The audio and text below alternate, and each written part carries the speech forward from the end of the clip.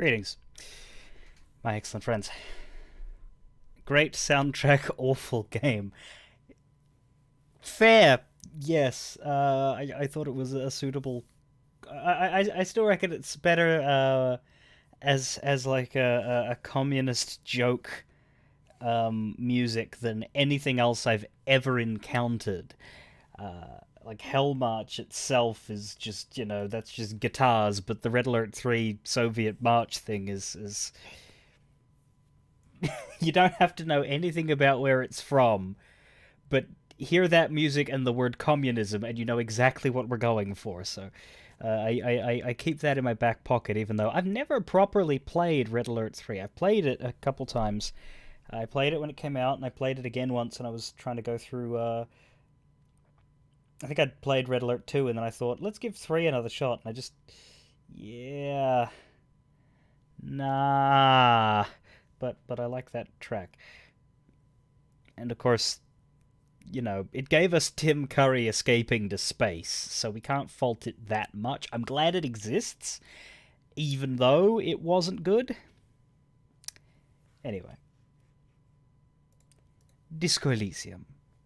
Actually, let me keep it on my face for a second, because I do need to plug in the extension so it'll actually work. And it's best to do that while you can't see me entering in secret codes. Up, up, down, down, left, right, B, A. There we go.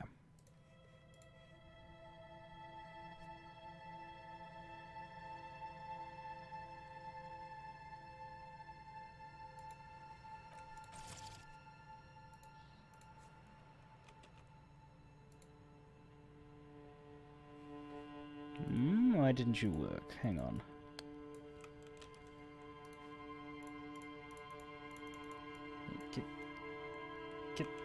Get, there you go. Ha-ha! Excellent. Okay. Continue. And...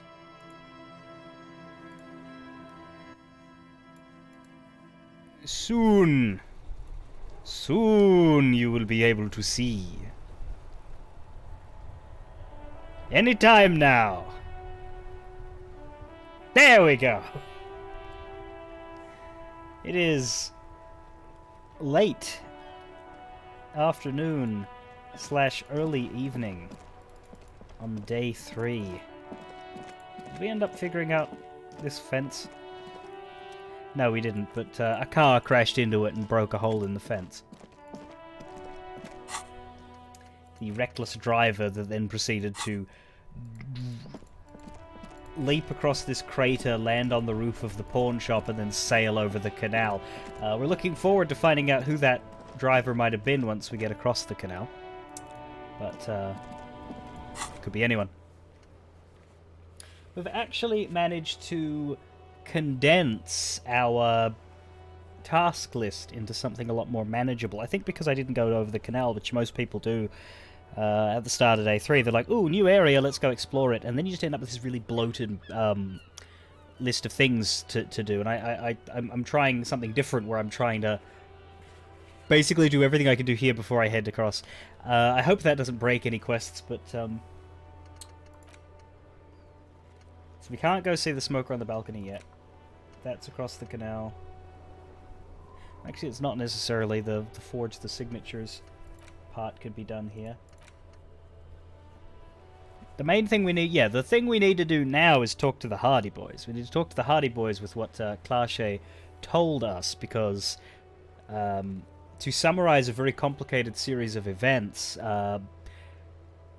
when we met the Hardy Boys, they confessed to hanging our body in the tree, and they said they did it, not just because he was a mercenary hired to fuck with their strike, but also because he was making an absolute nuisance of himself, to put it very, very, very mildly, getting piss drunk at the whirling night after night, harassing women, and in fact raping one.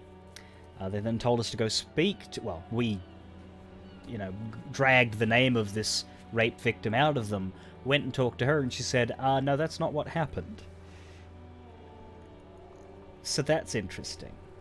So we need to go back to the Hardy Boys and be like, okay, so the person that you supposedly committed this murder for isn't actually corroborating your story. Why did you commit this murder? Also, the fact that there is a bullet in the hanged man's head, which we're pretty sure is what actually killed him, and that the hanging was done to hide the actual facts of the death. Now, these 7 Hardy Boys are confessing to murder because they know that we can't do anything to them. There's 2 of us, there's 7 of them. If we try to bring them in, well, pretty sure that's a non-standard game over.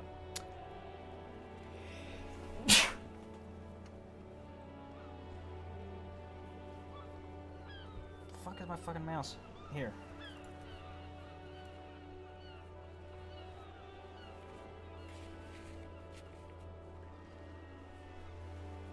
I hate my nose. So yes, what are the Hardy Boys hiding, and who are they protecting? If they were protecting Clache, you'd think Clache would go along with their story, but she isn't, so that's curious. Otherwise, yeah, we don't have a great amount of stuff.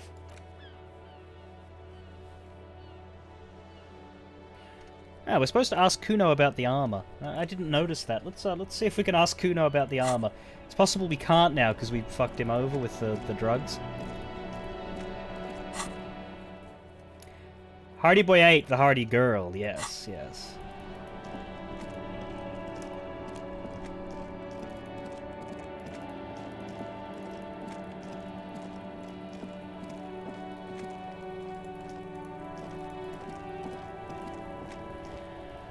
Kuno, the fuck about it? Where's the rest of his armor? Kuno doesn't give a shit about the armor. How come? That fuck imp had one thing majorly wrong with him. He's a fucking mutant. A mutant? Do you remember how he looked? Fucking growth hormone shit. He's a giant. The armor's too big for any man. Kuno doesn't give a shit about that freak armor. Kuno threw that shit away. He drills his temples with his fingers in some strange aggressive gesture. You threw it away? Where? Oh, come on. He's just pretending that he doesn't care because he's too small for the armor. You're just too small for the armor. Get the fuck out of here trying to fuck on me with that midget shit. Kuno's 12. He's huge.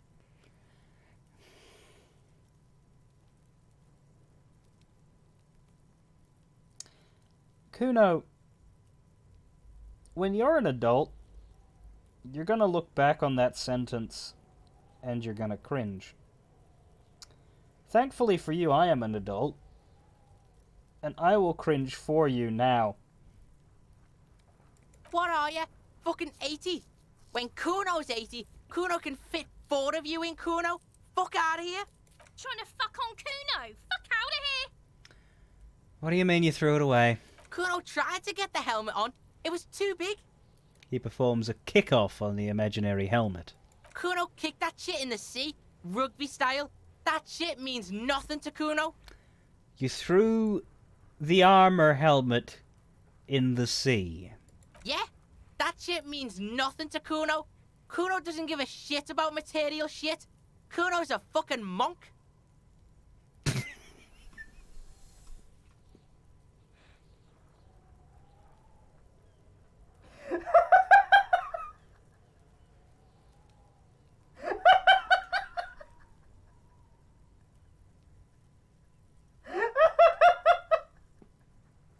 Have you considered a vow of silence then, Kuno? Kuno's a fucking monk! Sorry, we gotta do it as OG Kuno, so... Kuno's a fucking monk! To be honest, I actually think this Kuno delivered that line better than the original would have. Only that line. It was just the way monk landed. It was just...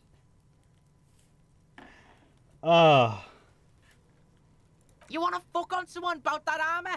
Go fuck the mustached union fuck. The jolly troubadour shit at the gate. Kuno, do you consider talking to be fucking? Is that how this language breaks down?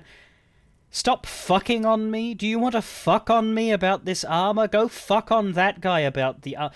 So asking a question...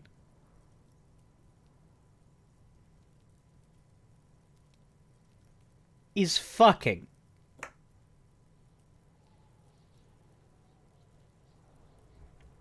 Who do you mean troubadour? I mean, I know who he means manana. Yeah, cock and boot. You know that jolly union cow fucker? Came around talking about cows or some shit? Came around pretending like he cares about cows? So yeah, he's the one you want to talk to. He's fucking crazy about that armor shit. Coming here pretending like he likes cows. Trying to catch a peep at Kuno's armor. Go to the gate. Ask him yourself. Curious, my liege. Why did Kuno feed you this information? You just telling me this out of the kindness of your heart, Kuno? Yeah, Kuno's doing charity today. Kuno Day. Kuno feels sorry for you two loser pigs. Kuno's doing pity now. Still, seems suspicious. He may have it in for that guy. Or you may be paranoid. That is also a possibility, sire. There are contusions all over his body. Did you do that? Fuck are you talking about? What is this contusion shit? Grabs his head like it's suddenly hurting. He says you're stupid, Kuno. They want to make you stupid again. Yes, that's what I'm saying. You're stupid. I hate words too.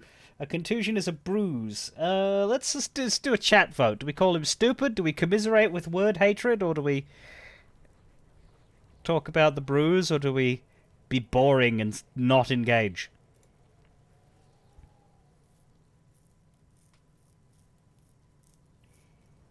We have one vote for stupid. One vote for hating words. 2 votes for stupid. And the winner is stupid. Oh, get the fuck out of here calling Kuno stupid. Pigs come to Kuno for guidance, then say he's stupid. The fuck is up with that? They're lost without you, Kuno. They need you. You're in control of this. Why don't you figure your shit out yourself before you come to Detective Kuno for help? Maybe we should. I actually want to ask about the bruise. Fuck you. He says you're... Oh, did Kuno make your shit sniffing harder? Obstruction of shit sniffing? This is Kuno's kingdom. Kuno fucking rules here. Obstruction of shit sniffing.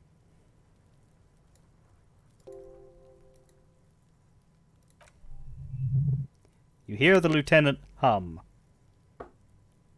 You're testing Kuno's patience here. Get lost, Kuno doesn't fucking care. Thanks, Kuno. Go to the harbour gates, ask the Jolly Mesk about the armour. Right, well, let's...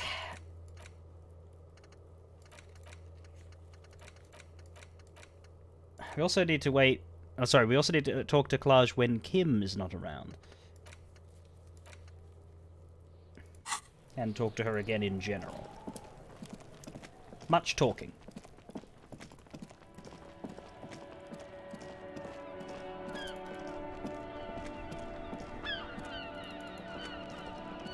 We'll talk to Manana first, just so I don't forget. Looking for something, Hunt? Come to tell me to fuck off again? Fuck off, racist.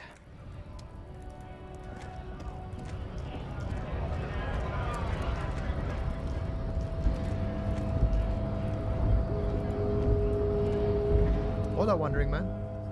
How can I help you? That weasel I visited. Turns out he has one hell of a colonial mug collection.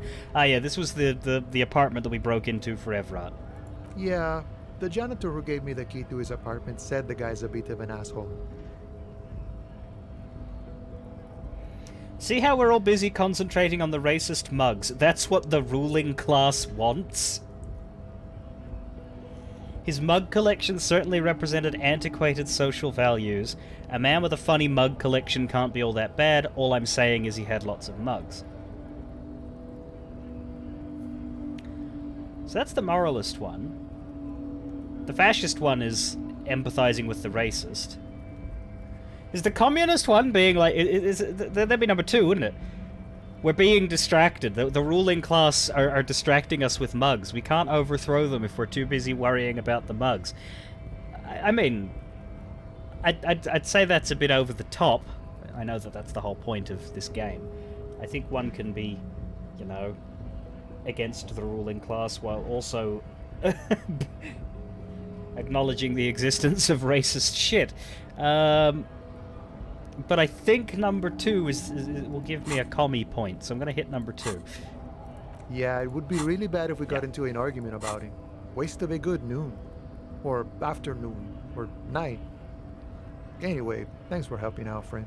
You're the man in boots at the gates. Kuno said you know about the armor. The little boy had the good on his promise. His promise? To get me into trouble. To sick the pigs on me. Pardon the choice of words. Not mine. What happened? I was asked to look into that armor situation. Official Union probe, you know. Track it down, see who took it. Did you? So I went to this boy. He said he'll make me his prison bitch. He's got eyes everywhere, and the cups in his pocket, and he's the king of Jamrock. Didn't mean to click twice then, so we skipped over a line there. At first I thought, why not? Maybe the pieces can feed the strike. Buy us a few more days under the sun, you know? And then he went to the boy and something prison bitch. Serves me right for doing menial footwork. I dropped that probe right then and there, and it still got me into trouble. One bad move is all it takes. So Kuno used us to, what, scare you? It's a minor nuisance. It's all good.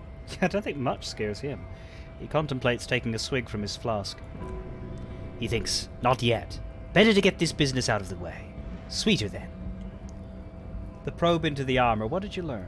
I learned that people don't want to talk to a drunk Union man about some armor. What else? Not much. Technical stuff mostly.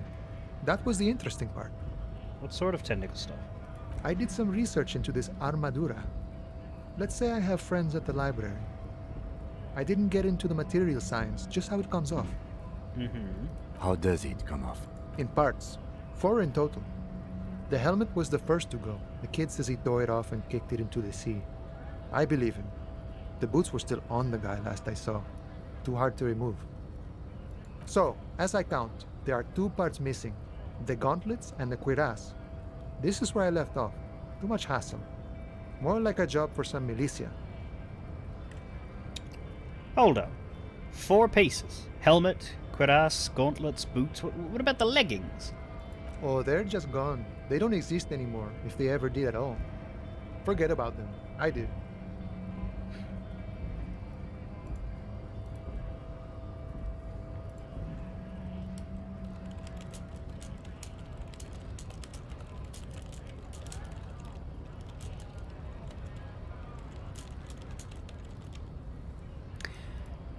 Yeah,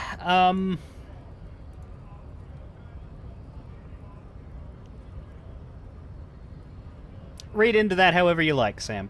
I'm ambitious. I'm going to find all of it. All the pieces. All of it? There are junior officers out there, eager to prove themselves. I would leave some for them, and I would leave the boots to processing, but okay. Let's find all of it. It's implied that he finds it unlikely you will succeed in this. And Mesqui's epic then, all across Martinez.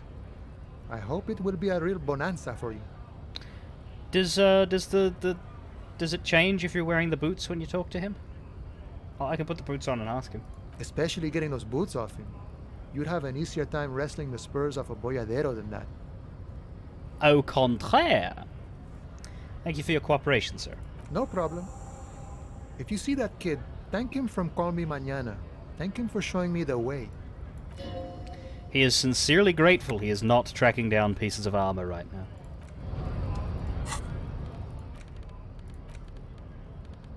Here, we'll boot up. You look down at the white ceramic sabatons hugging your arches and calves, surprised at how well they fit. Your movements cause tiny little clicks, like dice rolling somewhere far away, as the plates reorient to your motions. I will be responsible with this. This is to protect me from harm, not to show off. Or decked out in future armor, like a cop ought to be. Yeah. The hardened vitreous enamel, at once sleek and light, adds a glow to your cheeks and a spring to your step. Just imagine what a full suit of this stuff could do for you. I want the full suit. This can line my pockets with I never cash. affiliate with anyone who isn't prepared to drown me in money. Are you officially? I never affiliate with anyone who isn't prepared to drown me in money. Or, this is the long sought after enemy technology. Two sounded a bit fascist? Well, it didn't count.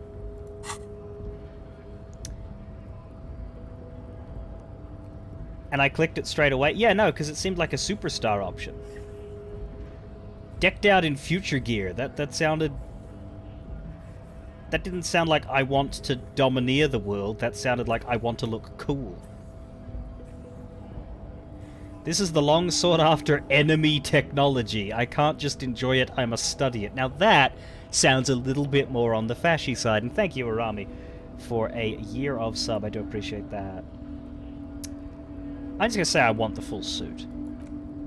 Maybe a while before you have all the pieces. In the meantime, you should analyze the armor, figure out its vulnerabilities.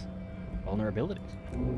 Remember, this is a highly specialized kinetic redistributor meant to stop bullets. Wear it, observe its properties, see if there is a weakness in the design. For the day you have to fight someone covered in the same material. Hard move. 3 hours, 30 minutes. It really hurts to punch this armor. A sword wouldn't leave even a scratch. A bullet would bounce right off. Still, there must be some flaw in it that would allow you to stand your ground against this dangerous enemy technology. You just have to figure out what it is. Possibly by beating yourself while wearing it? Shooting yourself? Let's see. Jesus, there are so many of these.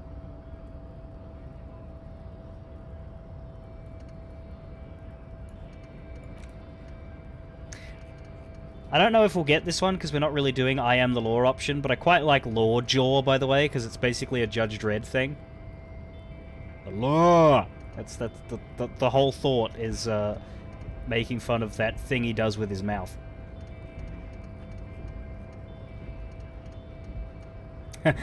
We are immune to shooting ourselves in the foot. Yay! Also, one that I've never been able to get. It's you get it at the very beginning of the game. It's something to do with Gart and Sylvie, but I can never make it work. Weirdly enough, the only time I've seen this one has been when I watched Time Lord Delta play. Inexplicable feminist agenda.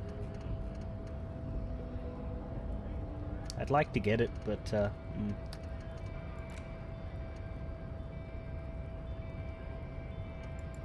How do you get it? I don't know. It's what I say. I've never been able to get it to work. Oh. I don't know!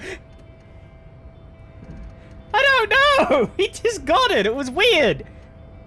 And then he took it. And then he prided himself on playing a Harry who was both feminist and racist.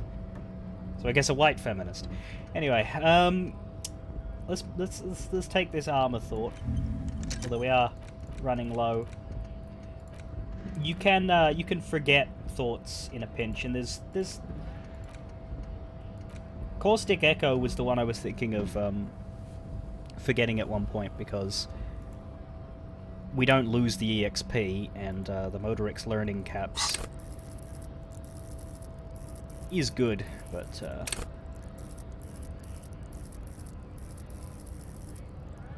if I take advantage of it fast enough, I don't know. Hola, Wandering Man. Yes? We will go back to Kuno, see if he says anything about Manana. Yeah, there's... Yeah, Kuno lied to you. Return and confront him.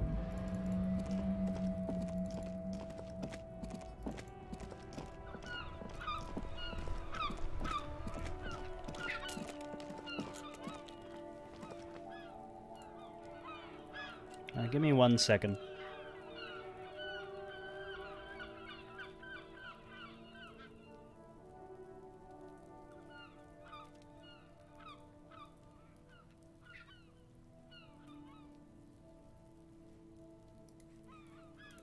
Okay.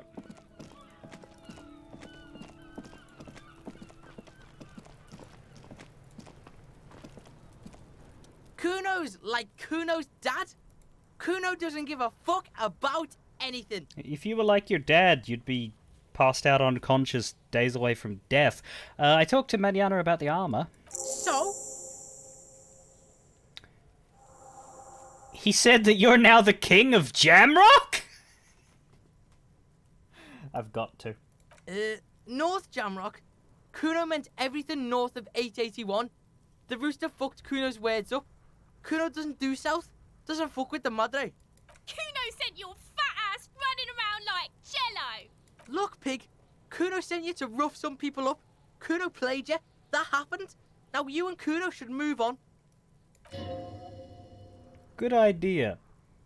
Yes. Let's move on. Yeah, that's what Kuno said. Don't be saying what Kuno said back to Kuno.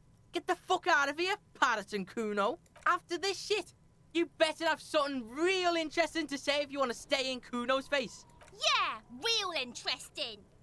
Kuno doesn't... Okay, then.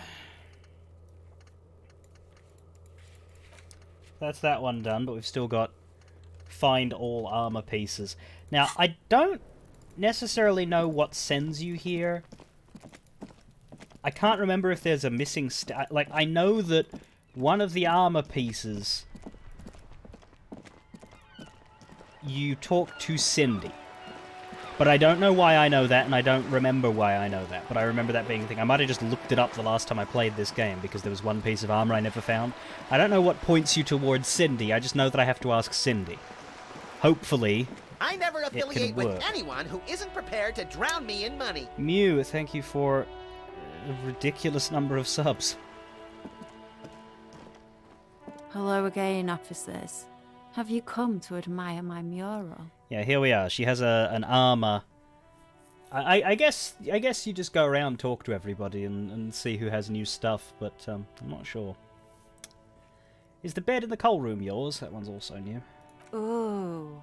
Not only have you found my address, you've discovered my biggest secret. I'm a coal miner.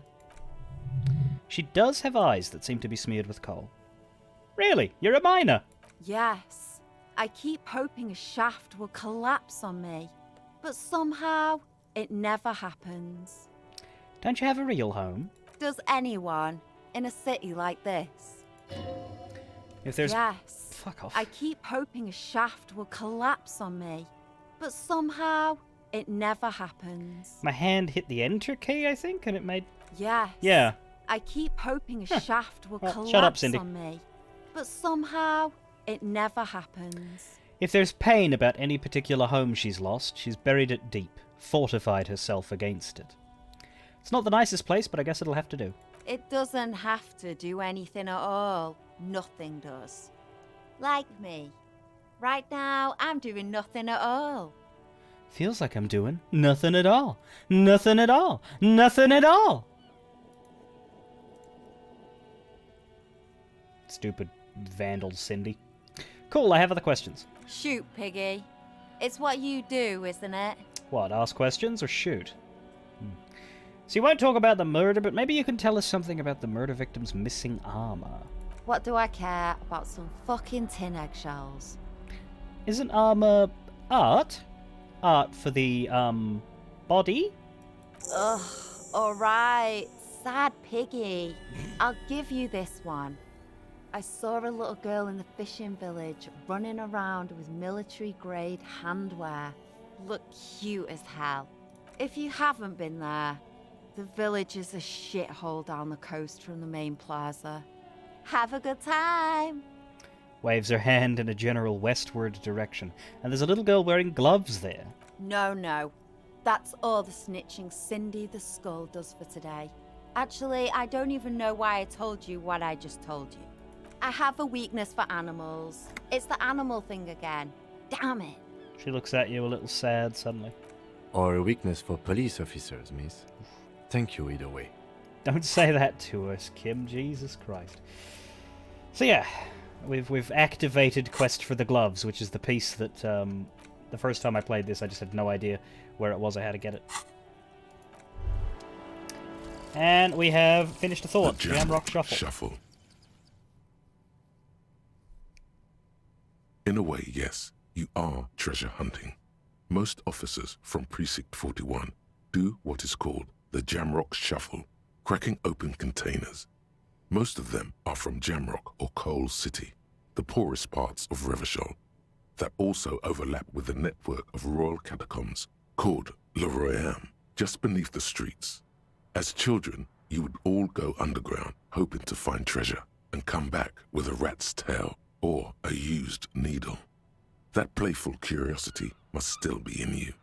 Who knows, maybe one day the Orbe de Montagne, the Holy Scepter, and the Cocaine Skull will all be yours. The what skull? Are you sure you don't just mean Cindy? I mean, I like this. This is basically... what's the word for when, like, you take a gameplay thing and then you turn it into a story thing? It's like a form of narrative development storytelling. I don't know. But they took a look at the standard video game habit of clicking on anything that can be opened in order to see what's inside and to gather loot and treasure. And they tried to apply that to a modern-ish detective narrative and thought, how the fuck do we make that make sense? Because Disco Elysium is not the sort of game where it just happens and nobody talks about it. We're not a JRPG protagonist who robs everybody and they don't notice, nor is this an Elder Scrolls where you do get in trouble for stealing things.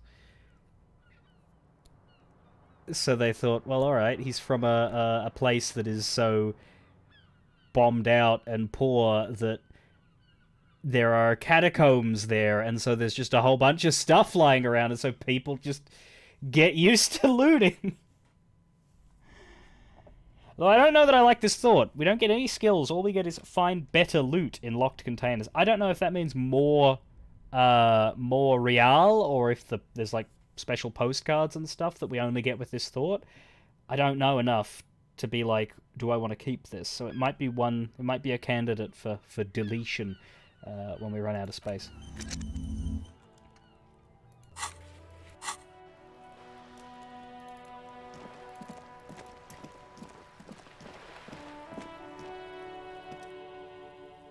Conceptualization. Do we want to put one of our 3 skill points into that so that we can try this again? How many have we got that we actually want to do? Don't care about the mirror. The trash container, I think, is doesn't matter anymore. The box of sunglasses, eh. Man from Helmdale, eh. I do want Gaston Martin's sandwich. I don't know why I want the sandwich, but I really, really want his sandwich. Shivers check with the dice maker. Conceptualization, also there's one with Tommy Lahome. Actually, yeah, there's 2 for conceptualization that we could do. There's one for Joyce. Okay. Do we... That's true, the box of sunglasses, though I didn't really care about that one as much.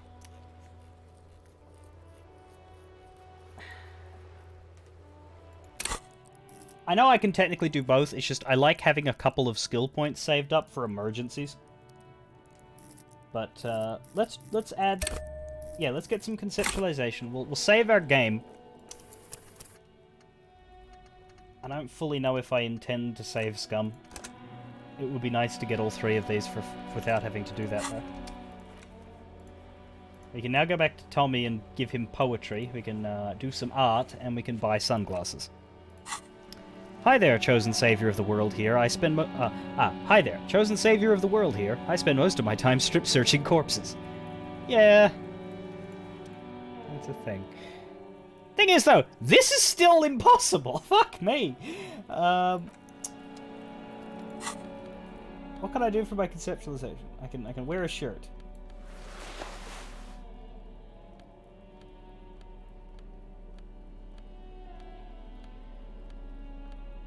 What else can I do for my conceptualization? I can wear a jacket. That's it. I can add 2 from clothes. What the fuck's happening here? Why does art inspire you so much? It does, or art is for arrogant blowhards? Which one?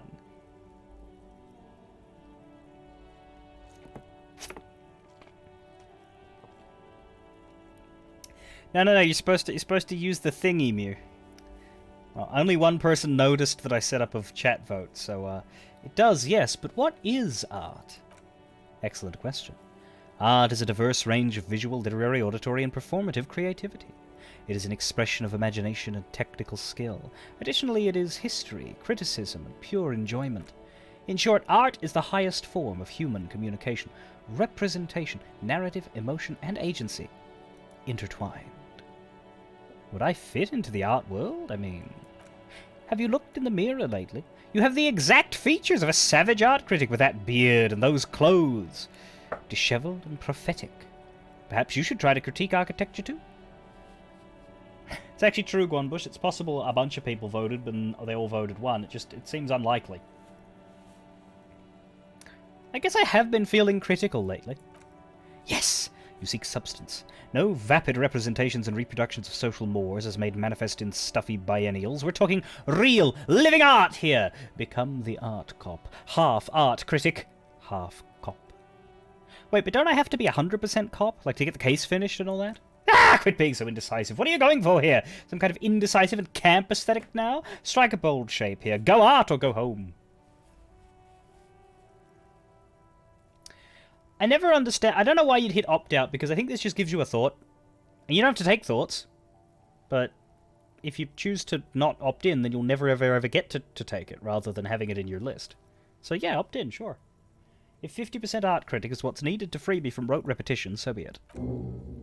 Thought gained. Actual art degree. Exactly. It's not only your duty to only catch the criminals of the street, you must also apprehend criminals of the printing press and the gallery, the tried and derivative artists and writers of the world. Go ahead and provide savage criticisms, art cop. The world is yours to rip to pieces and reassemble. Yep, it's another cop type. The worst one. The most savage and brutal. Everything is shit. You have to employ an armada of adjectives to depict and demean the mediocrity of the works and visual institutions around you. Really flex that critical muscle until the vocabulary for punishing mediocrity becomes second nature. Here we go! I don't know why we went Mario at the end there. Perhaps I can't get the Deputy Premier of New South Wales out of my head. Don't do the graffiti until we become an art cop. That does seem like it might help, hey.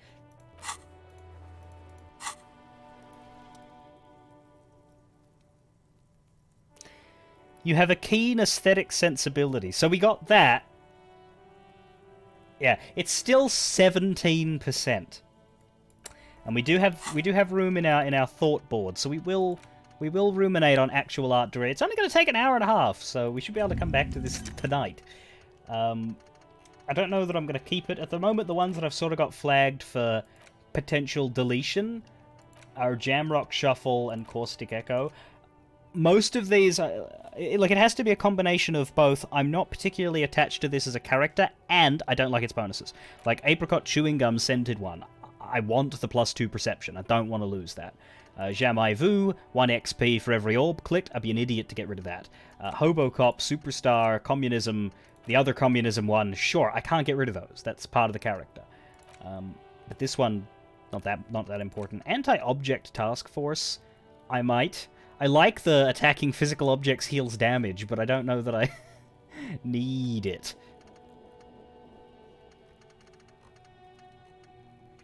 It's one of the reasons why I'm glad we're not taking, for example, Motorway South, because, Jesus, there's just so fucking many. What they really should have done for the final cut was to give us an extra 3 slots, I think. In my humblest opinion.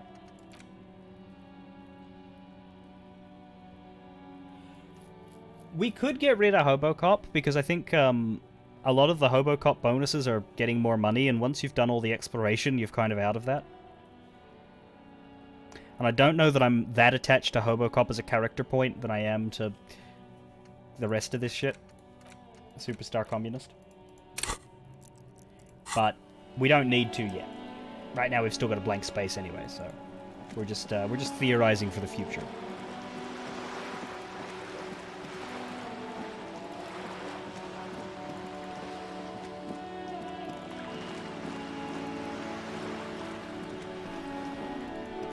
Sure it does.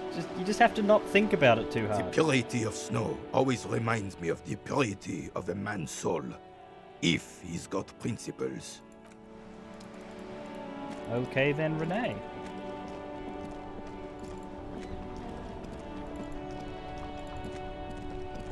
Box of sunglasses. The shine on these sunglasses lasts a lifetime, officer. 100% guaranteed. 42% chance. It's formidable. I'm not going to save scum this because it's fucking sunglasses. But we will use our little chat boost. If you could increase my intellect, make me a smarter man with a wave of your hand. Then we will hopefully have a 58% chance at getting this. It's pretty good, pretty good.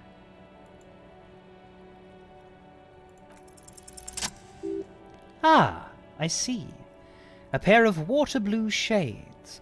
The writing on the left temple says Sub-Insulindic Rendezvous. The frame appears to be hand-carved out of bone. Oh, very interesting choice, officer. Very high culture.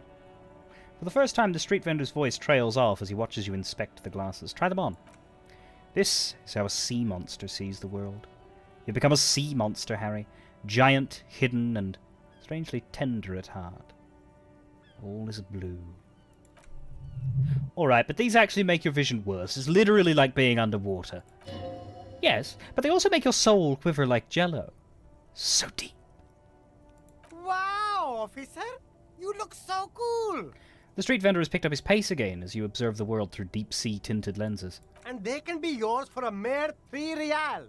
My regular customers have passed them all up because they've got no taste. But you found them. Kim, what about these? The lieutenant tilts his head and steps back, eyes narrowed in a thorough examination. It's a case to him. You look like a musician. Like a blind musician. But you could do worse. Take them if you want. +1 to Inland Empire. -1 to Perception. I'm going to buy them just because I just earned the right to, and therefore I feel like I should. A man who knows his style. Much respect. I don't need more Inland Empire. My Inland Empire is quite alright. But, the truth is, you can't really see very well through the darkened specks, but you feel truly tender in this newly found deep-sea plane. 2 blue-tinted lenses sit in a bone-carved frame, like they've always belonged there. Where was the other conceptualization? Where the fuck is the... Right here. Tommy. Let's do some poetry, people.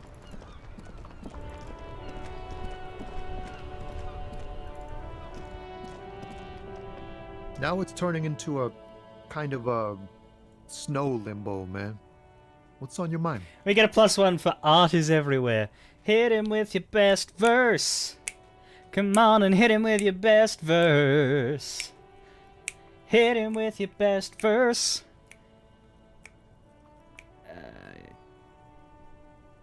Something away. I don't know. Fire away works, but I was hoping to find something better. I'm just waiting the 10 seconds before I can hit this button again so we can make it even more likely.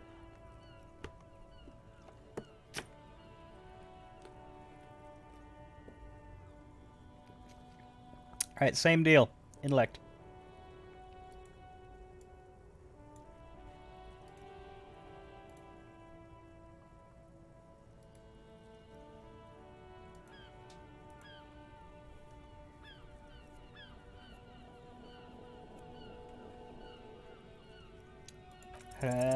But wait, there's something here, stored away in some dusty corner.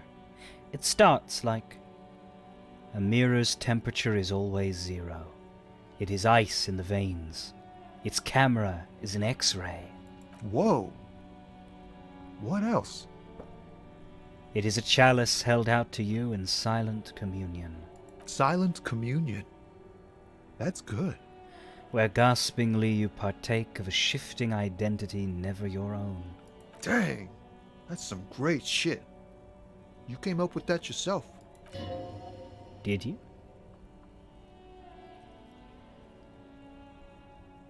I don't really know. No matter.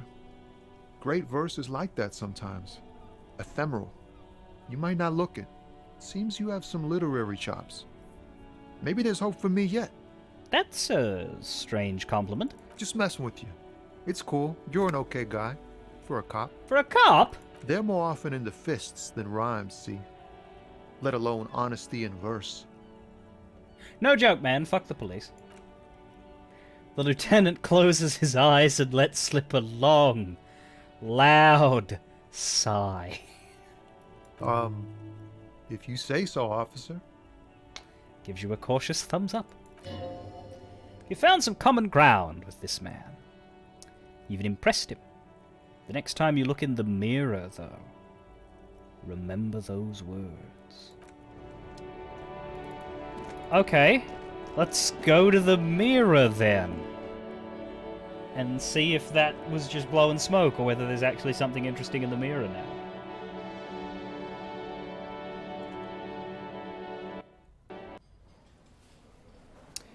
Sorry, Gigalore, you can't call a cab here. You're gonna have to actually, like, try a street or use your phone or something, mate.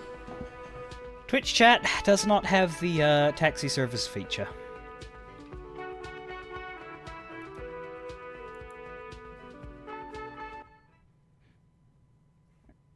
I'll have to complain to Twitch for that.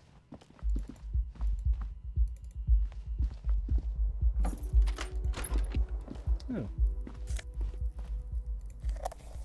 That wasn't clickable before. There used to be a tape in this case, but it was destroyed in a fit of rage.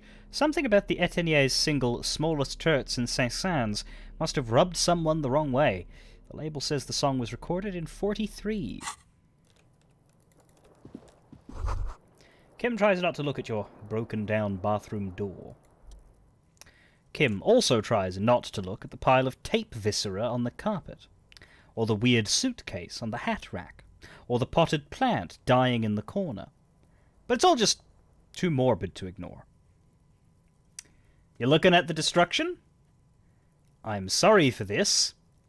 I did it my way.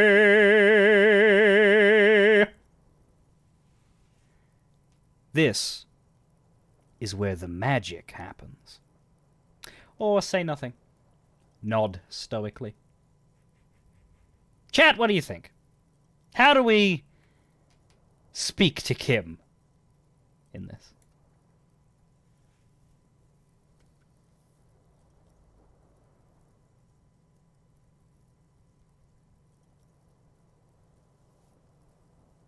"50-50 on saying nothing versus I did it my way." I'll do it my way. I like that. I agree with Guan. I can see that. Kim takes a step toward the door. Looks like he'd like to leave now. The atmosphere is oppressive. Yes, it's very impressive. Words fail to describe how rank it smells in here. They should have sent a poet. And no. Oh, I see. That's interesting. We get a +4 to stopping the expression from happening. I don't want to, though. Like, I literally, I don't want to change. There are a few things you can do to your face in this game, and I don't want to do them, because I actually think that the... We'll give it a shot with a save game, and then I'll see if you guys like the look, because if you don't, like I do, we'll reload even if we succeed. It's because poets are sad, right? So see what happens if you try to stop the expression. It is a bloody hard check, but we've managed to make it even with Tommy's help. It's like something snaps in you. A nerve ending, a thought, a sadness. Your face in the mirror is suddenly clean of the leer that had distorted it. For God knows how long. Just like that, it's over. The running gag that your life had become. A sad old man looks back at you. And yeah, down in the bottom we see it. The grin is gone. This isn't as bad. There's another thing you can do to your face that I just utterly refuse to do. But...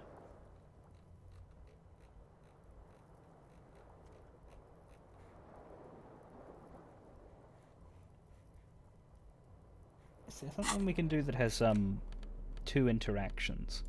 Let's try this. No, that's 3. This? Yeah, okay. I'm gonna vote here. So this is a fake chat vote using the racist mug.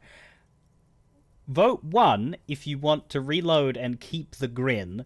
Vote 2 if you think that the sad face is better and we should accept that and move on with it.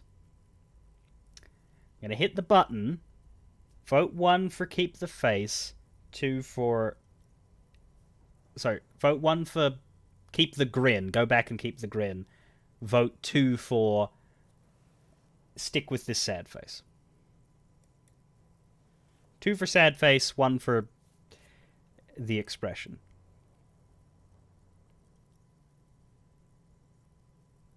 God damn it, guys.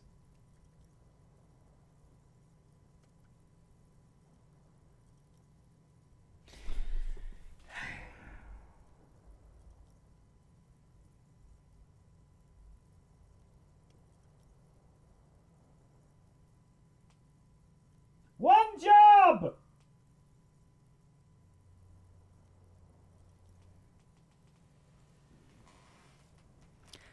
I'm gonna do this again. If you didn't vote before, vote this time. 1 for the expression, 2 for sad face. Don't do this to me again. Give me a decision.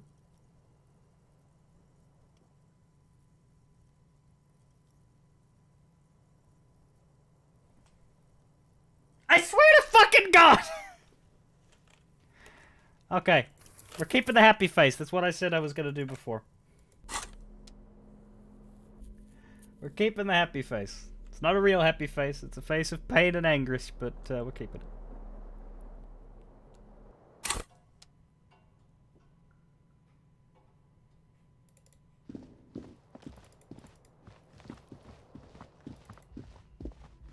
Bastards. Anyway, let's talk to the Hardy Boys.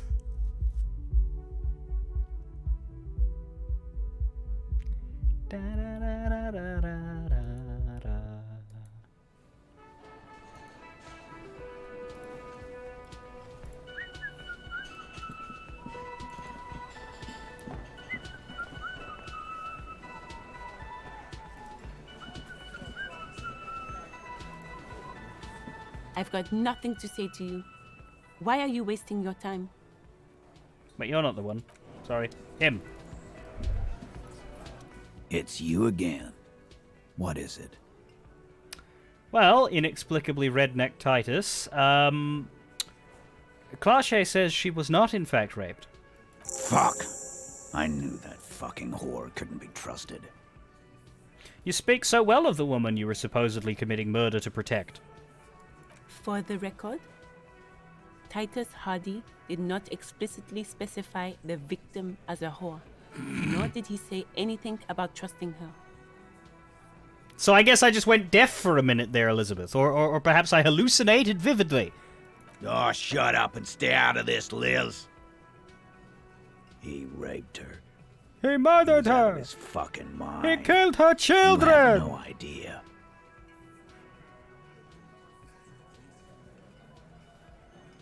She's just in denial, asshole.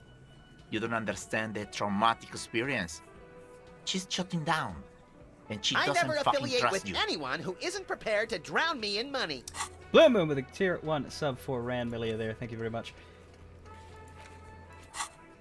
Yeah, she's crazy, you know. A crazy bitch. You know the type. She's fucked up. The rat-faced man says carefully. This is a diversion. Stay on track.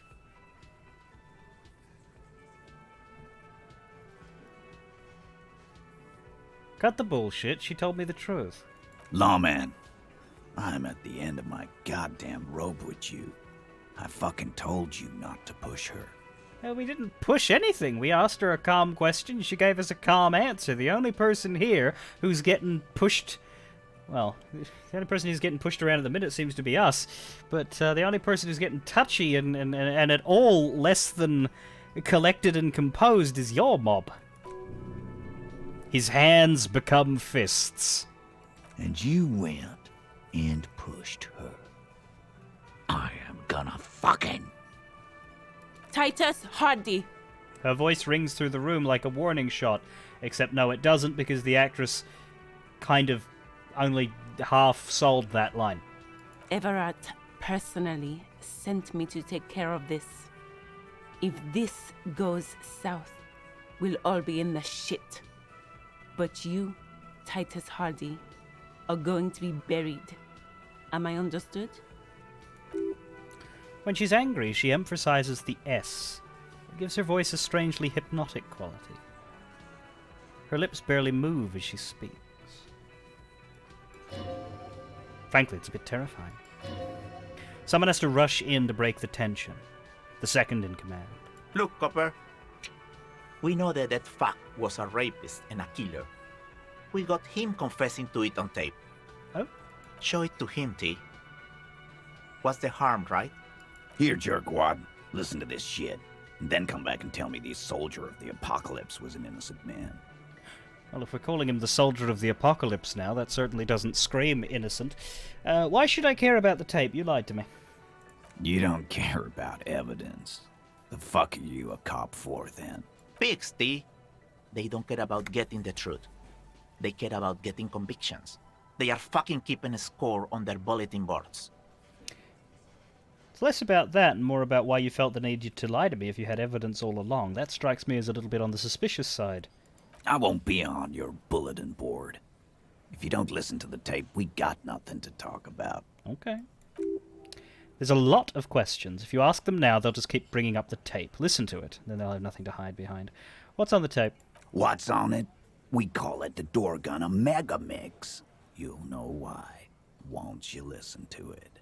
Where'd you get it? You think we go into this shit deaf and dumb? You RCM aren't the only ones who know how to bug people. There's no university degree for that. So you bugged them? How? We have machines. We're in logistics. How do you think a harbor works? It's advanced stuff. Understood? You've listened in on their communications. How long? Since way before their chief started taking swing lessons. Huh. Things got nice and quiet after that. Which one of you was doing this advanced radio work, then? It's not advanced. You just hold up in a coop all day, writing down what they say. It gets hot as hell in there. Don't put yourself down, Angus. It's important work. yeah, Kwan, yeah. The chief picks his beer back up to offer a silent toast. Yeah, man. You're like a radio genius or something. Those notes are some in-depth stuff. Indexes and shit. Where can I listen to this? I'm sure we can find a tape player. I have one. I just asked because it was on my list. Where can I listen to this? Why don't you try shoving it up your ass, genius? Yeah, play it with your ass, cocksucker. His voice echoes like thunder in the small room. Again, a lot of these little written audio descriptor cues really fall flat on their face in this final cut, because very, very rarely does the description match up with the actual input performance. I'm sure we can find a tape player. It's not a problem. Okay, that's enough for now. Don't forget your tape, lawman. Compliments of Titus Hardy. Fine. You do that. Oh, and keep it. Maybe you'll need a reminder of human ugliness someday. Oh, I'm going to listen to it right the fuck in front of you.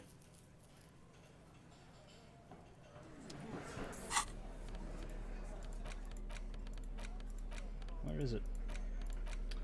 Door Gunner Megamix.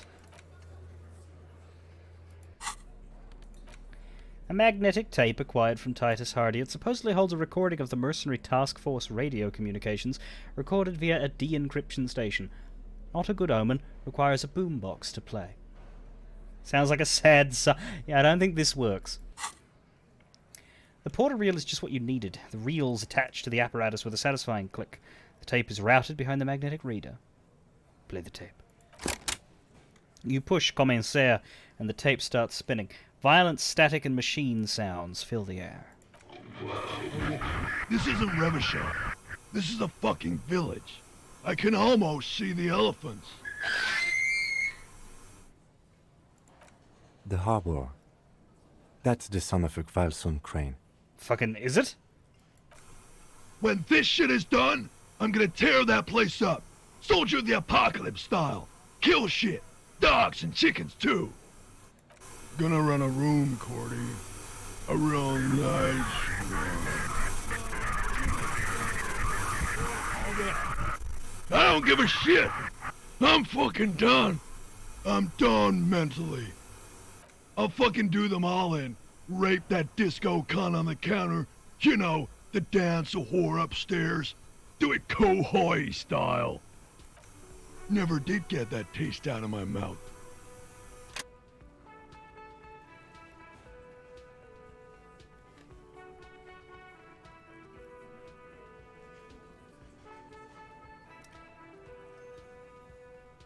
Okay, so that's not great.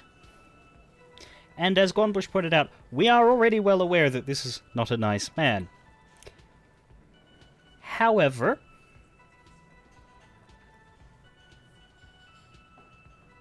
I don't think talking about it means that it happened. Specifically to Clache. I think there's one thing about her not necessarily saying anything about what happened, and then there's her specifically saying this did not happen, which is what she was doing. She was saying this did not happen. I was not raped. This did not happen.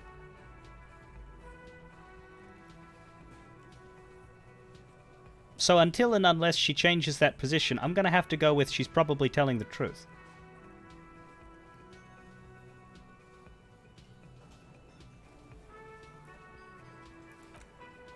90%. Yeah, but I think she was being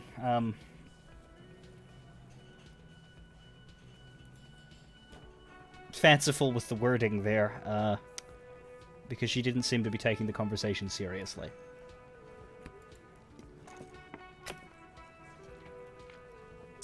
The lieutenant presses the button marked Arrêter on your porter reel. The tape stops spinning. What was that at the very end? Silence? End of recording. Oh. What do you think? It seemed authentic enough. Probably recorded off the shortwave, then edited to seem more incriminating. He sounded like he was on patrol around the harbor walls. I agree. He also sounded inebriated. Still. Lieutenant looks at the tape. You are familiar with this look now. It's his look of suspicion. It seemed authentic. What does he say in response to this? Probably he did say he's going the to do it. shortwave, You can't edit words into someone's mouth. To seem more incriminating. I want to know what Kim says It about sounded this. like I he don't was on necessarily patrol agree with the line around the from harbor Harry. walls. Indeed, but... Oh, it's the same thing. Alright, who is Corty? Corty could be short for Cortenard, one of the other mercenaries, the one he was talking to. Probably the mountain at the harbor gates. Mr. Right to Work. What's Kohoi? A village on the Samaran Isola, in South Safre. Grad committed war crimes there, the kind of thing he talks about. You think he was there? Who knows? Maybe the tattoos would have an answer. We would need to know the story of this man's service. A symbol of soldier of the apocalypse-style conduct in a civil environment. Okay then, what now? I think we've got a few more questions for Claudia, don't you? This seems to contradict her testimony, at least to some degree. Yes. But the Hardys are in front of us, so let's talk to them first. It's you again. What is it?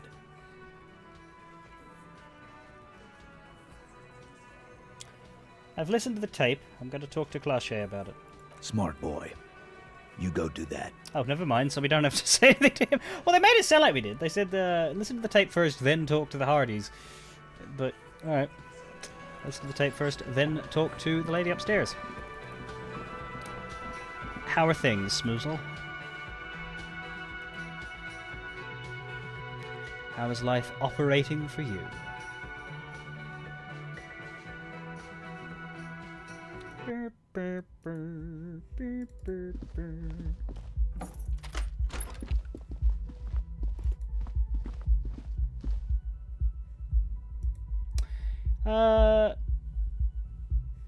Aside from the pounding headache, the unemployment, the depression, and the general health issues, you're doing great.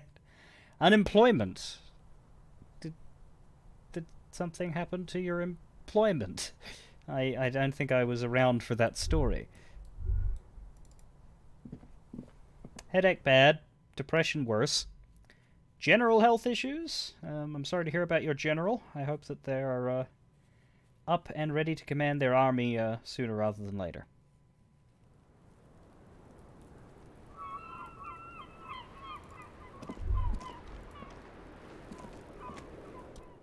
I was just thinking, what a nice day for questions pertaining to a murder investigation. Titus Hardy gave us a recording where the deceased states his intention to commit the bad thing. She puts her coffee cup down, with a soft ring as the porcelain meets the metal table. Did he? I never said he was a good man, or that he had good intentions. Only that he was never bad to me. She doesn't care. If anything, she sounds amused. On this tape, he specifically identifies you as the target. Where did they get this recording exactly? It's intercepted radio chatter of the deceased, recorded via a de-encryption station. It's authentic enough. Does he say he's gonna do it Soldier of the Apocalypse style? Those are the exact words he used, yes. Yeah. That was practically his pickup line. She picks the cup back up. A memory surfaces in her tired neocortex. It's not entirely unpleasant. Did he say whores a lot? Was he pretty much on the verge of doing it Kohoi style? Kohoi was mentioned. He wasn't actually there. He didn't do a tour, or at least didn't tell me he did. Would have been overkill anyway. He lived his own little Kohoi. It wasn't his everything. Do you think he was trying to scare people? No. I'm pretty sure he did all those things. And then had to internalize them to keep on living. Until they just sort of turn into his, what's the word I'm looking for? Persona! Running joke. Oh. I was gonna say running joke. And it sounds like you didn't even get the good bits. Lely's punchlines got way, way funkier than that.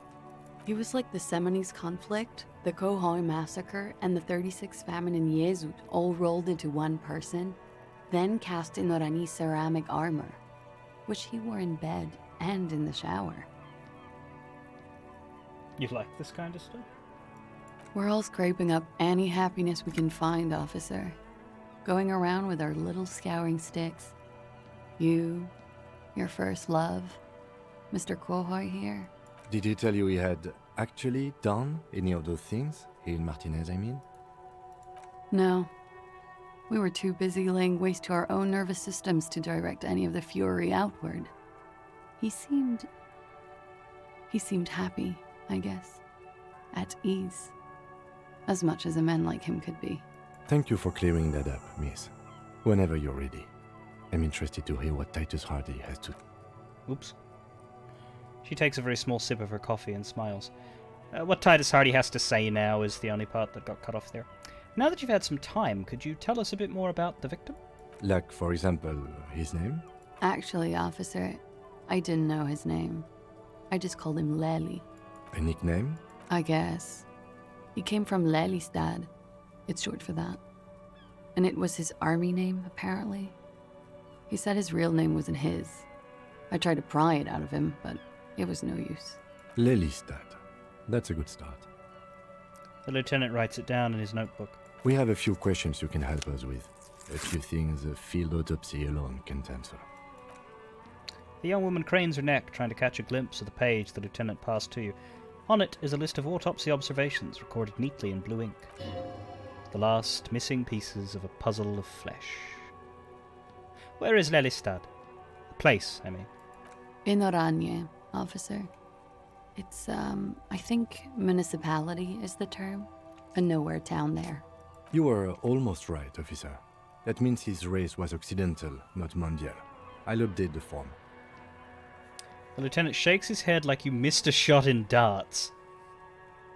You are both from Oranje? Yes. We were compatriots. Did that bring you together? No. He was too old for that. And from another part of Oranjenrijk. I didn't even understand his accent. What brought us together wasn't Oranje. It was bad habits. I mean, we listened to him on the tape. His accent wasn't exactly impenetrable, but alright. Sex, alcohol, speed. Probably also sildenafil. And violence. No love for Mother Oranje? But wasn't he a soldier? This could be worth pursuing. The misclick is going to come up here. What misclick?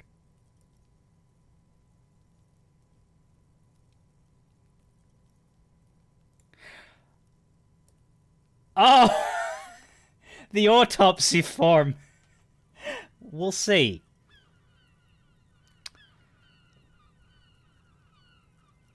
A military man, but not a patriot? No. He left the National Service after they taught him to do what he did on Seminine.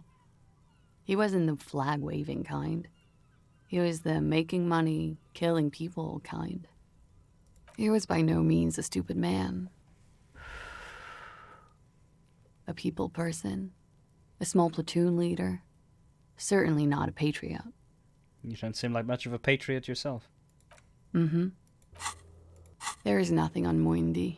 Moindi? The old world is dead, and we both knew it. Maybe Oranje did bring us together. In loathing. I love Revachol, though. I hope she loves me, too. A column of air encircles her, brushing gently on the metallic silver fabric that covers her shoulders and her long, slender arms. Revachol chooses carefully. Revachol loves everybody. Shake your head. Revachol loves everybody. It didn't love him. The feeling dissipates. The cold passes. The woman's eyes follow yours to the piece of notebook paper. How old was he, miss? He was 42. 42? Are you sure? I would have had him above 50. He had many scars that made him appear older. But no. The memory makes her smile. We even celebrated his birthday, like, some weeks ago. It was a funny 2 days. He had little reason to lie to me. We were slightly off then. Thank you for clearing it up. The lieutenant makes a correction in his notes. The adversary won. His eye color? Blue. Light blue. They were like little blue galaxies, you know? It was strange, seeing those eyes in his fucked up face. Pardon the swearing. I do him an injustice. He wasn't ugly. And he had a beautiful, soft voice. Very surprising, what with all the scarring. It was quite something, watching him speak. He had a combat wound on his chin and mouth? Yes. Severe. It made him look like half his face was cracking away in some strange smile. That and those eyes. It's clear she was very much attracted to him, and still is. You found him attractive, then? Of course. He was the most strangely beautiful man I've ever been with. And I mean that. She shivers slightly. And now, he's dead. A pity. Ah, yes. His hair, if you can remember? It was light brown, almost blonde. He darkened it with brilliantine, made oily. Not nice to stroke. I couldn't convince him to leave it alone. Interesting. I, too, have stroked his hair.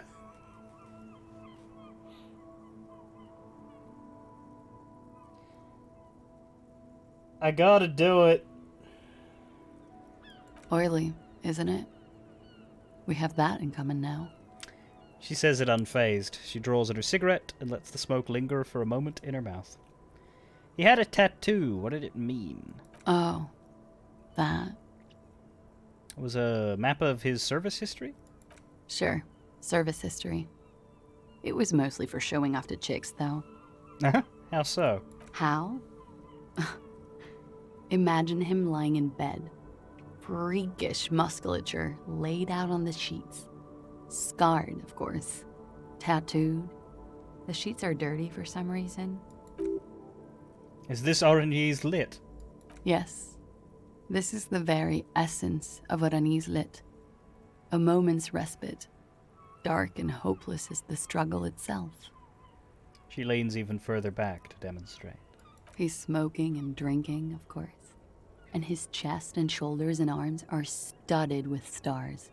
Tens, hundreds of them. Maybe even thousands. And the woman goes like, "What was this, baby?" She points at the air with her sharp-nailed finger picking out an imaginary tattoo star. And he says, "That was too hardcore. Don't ask me about that." So she goes, "Okay, but what's this, baby?" And he's like, "Saw some bat shit there. Killed some loincloths." And so it goes. Star after star, port after port, third world country after third world country. And he's done horrible things in every single one of them. You were the woman in this. Oh, yeah. Can you tell us precisely what these mean? No, thank you. I've seen enough of him dead. I can tell you what they meant without looking at them. She pours herself more coffee. Go on. He was a blue-eyed boy with thick arms, from a small town. He was also poor, and the government of Oranje needed some people killed, so they turned him into a grotesque killer. For money.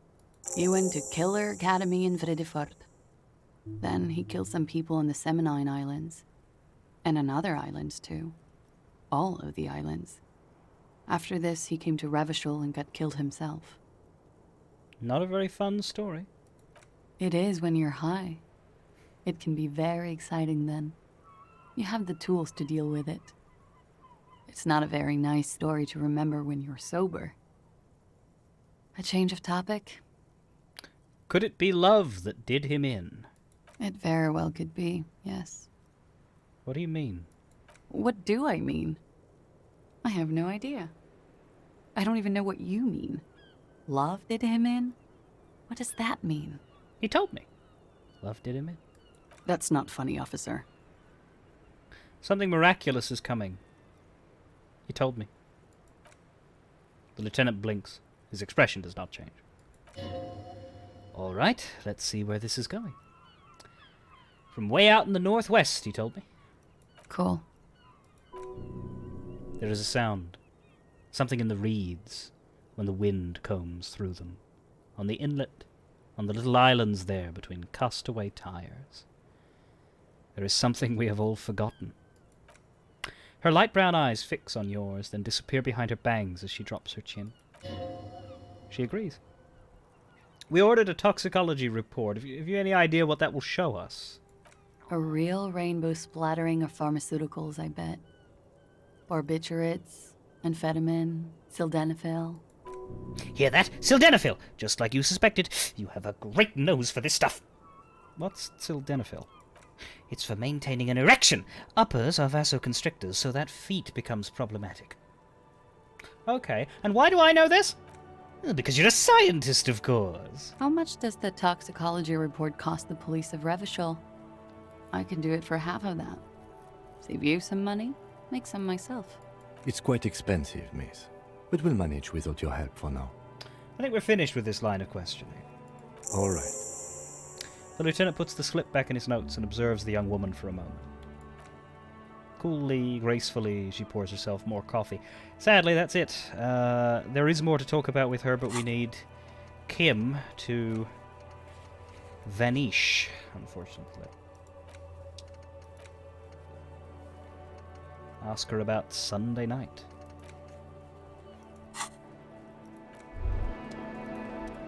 Wait, stop. That man, bloated beyond all recognition, was 42? That's what she said, yes. Below the damage, the weight of decomposition, all the swollen indignity of mortality, he was 42 years old.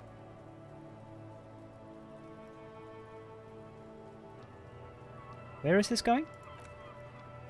How old are you? That's where this is going. 45,000 litres of raw alcohol has left its disfigurements. What lies beneath, you wonder? Kim, how old do you... Let's ask Clache. Miss, how old do you think I am? Huh. How old do I think you are? She's buying time to formulate the best answer. Look who's finally awake. I don't know. 1 million years old? 21? 17? How old are superstar police officers usually? I think I'm circa 45. You're not. He's squinting at you. Sure he is. You know, age is just a number. Yes, but for him that number is higher than 45. Wait! This requires scientific measurements. Do we want to know how old we are? Chat vote. Do we want to know how old we are? I think Blink-182 did a song about this. Like most of their songs, it wasn't very good.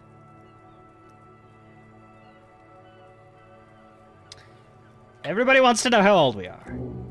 Thought gained date of birth generator. To the laboratorium! That's our last fucking slot, but we will take it.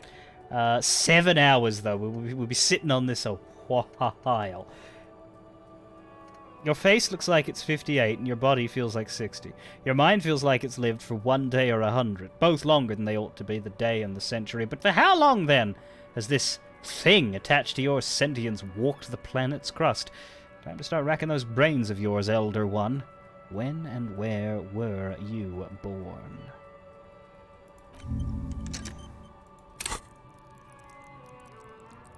I think I'm going to use this new skill point on rhetoric as well and try to get that damn sandwich from Gaston. I was just thinking, what a nice day for questions. Nothing else for you for now.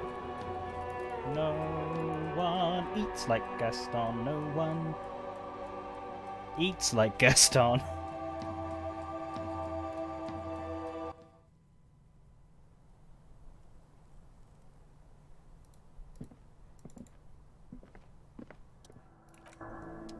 There, that's what we want.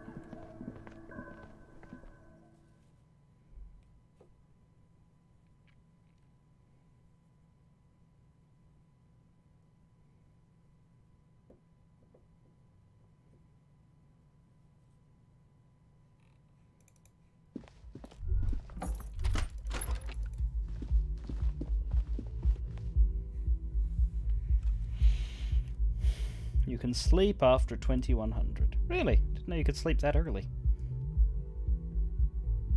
Usually don't sleep till midnight or so. Well, in this game. In real life, it's even bloody later.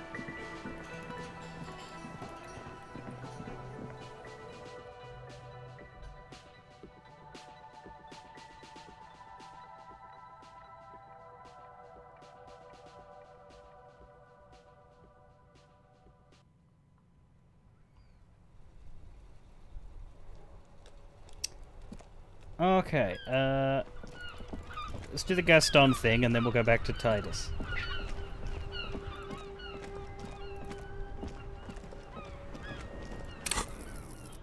So, point of rhetoric.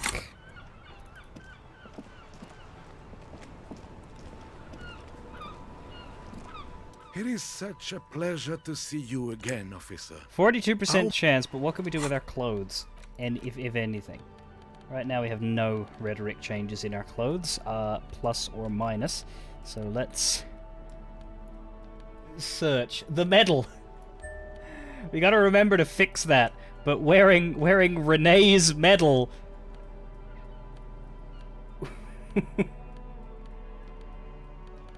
will increase our chance. And that's it.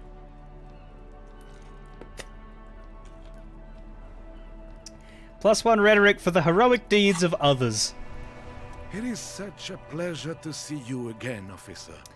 How may I help? Please the increase citizens' my militia intellect, on friends. This fine day?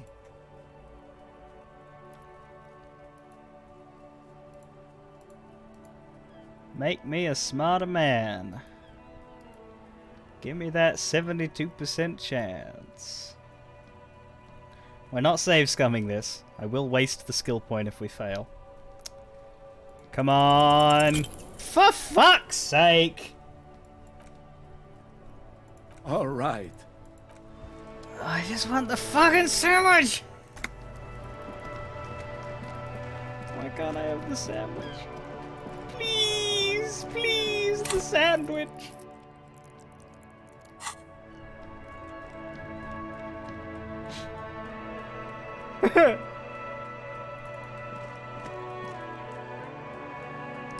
Try again next time.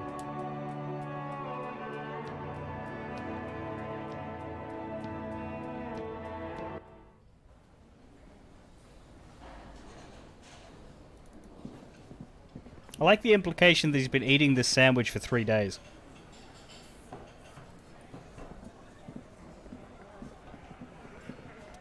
It's you again. What is it?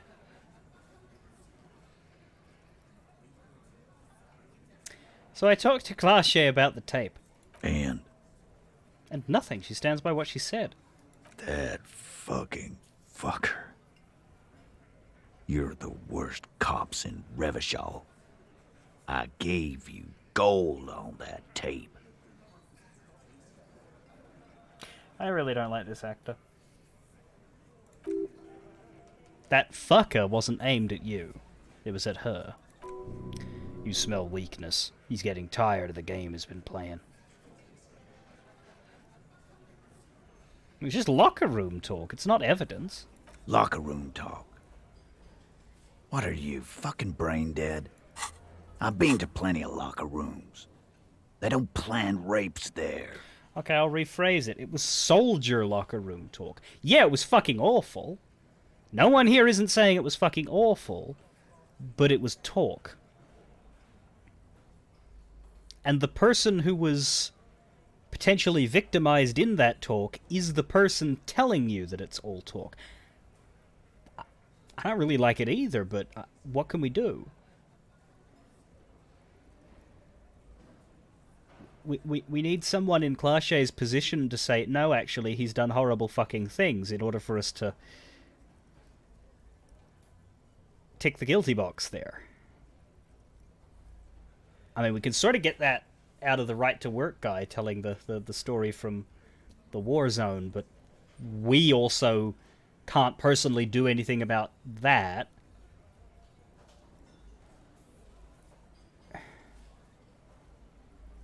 He might have done it if she hadn't have responded as well to him as she apparently did. But she is the unique being that she is. So what? Yeah. What did she have to say then? Fine by her? This is what people are supposed to be like? Fucking whoop-de-doo. She did not say whoop-de-doo, but if anything, she seemed turned on by it. That's true, she fucking did! And, you know, it's not my place to judge.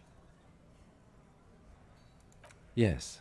In fact, I think she thought it was a little funny. Funny? No good goddamn psycho whore. Alright. All fucking righty then. I guess it's good then. That fucking... Please try to control yourself in the presence of visitors, Titus. Her voice is a bit softer than earlier. Okie dokie. This is just perfect. Just fucking perfect. Any thoughts on this? lawmen. Titus rubs his chin with his palm as if trying to grind it smooth. Women are crazy. Irrational. That's what you're thinking, right? Also, your fists are itching for a bump. No physical instrument, that's not what I'm thinking. It is pretty much never what I'm thinking, on account of how I'm not a misogynist. I throw myself upon the mercies of chat here when I say, please don't clip that.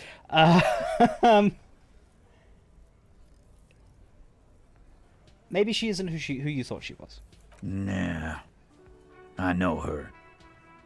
She's just a girl. In over her head. She's just a girl. She's a hardcore party girl with a bigger death wish than mine. She's not some helpless girl. She handled the mercenary well enough. She has my whole skill set compromised. She's some kind of a pro. Fuck it, I'm gonna say that. That's funny. What kind of pro? Y'all saying she's a hooker? No! No! What? No! Fucking damn it! No, he's not saying that. Forget about it. Let's try this one again. Nah. I know her. She handled the mercenary. She's handled him? She got into some stupid shit with that guy. Shit we had to take care of. Elaborate? Yes, we heard all about it, and the fact still stands. You were more disturbed by the tape than her. Well, maybe she's still in denial, like a defense mechanism. Yeah, maybe. I disagree, but... That is a possibility. Alright, well, I'm not going to say the women are crazy thing. Be straight with me, Titus. What really happened? I already told you. We fucking hanged him. There's less gusto in his voice now. His men, too, are growing increasingly silent. Come on, Titus. We know you didn't hang him. He was shot. I know you're tired. So am I. Why don't you just... You know what? I am tired. I'm tired of you and the whore upstairs.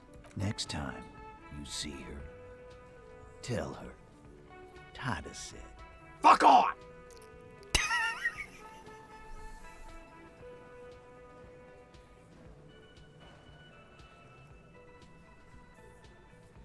What the fuck was that delivery?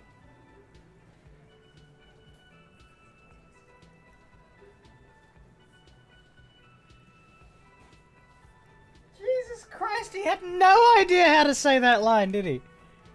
Next time you see her, you tell her Titus said, "Fuck off!"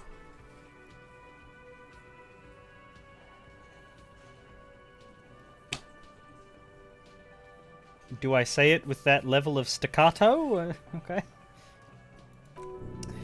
This is the petulant rage of someone who's at the end of their wits. That lying, scamming. We're done. This is over. You understand? Your little investigation is over. He's so quiet, so... Oh, I hate it, I hate it, I hate it. The only time he ever goes loud is when he's forced to by caps lock. It's like he's doing everything he can to under his breath the whole performance, and it is so bad. That lying, scamming... We're done. This is over, you understand? Your little investigation is over.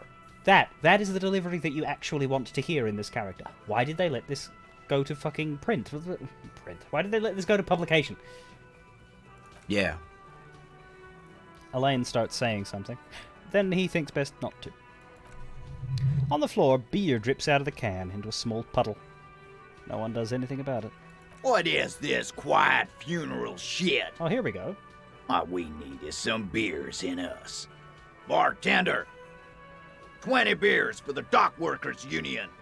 Yeah, see, if he could deliver his lines like that, that would be a bit less terrible. Why do we make it 40, huh? Why do we make it 100 beers? You're not loud enough. Oh, God. 100 beers? Now we're talking. Hoppity hop over here, cafeteria manager. Hey, at least he gave him the right title. The window might be closing. The more beers they get in them, the less cooperative they will be. Convince Titus he is being manipulated, and holy shit! That is good. Let's make it even more in my favor. Increase my intellect. Let's get that rhetoric rolling. You're not loud enough. Truer words. My.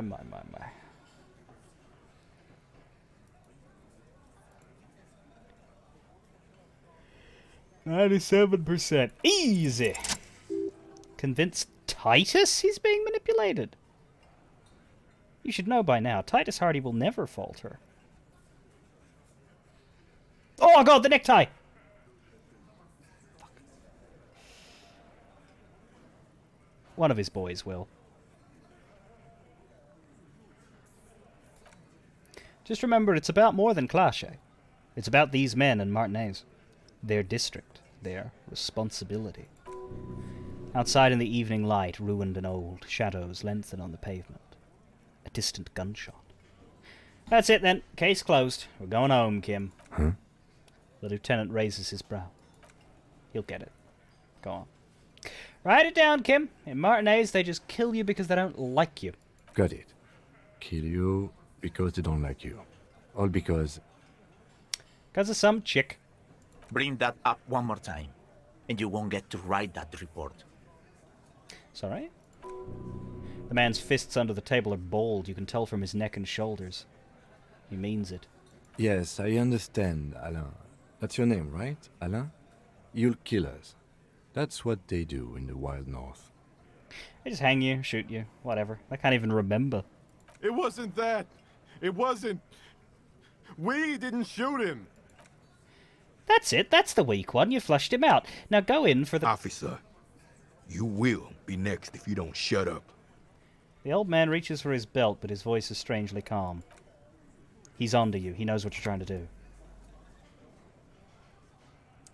Turn to Angus, turn to Theo, look at Kim.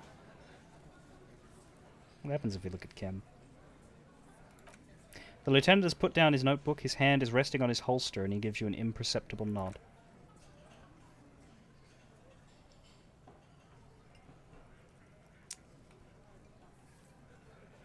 The correct answer here is turn to Angus. Snip, did you turn to Theo? Were you the person who I saw this in? When you played this? Because I'm not going to do it now because I don't want to have to go through the whole conversation again, but basically, there's not much in this game that insta-kills you, but turn to Theo does. It's surprising. Angus is the weak one. If you try to push Theo, you just... It's not even an interesting death scene. They cut to... Whenever you die in this game, they cut to like a newspaper article where they talk about, oh, cop suffers final fatal heart attack. And so there's a newspaper article that says, you know, two RCM detectives murdered in Martinez. Anyway, turn to Angus. Or what? You gonna kill me like you killed him? For no fucking reason? We didn't kill him.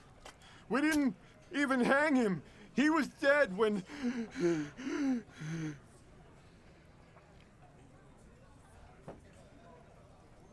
He takes a breath. Wheezing. Shut up, Angus! He was dead before you hanged him? Fatty! Say one more thing to the cops and I'll... Little guy hits Angus in the back of the head. A loud slap. Dennis, stand down, or I'll beat your head in. Theo, take your hand off the belt. This isn't 31. I've got this under control. Relax, Dennis. I didn't get that line. Do I still have that? Because I clipped you. Yeah, no. Disco Elysium last year, Stipuff and Relax, Dennis. What was that line? I've been trying to find it the whole time I've been talking to the Hardys. I just could not get Relax, Dennis for the life of me. Shame. The room falls quiet. So quiet you can hear Angus wheeze, and at that exact moment you have a breakthrough with your art degree. I mean, I could play the clip, but I don't really... Let me just play the clip in audio. Because I don't want to set up getting the video here, but this is a clip of Snip playing Disco Elysium in the old version.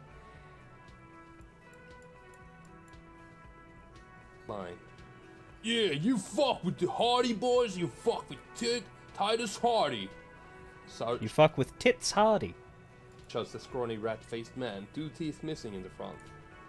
Yeah, yes, falling out of line to please him. He's the best kind. Now this guy is going to... Relax, Dennis. No one is...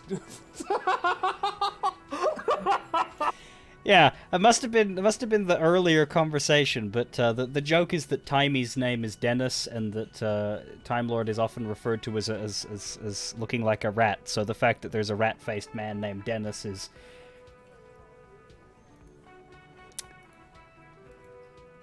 quite special. Also, that no one is fucking you. That's good. Anyway, Angie, where's your goddamn inhaler? You sound like you're dying. wonder if Angus likes being called Angie. I feel like maybe not. I left it home. I can't get it. I'm too fucked. I'm sorry. Why are you so fucking fat, Angus? Now it's all pointless. Because of you. You wasted my time. I told you, Titus. I told you just give her up. Yeah, the only reason I found that clip so fast is because it's actually, I made it. Because you could always go to your clips I've created and see everything that you personally have done all the way down. I have clipped Snip 3 times. No, 4 times. One in Tetris 2 years ago, one in Disco Elysium, one in Just Chatting, and one in GTA 5 3 days ago. Anyway. Lizzie, your help is no longer needed here. Go tell Everard. Yeah, Lizzie, piss off. The non-lawyers are talking now. Fine. I'll tell him. After a long walk along the coast. She walks off without looking back. You're in. He's all yours. Questions! You don't remember the Tetris one? It's called Gav is Always Watching.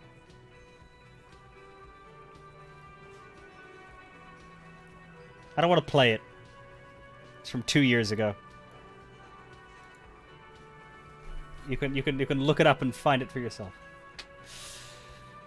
Whisper, Kim, we did it. The lieutenant gives a smile only you can see. I'm not gonna fucking apologize for making them fight. So you didn't kill him. He was already dead. Titus nods. You hanged the corpse to cover up the real cause of death. Mm. The bullet in his head. Another nod. Why? Because the girls asked us to. They were in some shit. Girls? Plural? There's another girl? 2 of them? Take note of this. They'll probably say more about her later. Did she kill him? Cop, I have no idea. The girl says she didn't. He doesn't think she did. Or at least he hopes she didn't. What happened Sunday night? Classier came down. She seemed really out of it. Drugged up, even more than usual. Bug-eyed and gurning, you know? Not in a fun way. It looked like she'd redosed after something went down. I've seen that look before. She was scared. I knew someone had died. How did you know? I've done this job for 10 years. I've seen it before. It's the politician in the motel room with the dead hooker scenario. Only in reverse. Good analogy, boss. The rat-faced man snickers. You don't get to talk yet, Shanky. You're still on the bench. And you keep taking it easy too, Angus. He turns back to you. That's okay with the fat man, still wheezing there. He couldn't speak if he wanted to. What happened then? We went upstairs. Sure as day the merc was dead. And there was a bullet hole through the window.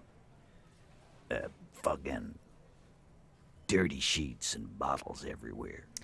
Remember that window in Clachet's room that had been recently replaced?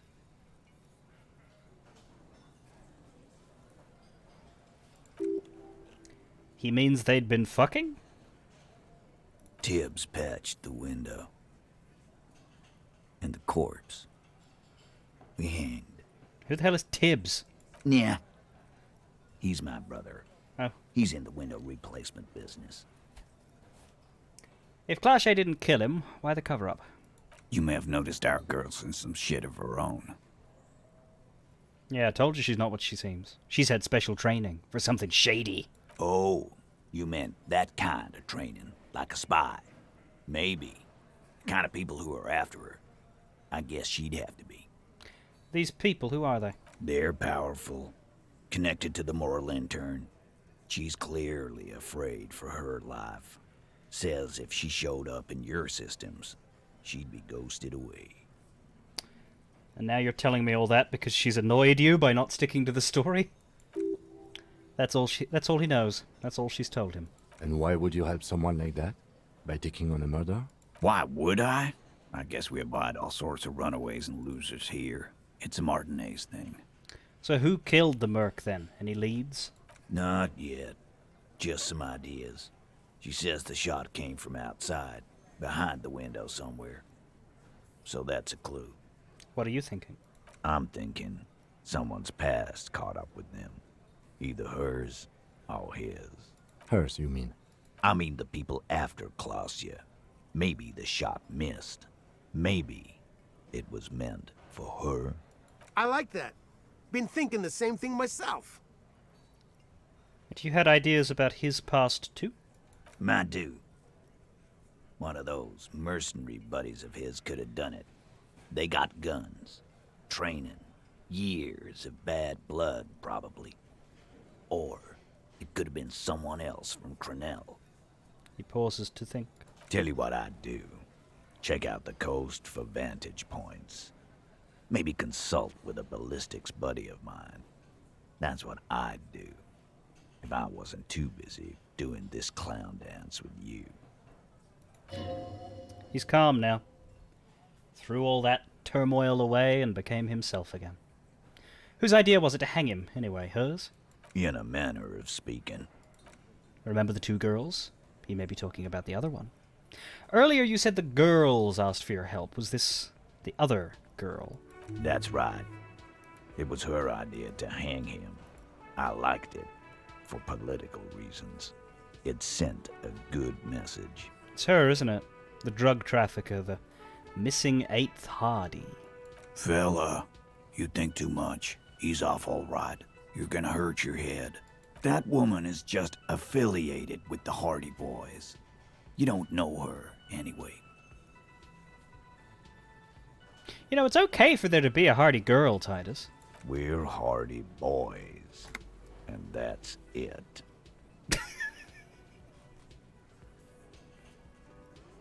What a sentence! We're Hardy Boys, and that's it. You're gonna stonewall me if I ask more about her, aren't you? Glad you understand that. Yeah. Thanks for this, Titus. I'll go talk to her for the last time. You do that. Hey, cop. Before you go. Suddenly the wind picks up outside. You hear it rattling the large windows in their frames. It carries newspapers, circles the whirling in rags in a warm column. Klausya, came to Martinez to hide. Many of us did. This is where you wash up when there's nowhere left to go. The Union takes you in. Now, she refused that protection.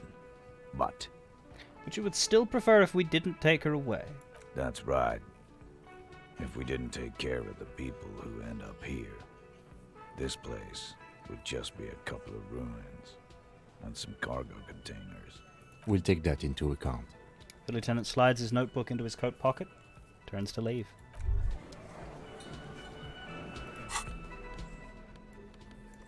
The necktie is back in place.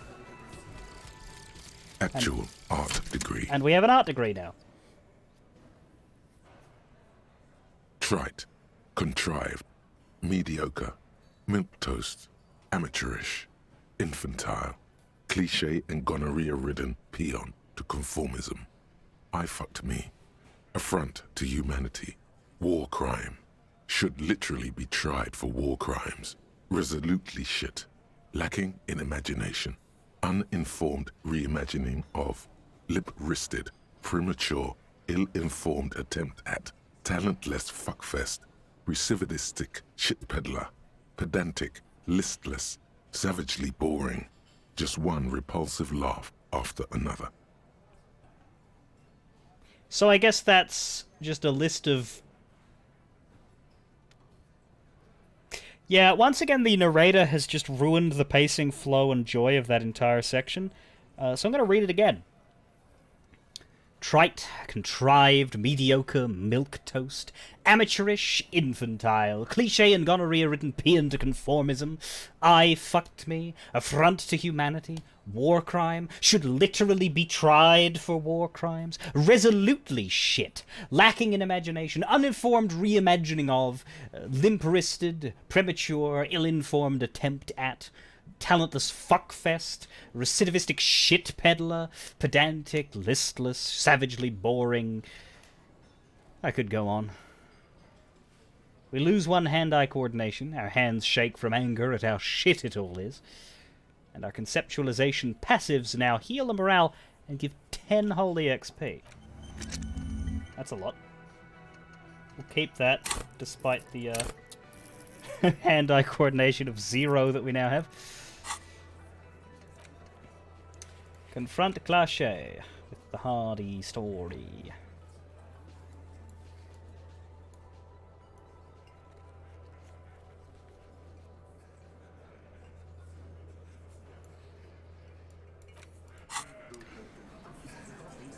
Should we go do some art first? Go to the wall.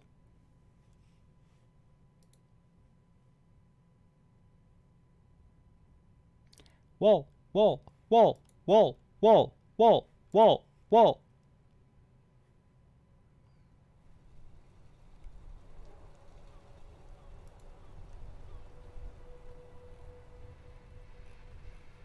One second.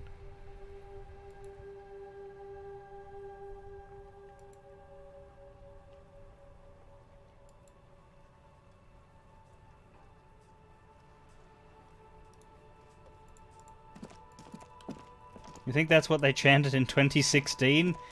No, in 2016 they chanted "Lock her up."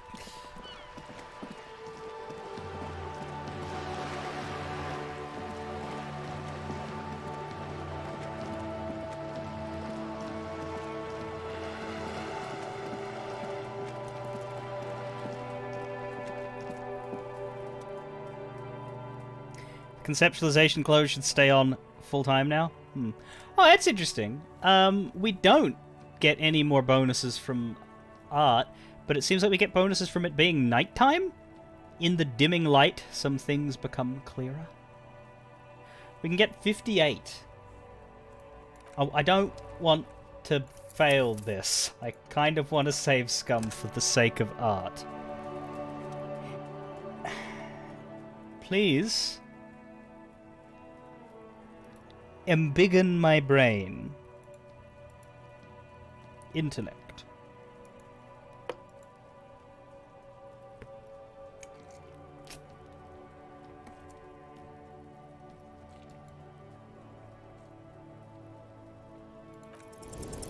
No, fuck you!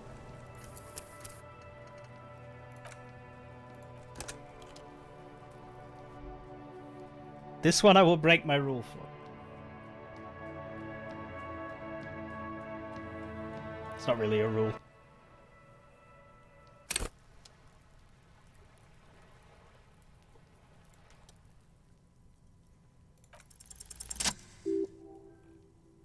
There we go. Because you see it finally. This wall is sublime! Look at it! The shadows, the colors.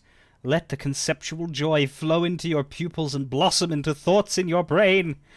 All the other walls and all the other houses must make a pilgrimage in adoration of this, the uncontested pinnacle of wallcraft, colour peeled from the very face of God. More! Oh, Wall Father! Kim! I must paint this wall, add even more beauty to it. Huh? He sounds tired of it all. First, I know you're tired, Kim, but take another look at this wall. Draw nourishment from its beauty. Mm-hmm. Sure. The lieutenant looks up at the wall reluctantly, then back at you. I'm sure I'll find the materials. Then we can come back to this magnificent wall. I suppose we have to pass by it again at some point anyway. He says in a tone of resignation. We need a brush, then paint, then the act itself.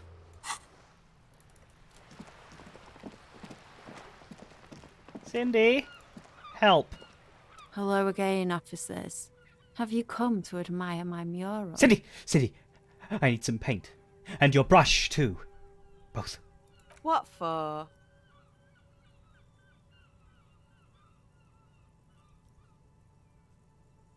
For art. It's for art, okay? Well, if it's for art.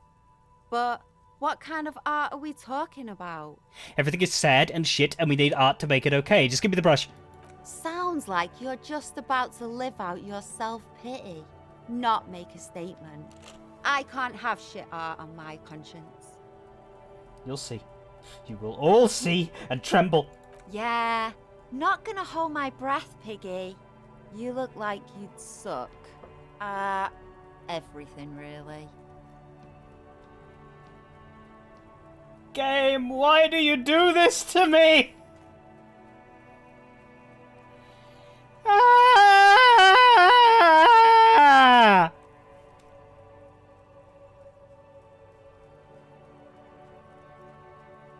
But it's a red check, so maybe she gives it to us even on failure.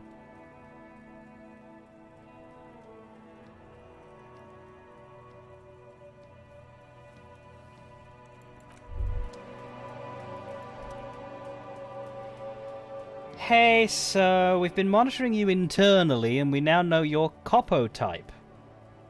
Wait, there are Copo types? Yes, guess what yours is? Well, I was kind of hoping I'm the superstar cop. That is a ludicrous daydream. Guess again, you're the cool cop? No, you're the sorry cop. The cop who's sorriest. Oh, have I said my fourth sorry thing? I did! I said my fourth sorry thing. Let's make it official? No, thank you.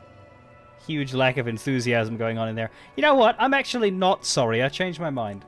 No, you don't. Come on, you'll be back to saying sorry in 2 minutes. Stop wasting time and begin the repentance. No, I'm really not sorry. Fuck off! Wow, okay. Fuck off? Maybe we were wrong about you then. Check out the big balls on fire, cop. It always triggers the 4th time you say something related to a certain anything.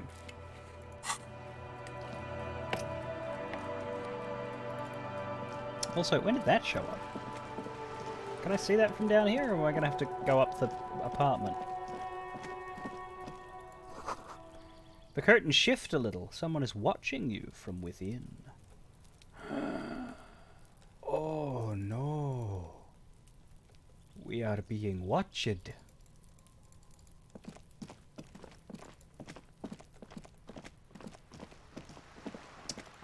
Okay. We're gonna talk to Cindy. We're probably gonna fail this check, but we'll see what happens as we do. What it actually means to fail it. Hello again, officers. Have you come to admire my mural? Still, though, we can try to get a little bit. I don't know if this actually helps. It's because we don't have any... This is the same difficulty as the other check. The problem is that we don't have all of the +1s and +2s that we had for the last one. Yeah, 8%.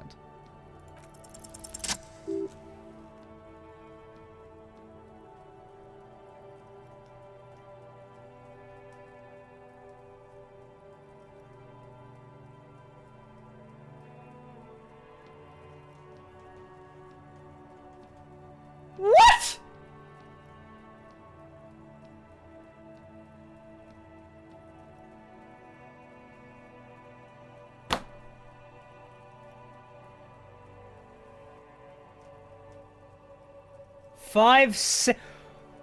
Whew! That was the chat boost.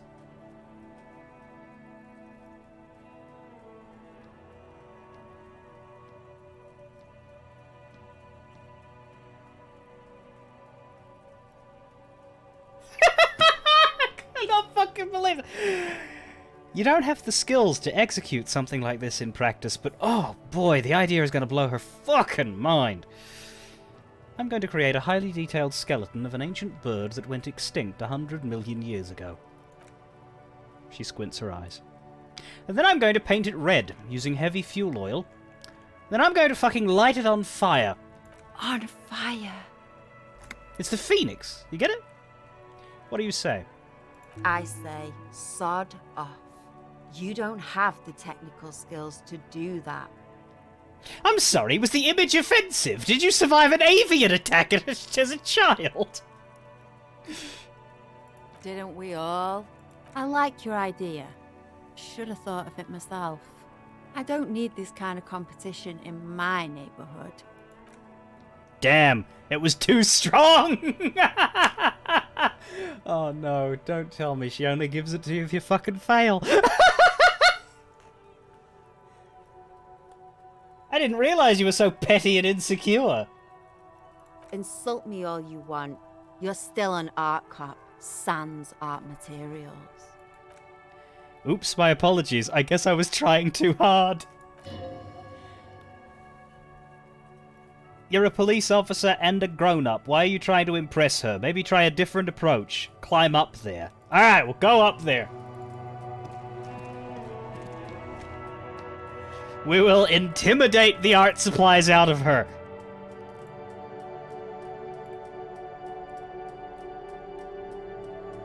Fuck.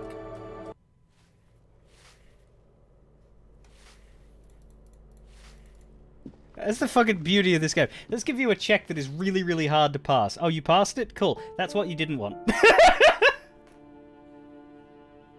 Fuck.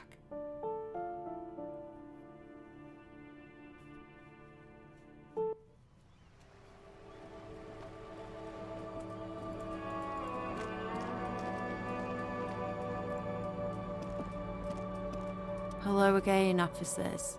Have you come to admire my mural? I've got you cornered. Hand over that brush. Ooh, police brutality. That's the good stuff.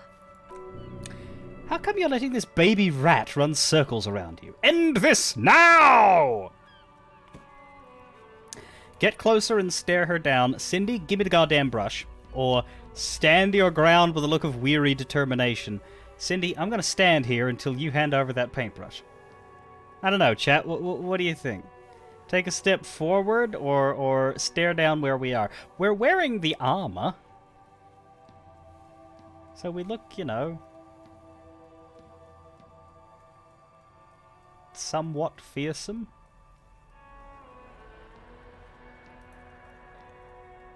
Y'all just don't know how to make a choice today, it seems. Stand your ground. Have you got any kids? Because you sound like the world's saddest dad right now. But fine, take the brush. I'm all out of fuel oil anyway. She drops the paintbrush at your feet. You know what you should be able to find in your government-issued vehicle? Red dye heavy fuel oil. Can I just use paint? You kidding me? Fuel oil is so much cooler. No way you're disfiguring that beautiful wall with something as pedestrian as ordinary paint. Kim! My friend. Would you be willing to sacrifice some of your fuel oil for art? My fuel oil is for my kinema. Use your own fuel if you are unable to contain your artistic impulses, but please, leave my kinema out of it. But art. But art, Kim, art. Kim, the art.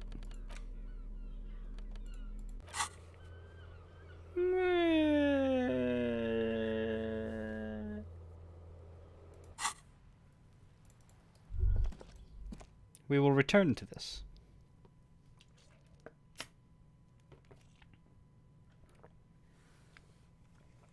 Kim, but car. But art. Oh, this isn't the way in. Ugh, I hate this section. Just the navigation of it.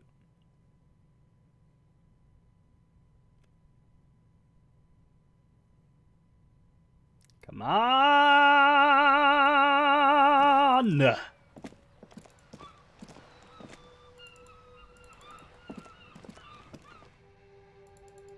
Go!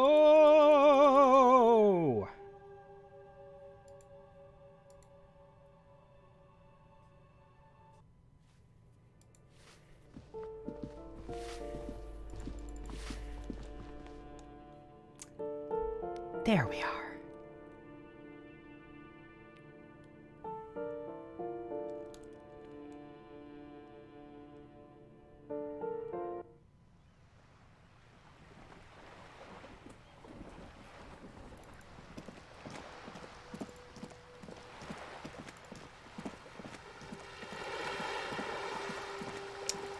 So I don't believe we can steal fuel oil from Kim's car.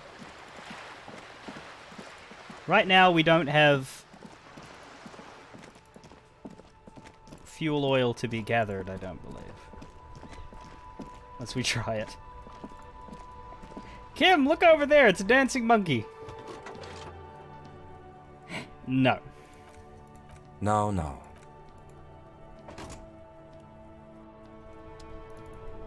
So we'll go back to Clash.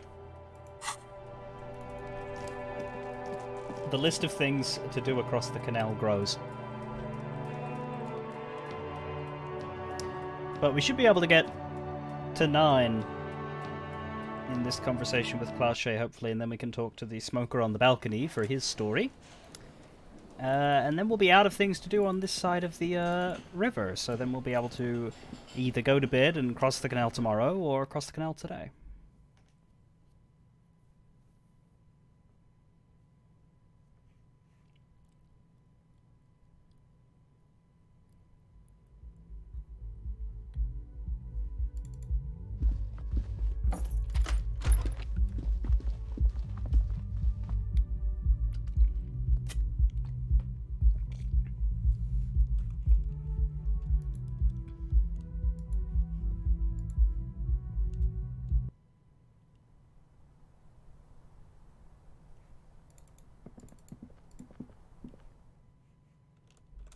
Do wish you could travel faster.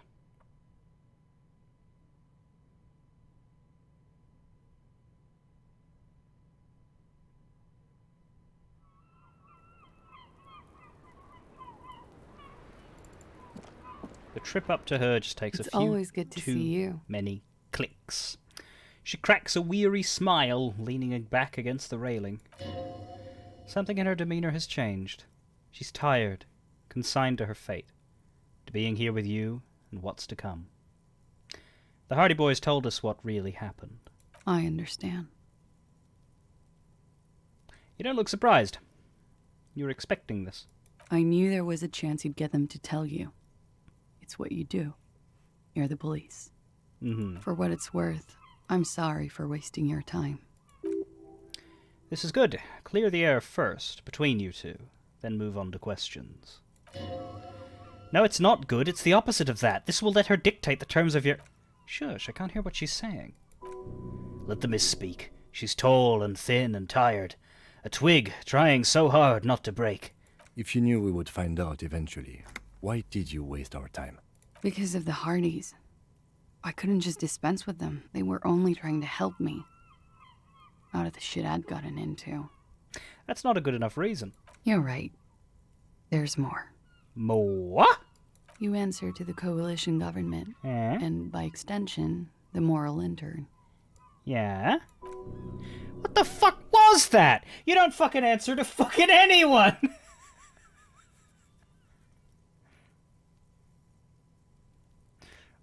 Jesus Christ. What's the RCM? The RCM isn't the lapdog of the moral intern. You don't have to worry. You share a database with them. You send people to their courts. What's going on? What did you do? Just business. But bad business for some people in the moral intern. If I show up in your records, officer, they will find me. They will... What happens if they do? They will kill me, sir. If you file my name, take me in for questioning, enter me into the moral intern mill, well, then I'm fucked. For nothing. This murder didn't have anything to do with me.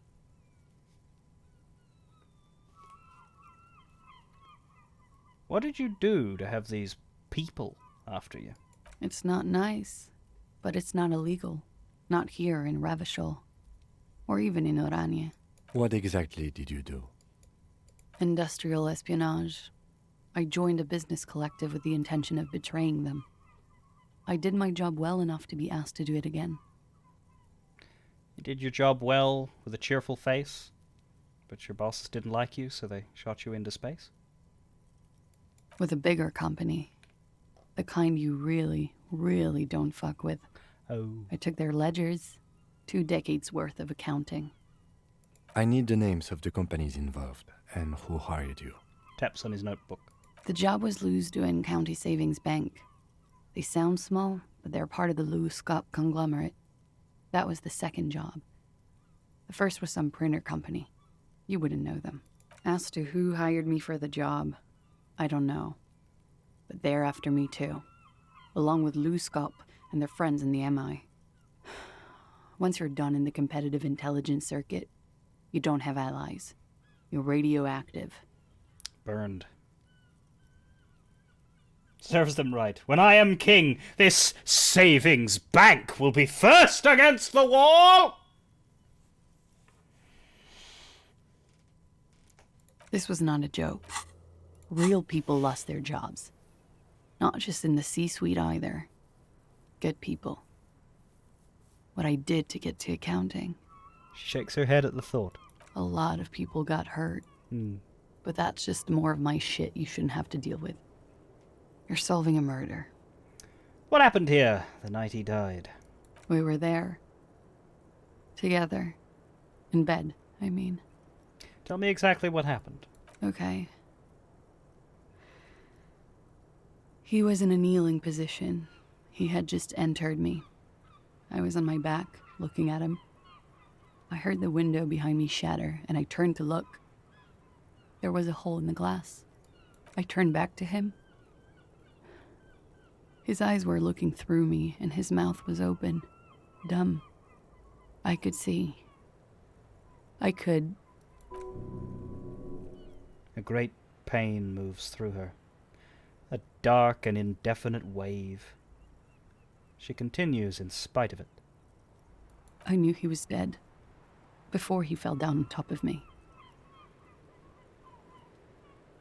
Then what happened?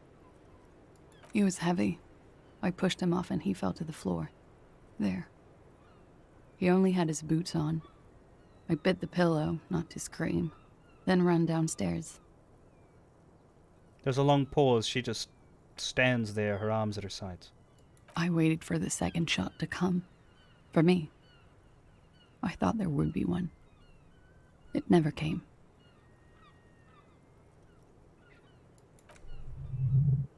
She's forgotten about her cigarette. The butt has burned right down to her fingernails. Your cigarette, miss. Oh. That's a motherfucker. Yeah. It was a real motherfucker. She immediately lights another one. What time was this? When did it happen? It would help us if you could be as precise as possible. 11:30 to 12:15. I don't know the exact time. Around midnight. It's okay. Were you inebriated? Not as much as usual. He'd done a line, plus other things. I was drinking. This doesn't fit with the testimony of Titus Hardy. He said she was higher than usual. Titus said you looked pretty high.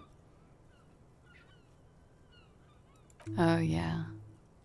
I did one of his lines, just to clear my head. Good thinking. Clear your head. You should clear your head. Get into his mindset. Did you hear or see the shooter in the course of this? No. What did you do then? Nothing. I was trapped. I was stuck in my room downstairs. I got some clothes on and crawled back up, drew the blinds. Blood was coming from his mouth. Not a lot. Just a little. He was still on the floor, slouched. I couldn't be there with him anymore, so I ran down and out of my room, into the hallway, down the stairs. I knew there would be people there. What happened after you ran downstairs? Sylvie was tending the bar. A lot of people were there. The Hardys were at the table in front of the stage. I think the Union box was full. Ruby was there too. They were having such a good time. I sat down and they all welcomed me. I didn't even have to say anything. Ruby knew something was wrong. Before we continue, who is Ruby? Ruby. You know, the leader. The leader? Of what? The leader is good. The leader is great. We surrender our will as of this date. The Hardy Boys. I thought Hardy was the leader of the Hardy Boys. Well, nominally, yes. Ruby's the one they go to when things happen, like things they need taken care of. She's the organizer. Mm-hmm. Would you say she is the 8th Hardy Boy? Why not? Okay. Let's go on. What then? Well, Ruby said let's talk upstairs. I showed her the room. I've known these people since December. They know my situation, that I can't leave a paper trail. Ruby was the first one I told. She said she'd take care of this. It's what she does, you know, take care of things. I helped her get the body to the bathroom. We used a belt to pull him up under the shower, to keep him upright. To mislead you, they were tampering with the body. To produce lividity, matching a hanging? Yes. We completely missed the tampering. Looks like you got there in time. What was this, 20 minutes after death? Oops. About 20, yes. Ruby explained it would make the blood... You know what he does. She looks at the ground and then raises her light brown eyes to meet yours. And what did you do? Ruby went outside to talk to Titus and the boys. I was just looking at Lely in the bathroom. I had to put his clothes back on. His armor, too. It was tough, but I've seen him take it off and put it on many times. It took Ruby maybe half an hour to come back with Titus. I'd gotten him ready by then. They carried him out. I knew what they were going to do. Make it look like a hanging. Ruby said they would. What did you do while they were hanging him? Ruby said to wait here. She also said I wouldn't see her for a while. That we should lay low or something. So I did. This Ruby, where is Ruby now? I don't know. I haven't seen her since. We will need to take this question to the Hardy Boys. When it happened, did you hear a gunshot? When he was shot? I may have. I don't know. I couldn't hear anything over the glass exploding. The gunshot wasn't that loud? This is something to keep in mind when assessing the distance of the shot. Did you kill Lely? What? Why would I put myself through this? Insanity. Get myself cornered like this. There's a silence. He wouldn't have died if it weren't for me. I know that. But I would never hurt him. Rage? Who knows the dark currents where lovers go? All kinds of crazy things happen when drugs are involved. Sweet, sweet drugs. Now you guys suddenly have theories pouring out? And they're obviously just stabs in the dark?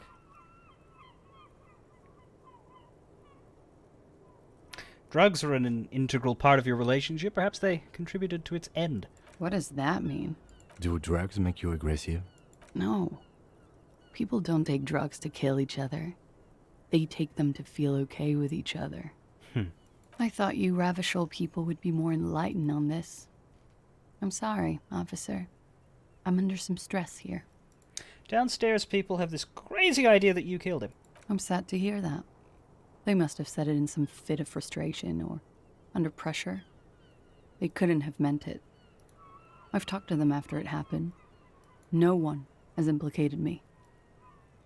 Mm-hmm. She's getting scared now of you, the downstairs people, all of it. It's okay if you did it in self-defense. I did not kill him to defend myself from rape. I told you before. That wasn't what happened. True, sire, 'tis true. Who among us, having been in love, can say they haven't thought about it? What? Fucking themselves over for no reason?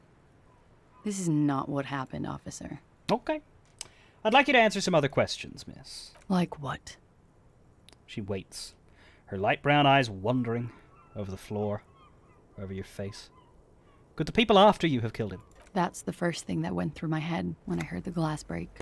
As opposed to the first thing that went through his head, which was the bullet. Hey! Sorry. And? I thought they'd found me. They've killed him to punish me. All last week, I've tried not to talk to anyone or be seen with anyone. She looks at her cigarette. So they wouldn't be hurt. I've come to understand, however, this is paranoia. What happened didn't have anything to do with me. But maybe it did. I just don't know. I don't know anything. We can't go after Loose Cap. Not yet. There are other, saner leads. We don't do sane around here, Kim. Have you met me? I don't ask you to, Lieutenant. If there's one thing I know, it's that you'll get nothing from there. Okay.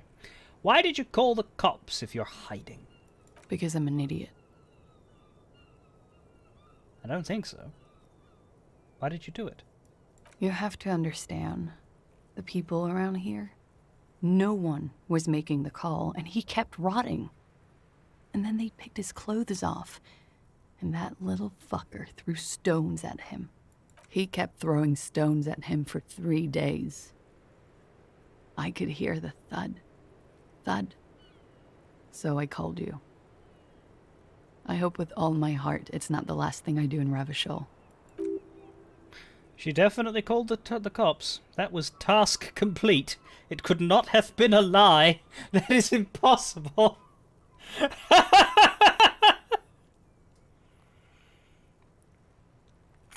When your skills start to reference your old internal quest log, that's when you know you've gone around the bend and back again. Oh god, that was a lie too. Who made the call then? No, I think Drama's right there. When was the window changed? Last week. Angus and Titus's brother, I think he's called Tibbs, took care of it. Tibbs checks out. You should have another look at that window after this. Reconstruct the scene. It's right there. In her bedroom? Inside? Yes. You see the glass sparkling out the corner of your eye. Well, I think we're done here for now. She nods silently. Doesn't even smoke, just picks up the cold coffee and holds it in her hands. The lieutenant glances at you, then at the door. He's thinking, are we done here? Or should we arrest her? She's a flight risk and she lied to you. She should be taken into custody. No, that won't be necessary. Just leave her alone. She's been through enough. She doesn't need this police brutality. This guy won't budge. You will have to wake Multi-Face up forcefully if you want to continue pushing her. In God's name, wake up!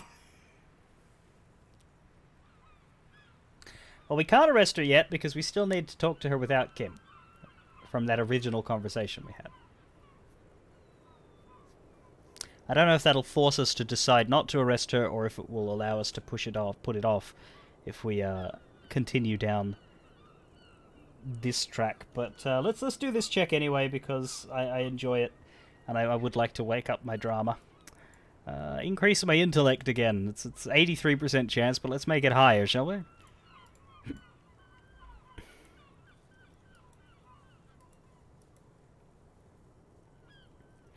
Higher is good.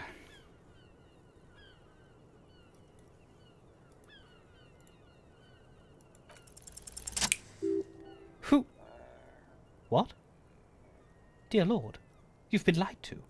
She could have killed her lover and lied to everyone. She's not the most fair and just at all. She's smoke and mirrors and will-o-wisps. She probably didn't even give you her real name either. Why would she? Arrest her immediately before she further entangles you in her web of lies. Take it easy. Don't overcompensate with this course correction. Ask questions first. Yes. Start at the top, choose at the bottom. It's how we've always done it. No rush. See? Kim? Why have we not arrested her yet? There may be grounds here. At least for an extended detention. A little whimper. The young woman hears you. She's looking around. You know, I think you didn't make that call to the station. I did. What is this? I called your desk or whatever it is. The numbers are all over town. Call 8-100-2 for emergencies. There was an older woman on the other end. It sounded like she was smoking. She took my complaint. She coughed. That is the emergencies desk number. Anyone could know that, sir, by looking around and calling the desk. I don't believe a single word she says. What time did you make the call? Thursday night. It was late, sometime after 12. It checks out. Anyone could know that number. And that someone coughed. It means nothing. But I know the time of the call, too. I know I have not been 100% truthful with you, officers. But I am now.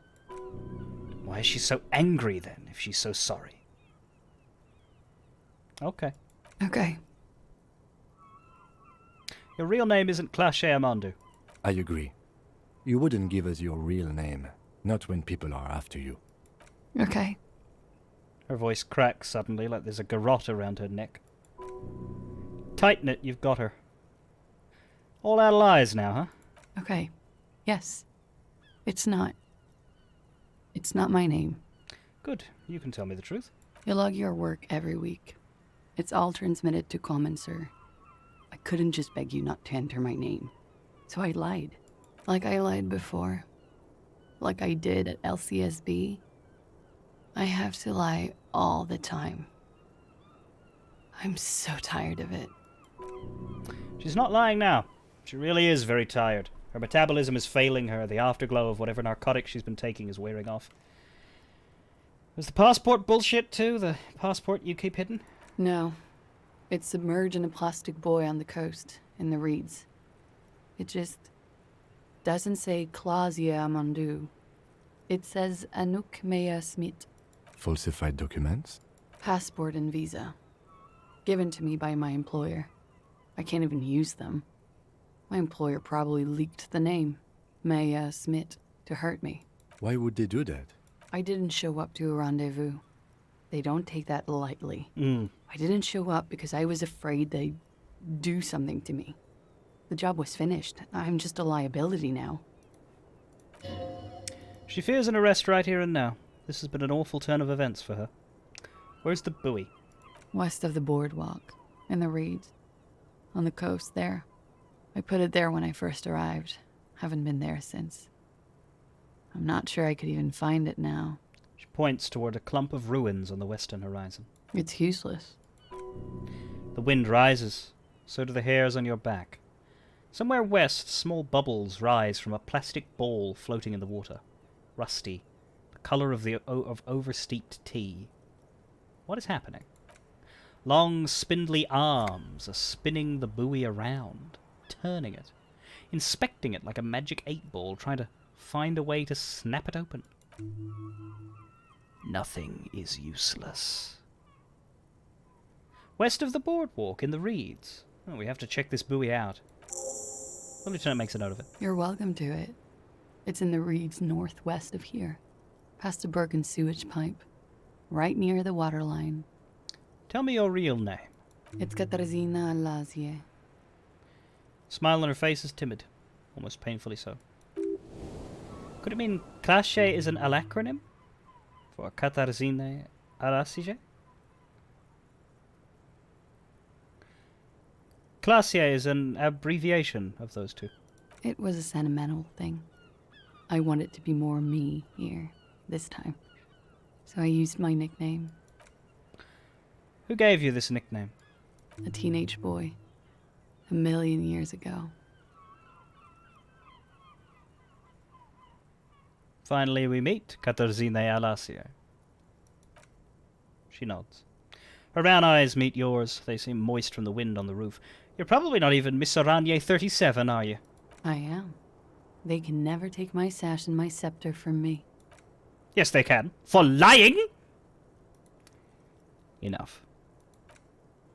She nods, her back straight, ready for whatever is next.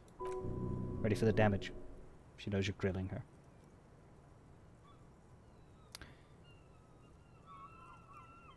Let's not. She slowly lights another cigarette and steadies her breath, as if in the presence of some tiger. You are. This is not the end of this. For now, we'll leave her be. We won't arrest her. As you look back, you think, so love did do him in after all. I was right. If it weren't for her, he would not have been there. The shot would not have connected with his soft palate. Looks like love did him in after all. She's silent, holding on to her coffee mug. No vapor rises from it, it's cold. Remember this, Silence. The lady is dangerous. People suffer around her. It appears this one has not been entirely corrupted. This may help. This may help the others see. Say nothing, let her answer. Yeah. I'd like to think he didn't love me. Or that it was chemically induced and not real. Why? Easier that way. Takes a sip. Was it? Real? I don't know. She looks down at the yard and then back to her coffee.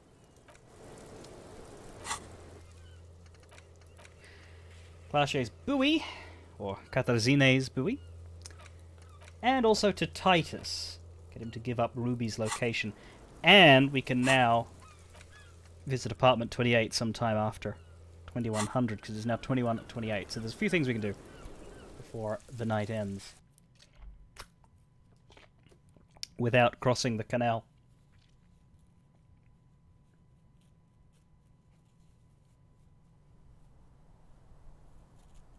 So the buoy requires the canal to be crossed.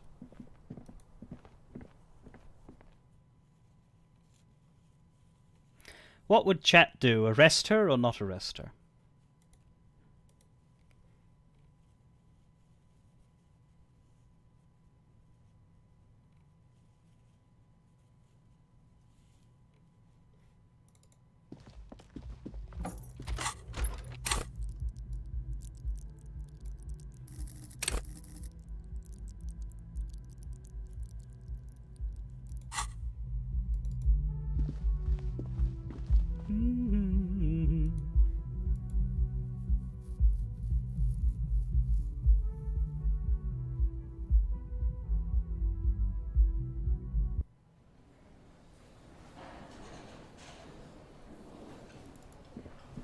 We also have a window to VisCalc.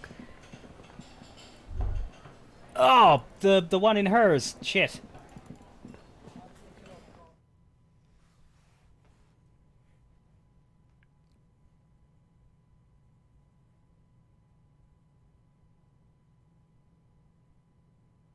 One of the most difficult questions in the game. Yeah. I tend to not do it, and the reason why I don't do it tends less to be to do with role-playing and more to do with the fact that this is one of those scenarios that makes Kim go away. Arresting Clache takes Kim away for the rest of the day, and I tend to shy away from those things. I only do the body one because I have to. I don't like doubling up. So I've not actually done the version in which she gets arrested. I'm not sure if I'm going to do it this time. What happened here? We can get a brain boost.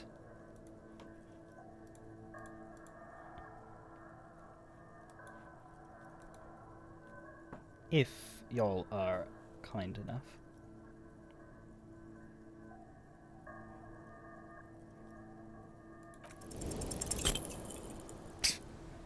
A vague sense of disappointment fills you. The glass shimmers as if taunting you with its secrets. You get the feeling this room would tell you something crucial, if you only knew how to listen. Tell me again, Kim, what are we looking for here? Ballistics? I'm not exactly sure either, to be honest. My imagination has a way of failing me. It's a weakness. You're right, we didn't change. When was the last autosave? Was it before or after I... Last autosave was 4 minutes ago. Is that after the conversation with her? I think it is.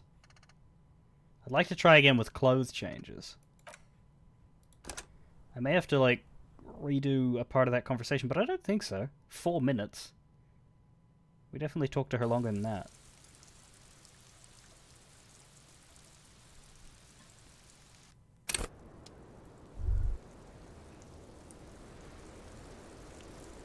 Yeah, it was this. Yeah, easier that way. I don't know. Just the thought. Officer.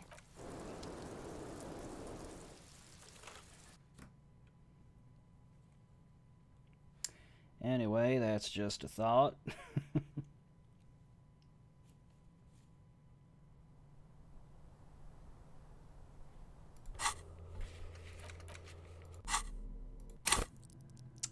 Clothes. Viscalc.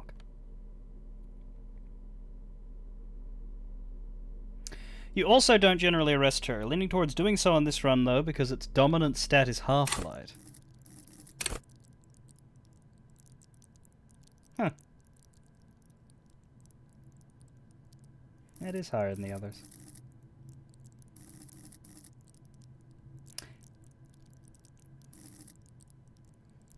Not by,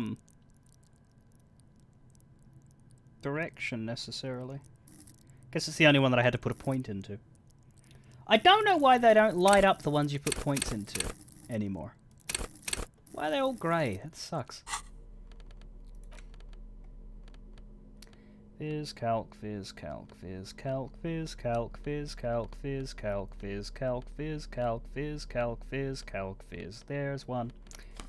Viscalc, Viscalc, Viscalc, Viscalc. That was it. Just one. Bugger.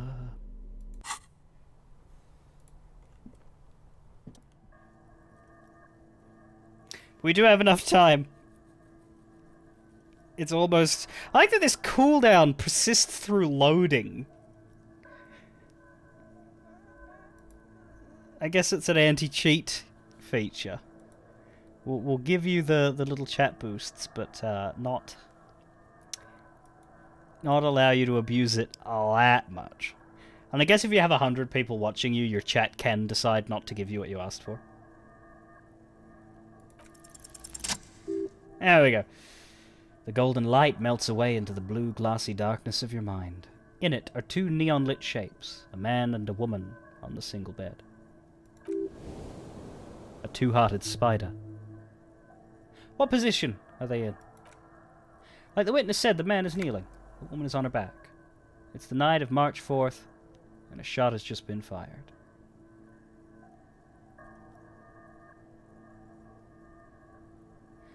I guess that's them. I think that's meant to be the mercenary's face, but of course it's way bigger than the perspective of the rest.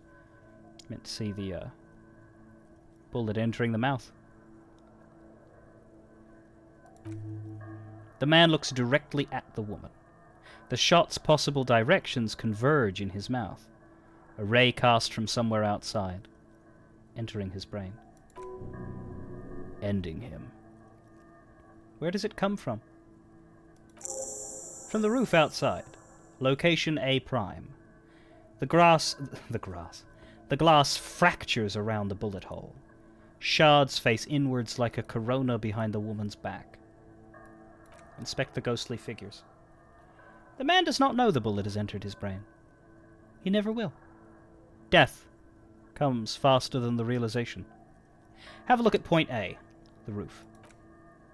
The ray cast from the man's mouth unravels into a fan of possible directions, all on the roof at first. The shot could have come from any of them. This is composite location A prime, most likely of the origin points.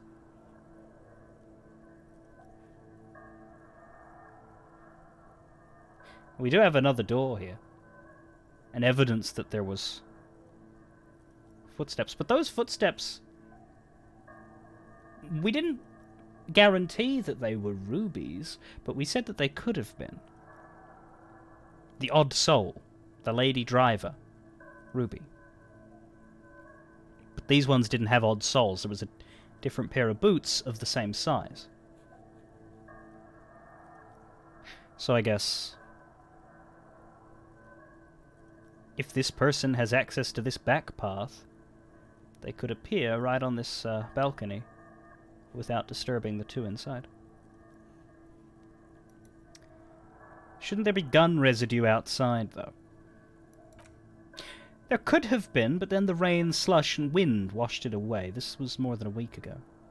So I'm, what, 80% sure the roof is where the shot was made from? 72% sure. With an antique weapon that fires military-grade ammunition, a Belle Magrave rifle, for example, this is a good short distance, but it's not too short. The perpetrator aimed with their back against the railing, or possibly kneeling for precision. This would explain why it only took them one shot. They did not miss their chance to blow. The lights were on in here. Outside it was dark. It was like shooting fish in an aquarium, a well-lit aquarium. The victim opened his mouth to let the bullet in. Neither of them would have seen anything outside in the darkness. Too busy with their own bodies. Which is, of course, why you didn't see a wound in the face. Quite convenient for a murder mystery. Just happened to open his mouth.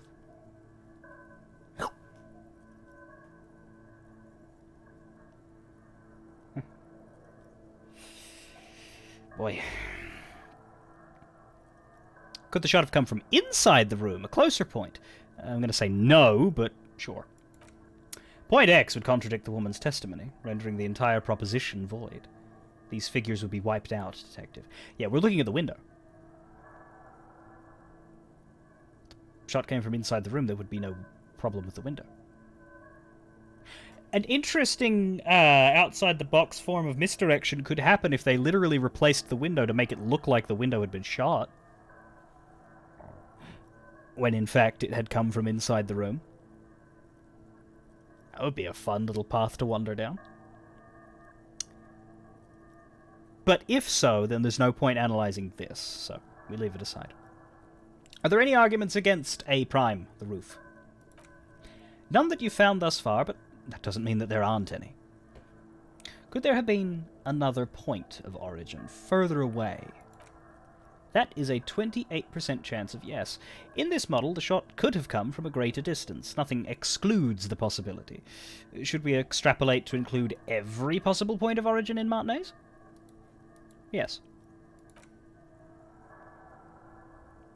According to your map of the district, this shot could have come from a wide angle of locations, starting with the northern edge of the abandoned boardwalk, ending with an islet in the bay.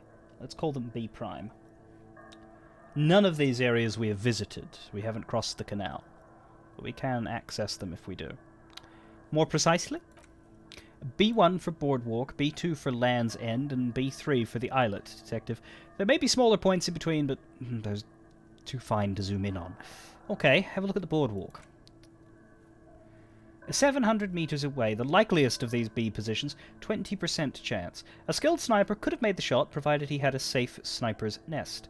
Even with the light on inside, we're talking military training.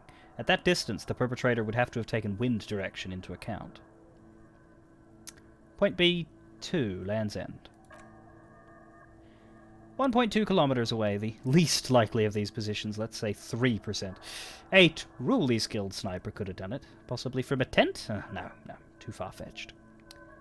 What about the islet?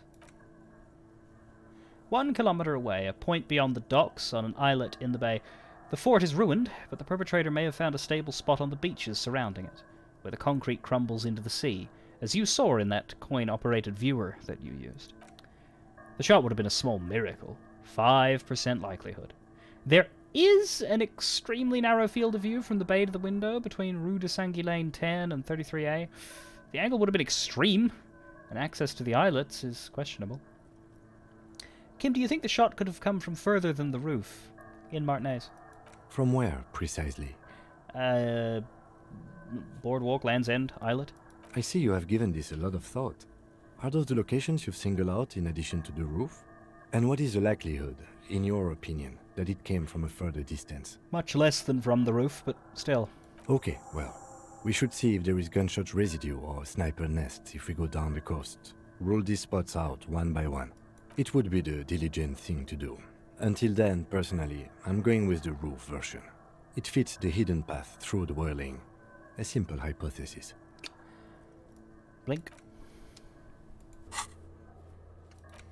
Thank you for reminding me about the window, because that's a whole quest there. Determine where the shot came from.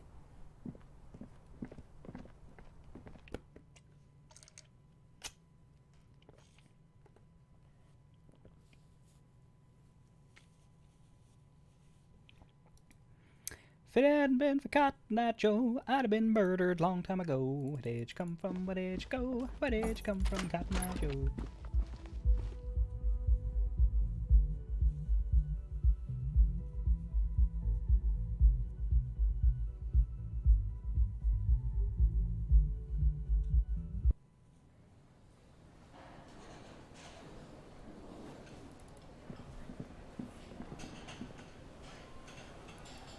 Where's the music?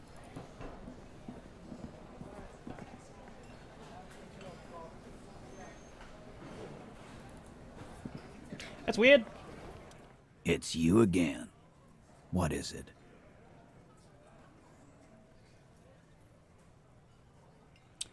Okay, I talked to Klaasje. Now I need to talk to Ruby. Why? I have seen her in the laudanum-induced delirium. The paranormal instinct whispers her name into my ear.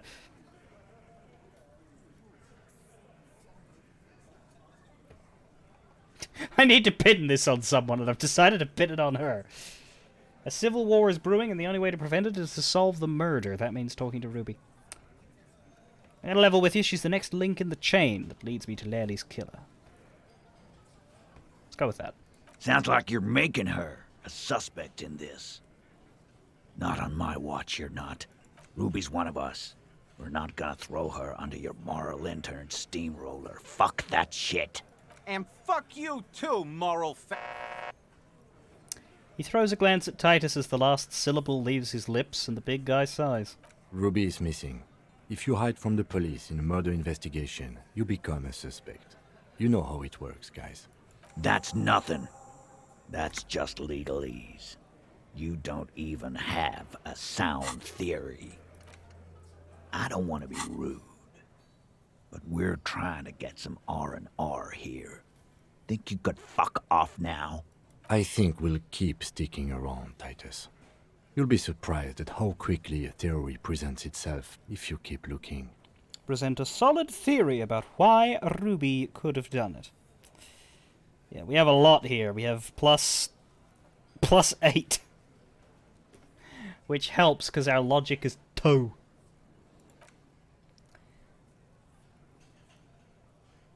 Yeah. We're just gonna back off, and we're gonna put on our logic clothes. We're gonna put on our logic shirt. And our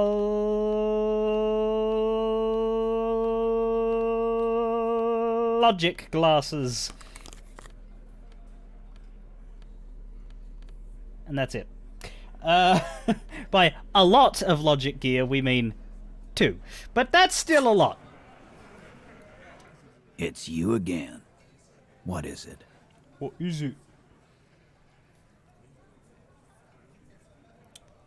72% chance. That's good. Alright, we can bring it up to 83, I do believe, with once again an intellect boost. Seems to be the only skill that we're using in like the last 2 hours has been intellect. Well, skill category, but still. But skill.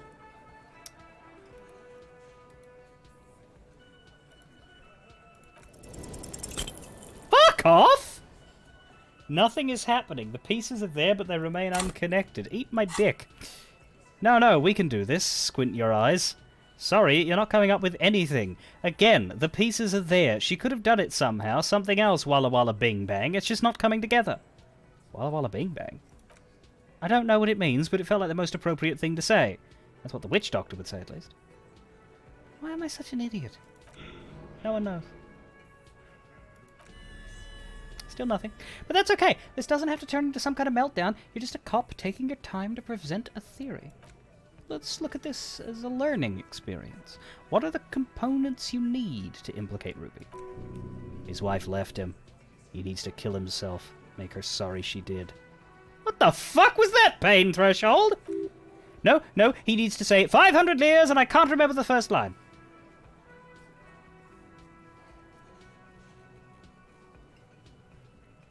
You know what? I don't actually know that song, but I do have Homer Simpson singing it in my head. 500 years and I can't remember the first line. You know, I'm beginning to think this clown is squinting at me because he wants to start something. Nah, boss, he's just mentally handicapped. I've seen him do that. Fuck off, Shanky. He is thinking. Let the man think. My wife left me and I'm completely alone. I don't know what to say to that. That's sad, man. But why are you squinting like that? Looks to me like he's about to get aggressive. No. That's his concentration phase. I shouldn't have said that. I just wanted to hear about the components of the theory. Here you go. Access to the roof, weapon, and motive. That's not too hard. And here is what you can do to make it even easier. Come on, guys! Wow, you've been very thorough. There's nothing else to add. Just crack that Plache's defenses. Maybe she'll tell you something helpful. Also, you should say, I need to kill myself and it's all over. Say, 500 years and I can't remember the first line! No, he already said that and nothing good came of it. Just do what the nice, helpful guys said. Don't do the bad things.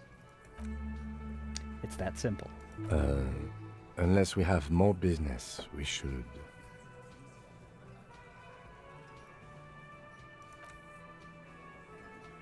Leave it for now.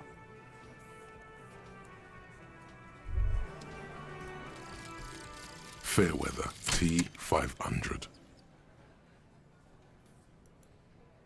Remember that weakness you were looking for in the ceramic armor? Like, maybe it can only stop small, fast projectiles, but a large, slow-moving pry bar would shatter it? Or, if I run an electrical current through it, maybe it will melt. Or, personal favorite, frequency something something radio weapon? None of that would work. You need to shoot the part of the enemy that doesn't have Fairweather T500 on it, because the armor itself is invulnerable. Good news is, so are the armor pieces on you. +2 hand-eye against enemies in FT500 armor.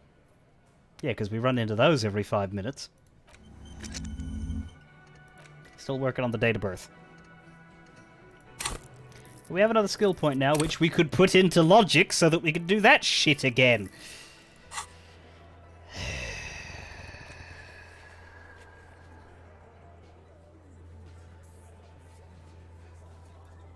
Or we could put it into rhetoric for the sandwich.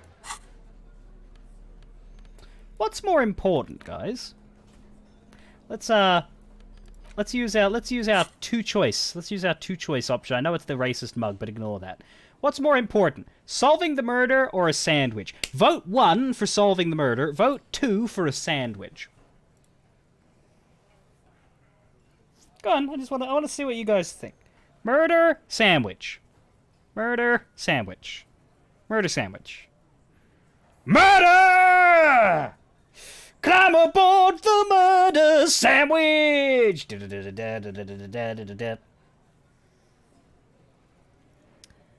Results inconclusive. It turns out that murders and sandwiches are equal. Blast you, Gav. I want a sandwich now. Thanks for the follow. Why do you...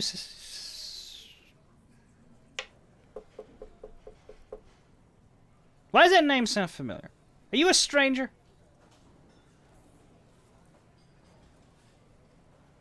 You might be a stranger, but I think I've seen Jajiko on someone else's stream, but I don't know whose.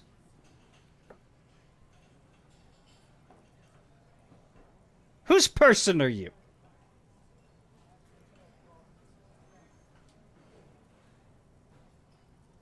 Why am I pretending to be drunk?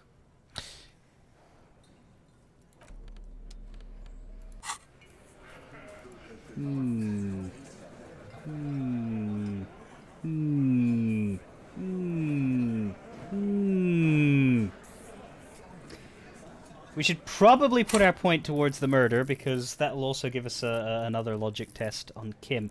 However, before we do any of that, let's go track down that other loose end that we need to do at night, so we don't run out of time for it.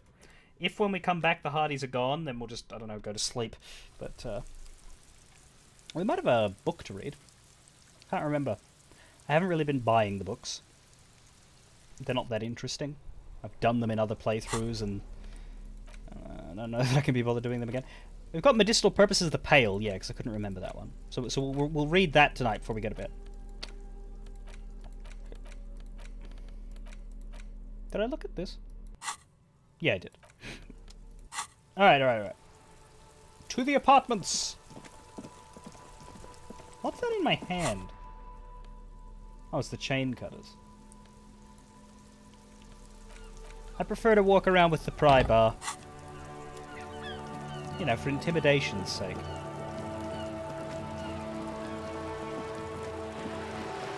I think you might be a snip person, Jajiko. Are you a snip person? Snip is are they a you person? If you're still here. You haven't talked in a while, so you've probably vanished to go do some kind of video gamery. You are Snip's mod! Haha!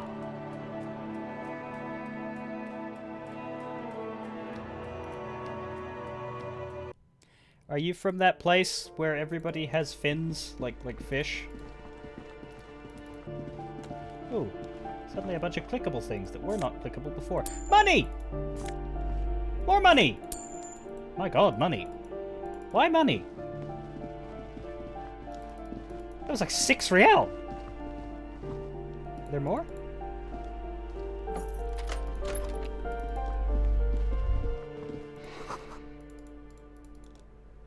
Hmm.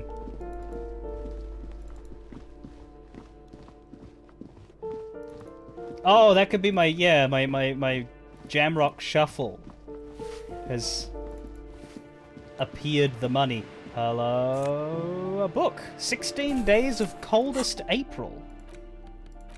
The cover features a row of concrete buildings with a monochrome rainbow in the sky. It tells a rather excruciating story about 2 lovers during a period of ethnic unrest in Yugograd. The book has been filed under psychological realism. We're going to read that before we go to bed.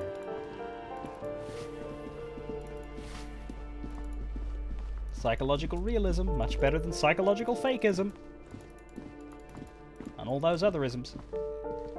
Why does that wall have Marie written on it? Who's Marie and why are they a wall?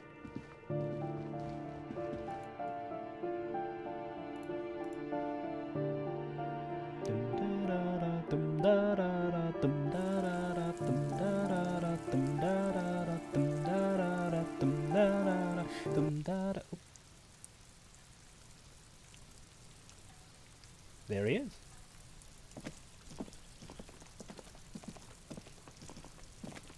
Where's his other arm?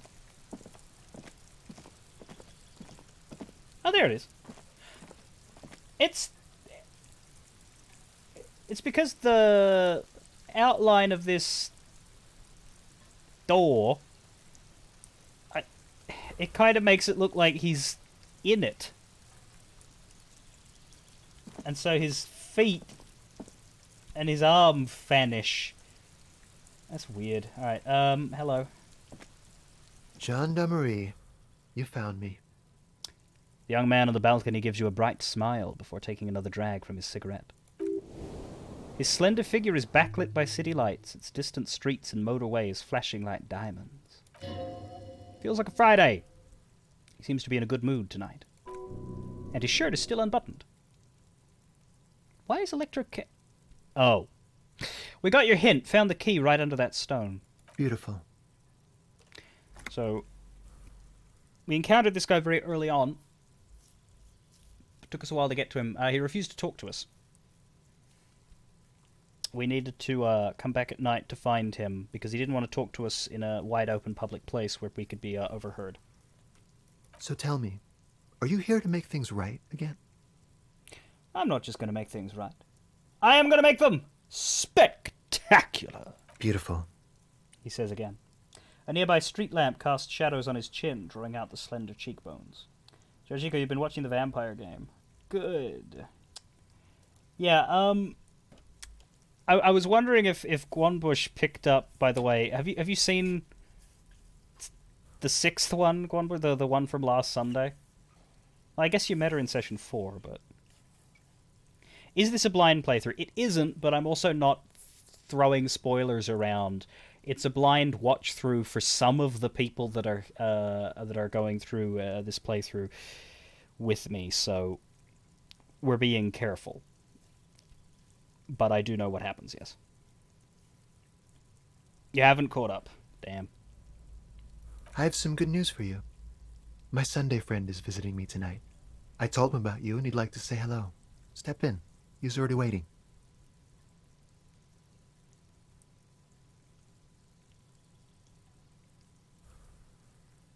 Is it Friday tonight? It feels like Friday? I don't know. By the way, I'm really digging the view here. Mm-hmm. That's why I chose this place. He looks away. Martinez is special, isn't it? Wait. Suddenly you are digging things? Sure. In fact, if I dig enough things, perhaps someone will give me a shovel. Is it Friday tonight? Yeah, it does feel like the end of the week. Such gentle weather. Even the rain feels nice. Leans over the railing and sticks out his hand to feel the rain. Why would I want to meet your friend? Trust me, you do. Very well. I will talk to him. But first I want to talk to you. I have so many questions. That's nice, but I don't have anything to tell you. It's my friend you're looking for, not me.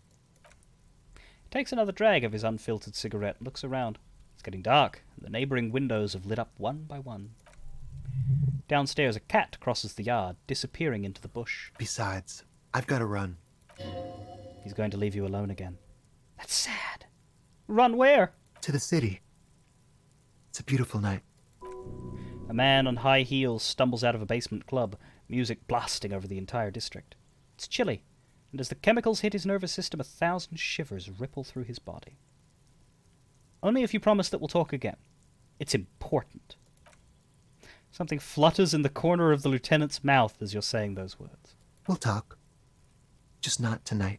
The smoker assures you, brushing his hand through the hair. Take care, all right? He says with another disarming smile, before slipping off into the night. 70 EXP! And he's gone again. Looks like it's becoming a theme for him. He's always leaving. Why is he always leaving, Kim? There's something so different about him that I just can't put my finger on, Kim. Different, of course. There's just something so mysterious about the way he talks and moves. Something so mysterious about the way he talks. The lieutenant squints his eyes, trying to hold back laughter. Very mysterious. Very. Come on, detective, let's go. We've got a potential witness to interview. His Sunday friend, remember? He nods at the apartment door before you. What's so funny, Kim?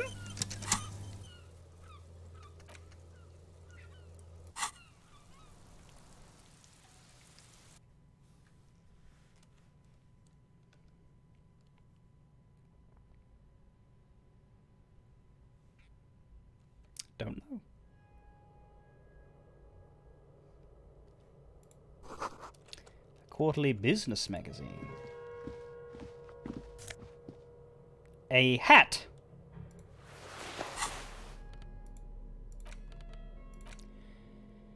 This tawny, cone-shaped hat looks like a beacon of Samaran wisdom, its straws sticking up like antennas. Thank God you can't really see people's reactions when they see you strolling around in this incredibly insensitive headpiece.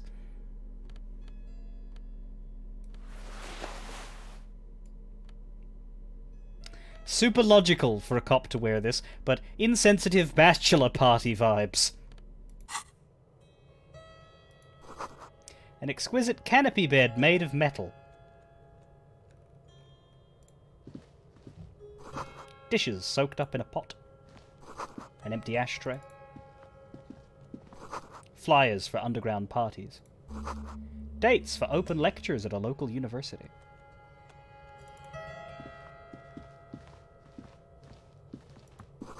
Buckets of paint on a layer of old newspapers. Expensive men's perfume lingers in the air. An old photo of the same apartment dated year 01. And, Party Dragon's silk robe. This sleazy, silky bathing robe in vibrant blues features a roaring dragon on the front, ready to take off into the night. A red belt has been provided for fastening. It's culturally insensitive, but only for people who are not from Seol. The real Seolites probably don't care.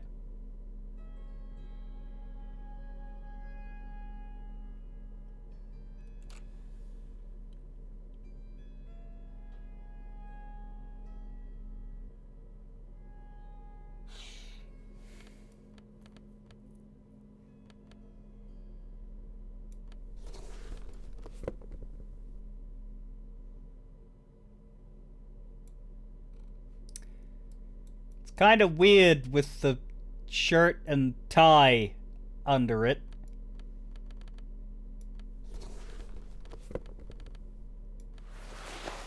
Of course, without those two things, it immediately graduates to horrifying. Could make it worse, too.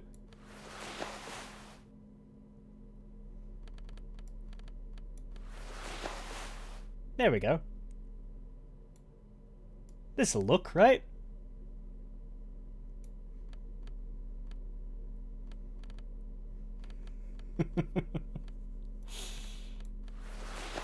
Let's not. Let's go ahead and not. Where was my shirt for... Here. Yeah, weirdly enough, the art clothes are incredibly boring white shirt and jacket.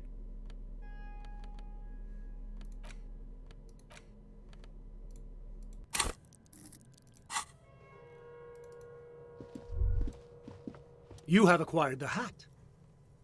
Keep it, officer. It looks good on you. Oh, he's reacting to the fact that I put the hat on. My name is Charles Vildrouin, and I am an official with the coalition government. Oh. I work for the Institute of Price Stabilité on assignment from Sur la Clé. I heard you talking to my friend outside. Very good. Super. I am here to assist you in any way possible. Ask me about the hanging. Hanging? What a drag. He seems like such a cultured gentleman. You should ask him about the finer things. Before we go on, I absolutely have to inquire about this wonderful canopy. Before we get to that, tell me where you got this beautiful silk robe from. We'll get to that, right after you tell me the story behind the black Samaran hat. Well, we're wearing the hat, so we'll ask about the hat. I think we only get to pick one of these. I got it from the head of the Samaran delegation on my trip to Lomantang. It's made from a special charcoal-colored bamboo.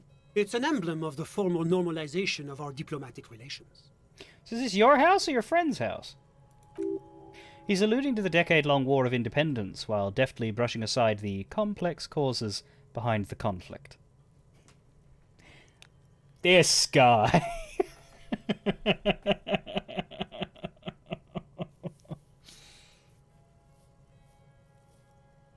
Yeah. That's really all I can tell you about it. He forms a little rooftop with his fingers. Cold air sweeps in from the balcony. The lieutenant takes out his notebook, nods to you to proceed. You actually witnessed the lynching? I'm sorry to say I did, officer. The man gives a solemn nod. He didn't see the hanging, he saw the little show staged by the Hardys. Let him talk. He may know more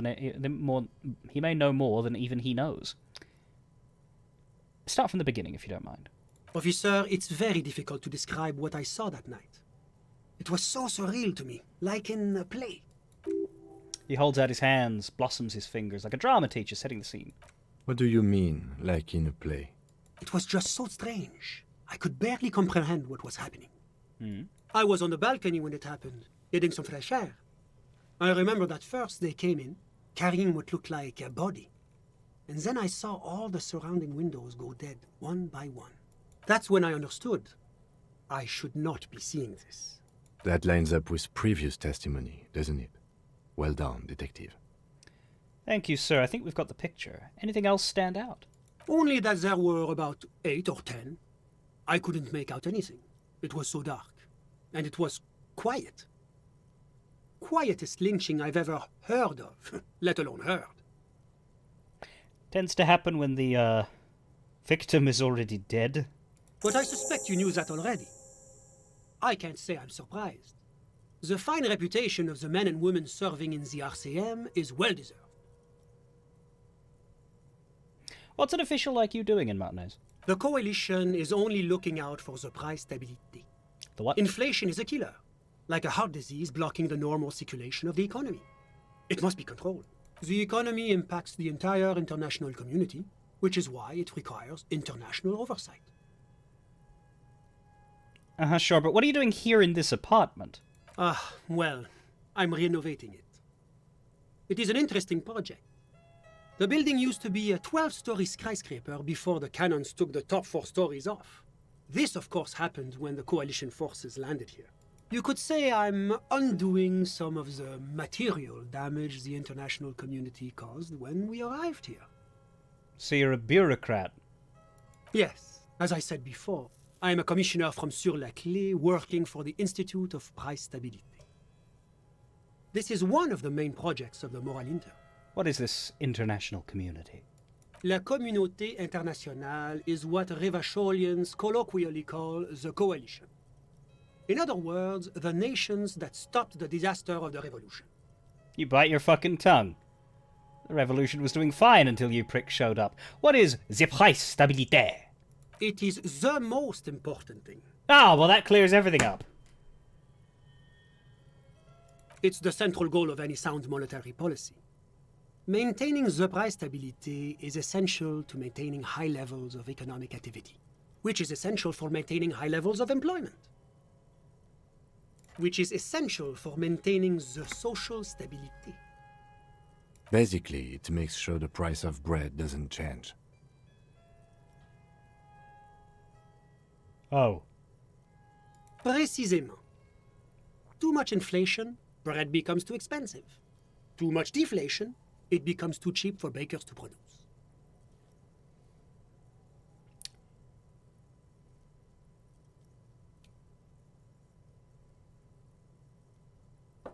I'm all for bread not being too expensive, but I don't think people will stop making bread just because it's cheap.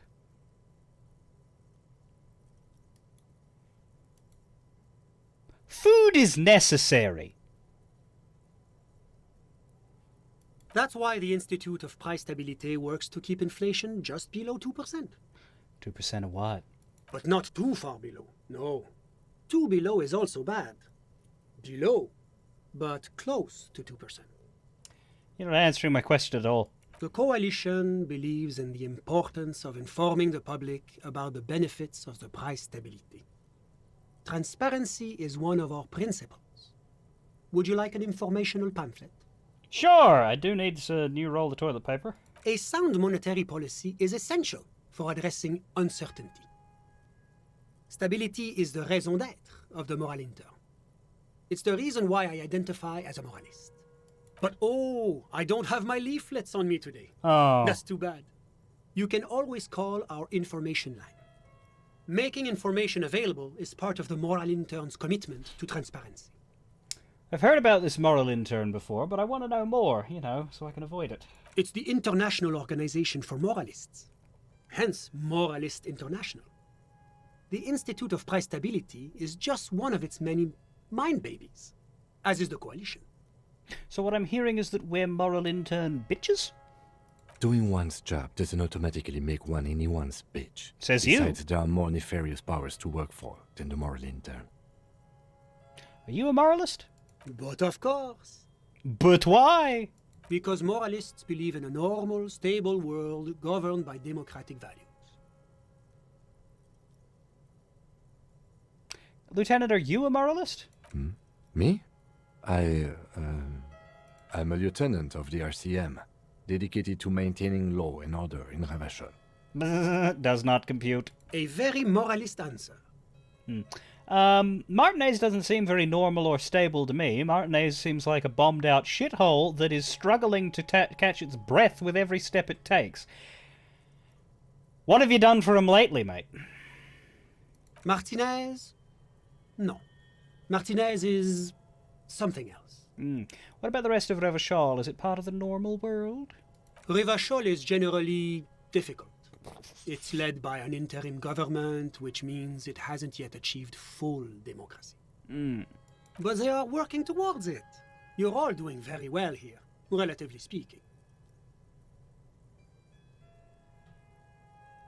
It's like every time I'm talking to people, I'm choosing option D, none of the above. Is that moralism? Yeah, democracy is a meaningless sham as long as the working class is under the boot heel of capital. Of course, the detective's personal views do not represent the views of the RCM. Well, they should! Ah, my friend. But the lesson of the revolution is that communism does not work. How the fuck is that the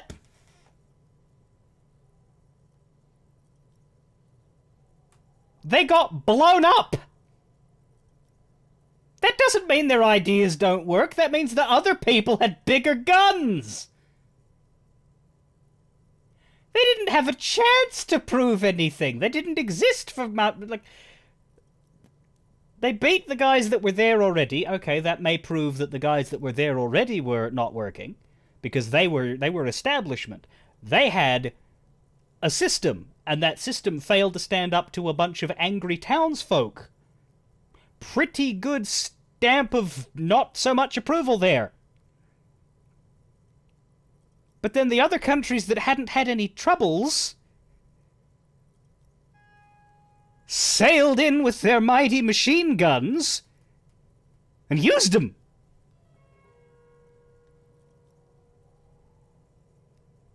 It's not really an even playing field, friends. That's the lesson. Can't win, don't try. Like, I just... it doesn't make a lot of sense. We just haven't tried real communism yet. Oh, no.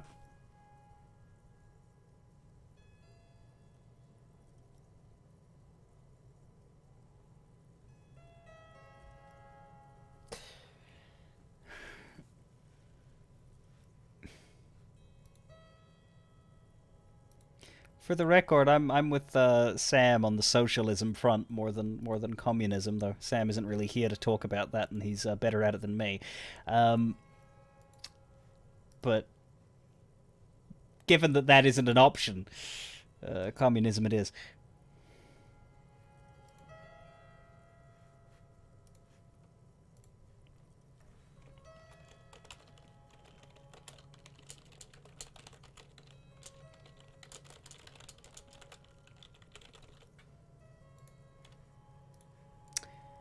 Okay. One wonders whether he even recognizes that he's conflating "it doesn't work because our foreign intervention will always stop it" with "it's an inherently unworkable idea." Yeah, I don't think he is. Like, the golden question of people in power, the question that you have to ask of the Trumps of the world, the question that I ask of Scott Morrison over and over again is malice or incompetence? Where on the sliding scale of dumb versus evil do they fall? Because the more aware and deliberate your choices are, the closer you slide away from dumb and towards evil, but the more you genuinely think this is the good move, but you just don't have the brains to figure out that there are perspectives beside your own, and that your lived experience as a wealthy white guy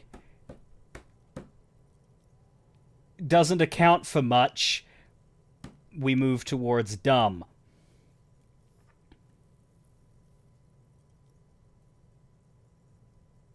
Lucienne, you look at these options, and you look at these dialogue options, and then you consider the argument you hear about Disco Elysium as tanky propaganda.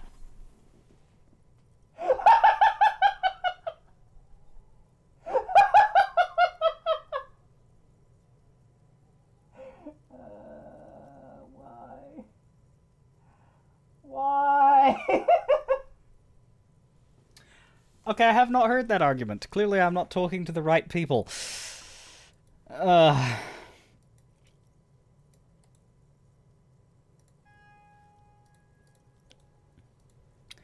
What is tanky? Not actually familiar with this term. I am not... It's one of those things that, like, I don't know where to begin explaining, but I kind of, sort of, a little bit get it. Yeah, you can boil it down to anti-communist slur. It's a specific thing within that, but I don't care enough to want to break it down. It's a very specific type of communist, but I'm not quite sure about the data. It's a word that tends to make me laugh a lot, because it's one of those words that gets thrown around. I think more people use it than know the exact supposed intended definition of which flavor of communism it refers to. So it's yeah.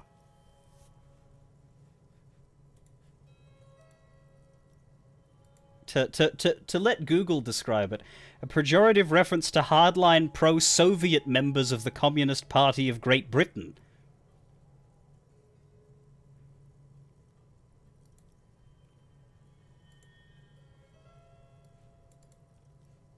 Also in the front page of Google for this particular word, we have a New Statesman article from 2016 called "What Exactly Are Trots and Tankies?"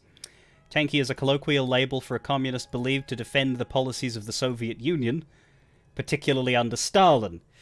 We also have one from 2021, last month in fact, called "Tanky Man, the pro-democracy Hong Kongers standing up to Western communists." Anyway.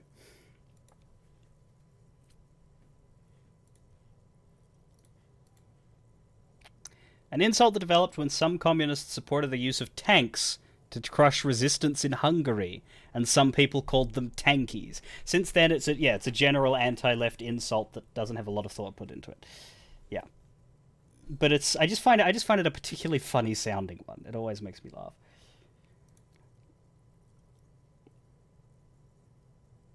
Which one do we go for with this, by the way?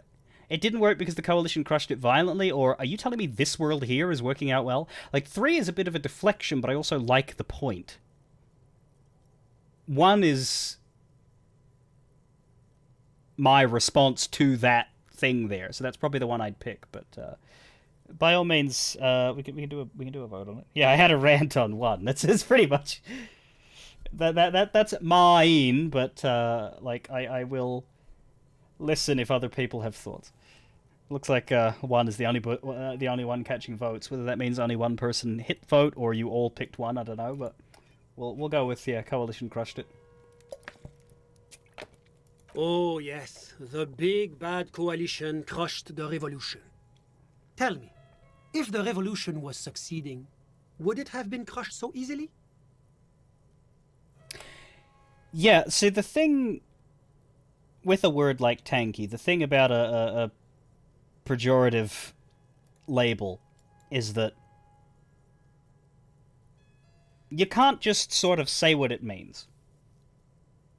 Because in addition to what it actually means, there are a bunch of people who just throw it around at everybody who vaguely a little bit kind of resembles what it's supposed to mean. Whether it's a pejorative or just a label that isn't necessarily venomous. Like, for example, the word feminist, which is just a word that describes a thing, right? But in some groups full of shitheads, that word in and of itself equals bad. Like, label-y words like that, yeah, as Rand puts it, tanky can mean extreme leftists who support Stalin, Mao, etc., or it could just be a word used to describe all leftists because the person using it is an idiot. It's really hard to say, oh, it specifically, you can't just leave it at the intended meaning. You have to also say, but it does get thrown around a lot by idiots. No matter what label word it is, there's always the caveat of there's also the casual flinging of it. One of the dumb criticisms you hear. The other dumb criticism is that Disco Elysium is the Rick and Morty of CRPGs. What? I don't even know what that... Are they suggesting that Kim Kitsuragi is Morty? I guess Kuno could be in a pinch. Anyway, the big bad coalition crushed the revolution. Tell me, if the revolution was succeeding, would it have been crushed so easily?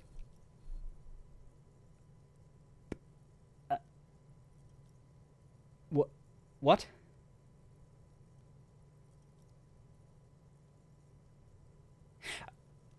Again, this is the stupidest... A war-torn, destabilized nation that has just had its regime violently changed gets invaded by countries that don't have any current ongoing internal conflicts. And it is the war-torn nation's fault for losing? The fact that they lost at that heavy disadvantage means that their ideas suck?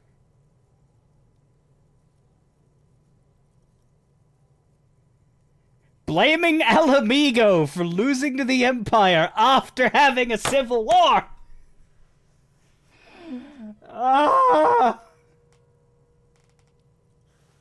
God, can we push him out this window? In fact, now that we've removed the body from the tree, can we put up... No, let's not. That's dark. Let's censor thyself, Gav. Censor thyself.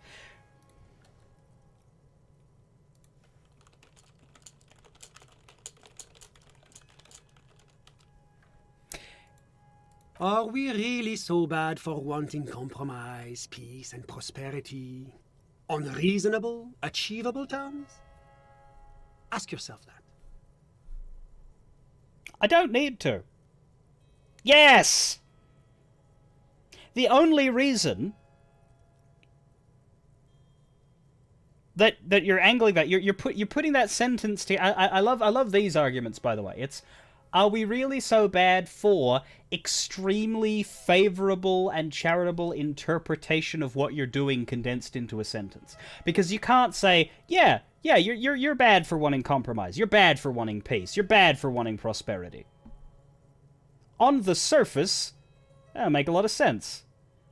But the problem is with your sentence. Your sentence doesn't hold water.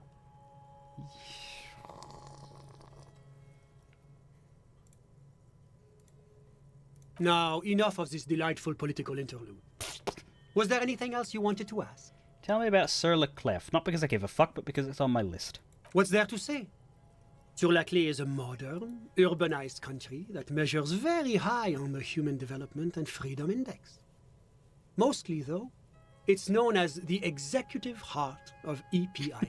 Very peaceful and prosperous with the power armor and the lynchings. Yeah. What's EPIS? Moreover, it is a great sponsor of less emerged countries. Revachol is only one of its many darlings whose progress it supports and cherishes. So you're trying to make your hometown sound like a doting father.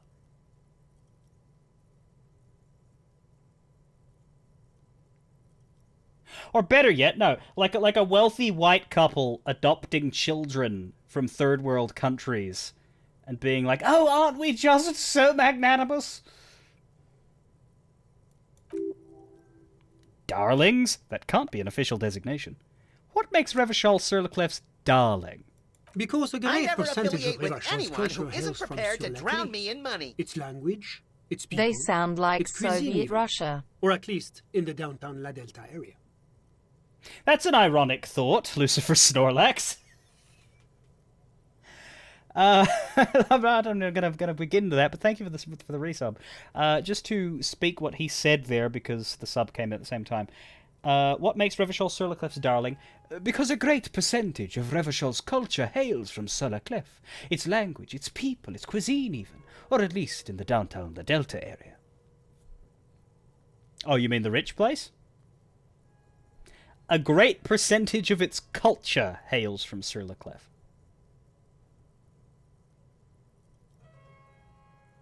So we fixed your terrible torn-up town by turning it into us.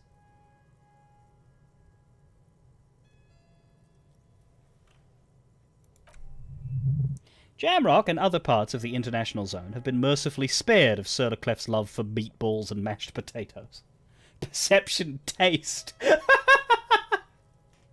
Enough business, let's talk about something else. Whatever you wish, officer. Yeah, I'm not gonna sell Clache out to this absolute wank stick. Can you tell me about your friend? Balcony guy. Ah, my friend. My friend is a good young man. His family immigrated here from Kedra, and life has not been easy for him. But he understands the importance of education. He has taken his future into his own hands, and that's all that matters. What's Kedra? Kedra is a candidate member of APIS. But, between you and me, Their potential membership is a more contentious issue. What do you mean? That it's never going to happen. Oh. They entered negotiations in 21, and it's been pending ever since. What's this EPIS thing you keep talking about? EPIS is a very special program developed by the Moral Intern to support certain Occidental nations. It began as a unified system of weights and measures, which proved to be a wild success. Nothing but kilograms and centimeters as far as the eye can see.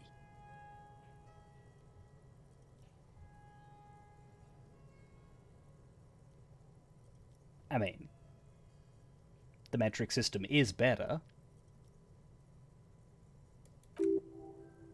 God, yes. Sweet standardization, the backbone of rationality and commerce. It was such a wild success that we expanded it into an economic union for the processing of steel.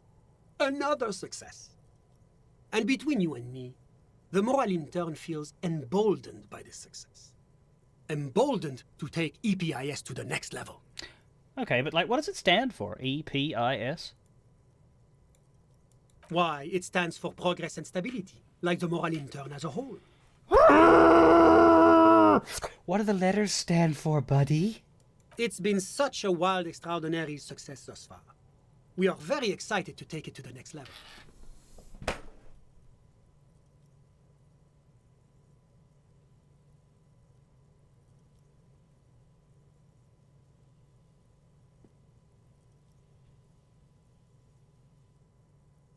You're just not hearing anything I'm saying, are you? Not a word.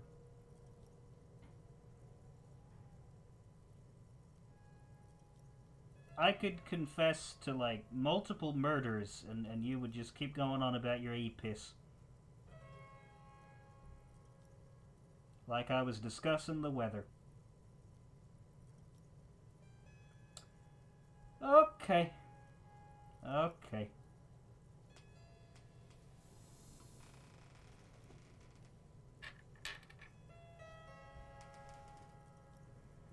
There's this thing about acronyms. Sometimes everybody uses them, and nobody knows what they stand for. I've seen this. You ask 5 people what this thing they keep talking about stands for, and nobody you ask knows. I have not encountered that one, but I'm very interested. Can't even hear the words I'm saying, do you? A supranational political alliance. The United States of Occident. The USO! Oh. Is it going to be like this place here? You mean Revachol? No, it's going to have transparent democracy.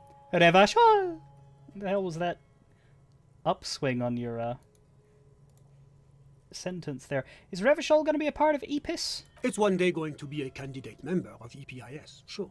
Nice dodge. Except that candidate members never actually become full members, do they?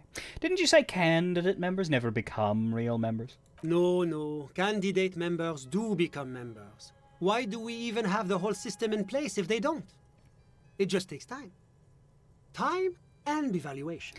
Maybe it's like the Jacob thing in Lost. Only one candidate ever gets to actually make it. But we were talking about my friend here, not politics. How did you two even become friends? How did any of us become friends? Oh my god, dude. Bad things happening on the Insulindian Isola. Oil platforms ablaze in the night. Civil wars lasting for years. Finally, the international community is forced to step in.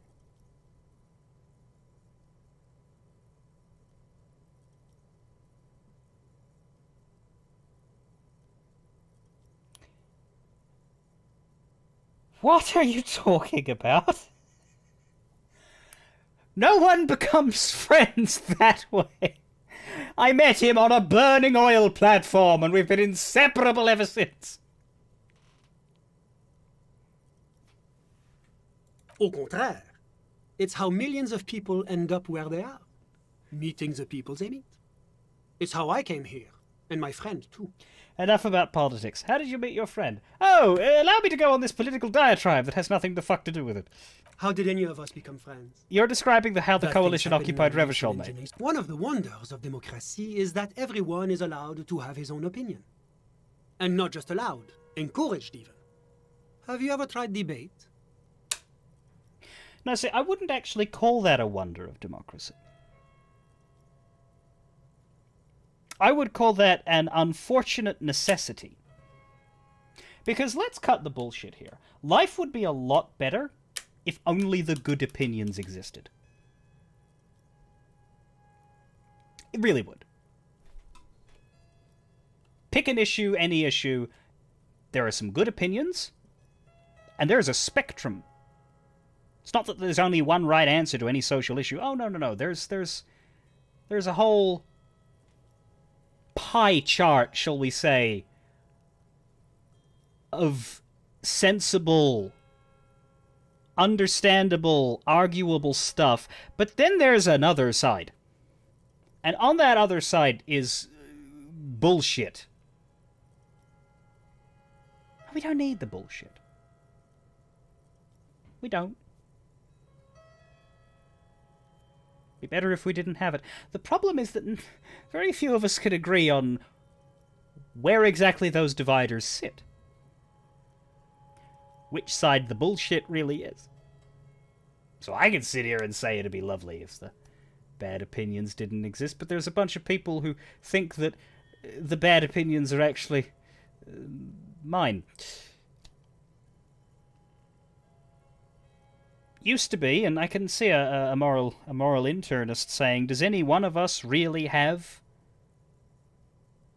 the ability to self-righteously say that mine are right and theirs are wrong? On some things, yes. Yeah, no, it's it, Blue Moon. Yeah, my conclusion is that people should just listen to my decrees on what the bullshit is. That's what Crusader Kings has taught me. Yeah, I and most of the people that I associate with would probably agree roughly within a few meters in this metaphorical chart as to where the bullshit line is. And we can probably find a good compromise. So if all of the people that didn't vibe with us could just shut up and stop thinking, that would be really, really good and better for humanity. But it doesn't work that way. Because you can't actualize that. So yeah, democracy's good. We need it. Certainly better than totalitarianism. But the ability of everyone to be encouraged to form their own opinion, well, encouraged to form, that's good. Encouraged to keep it if the opinion that you've formed is arse terrible, that's bad. Like, the concept of respecting people's opinions, that's where you lose me. There are plenty of opinions that have absolutely no business being respected. You can't respect them. Not without fucking failing the people who are hurt by their existence. You do not have the right to have your opinion respected. That is something you earn by having a good opinion.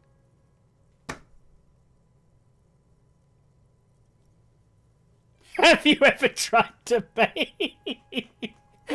Yeah. You could just replace this with a sea lion.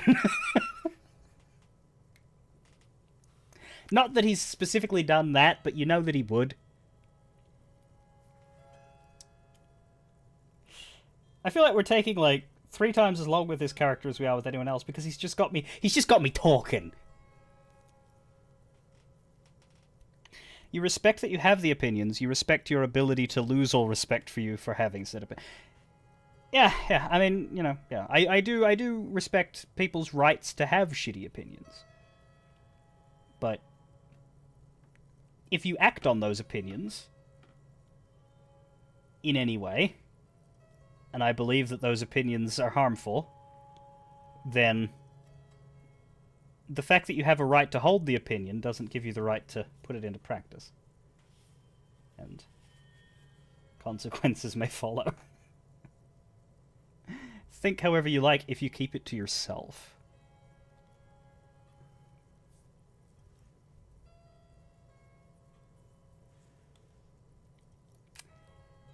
What do you mean? Debating. You should consider joining a debating society for adults. I hear they're oodles of fun. I used to have a flyer for one, but...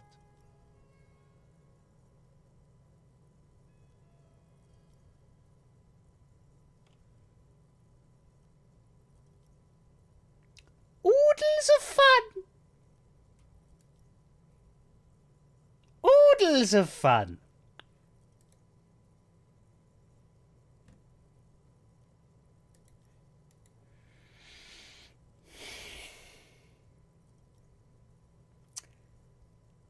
Yeah, no, he's very bad at keeping flyers. It is also inherently suspicious if you find serious socio-political debate to be fun. And I'm not saying it can't be. Ever. However, if you find a serious topic fun to debate, there are 2 reasons why. Number 1 is that you are debating minor, inconsequential points with a group of folk who can grasp the important shit, and therefore it is not as serious of a topic. Fair. Number 2 is that you are far enough removed from this serious topic that it cannot harm you or hurt you, and you're just playing around with it. And if that's the case, maybe you should shut up and let the people for whom that particular topic affects very up close personally. Maybe you should really be letting them explore it. Anyway.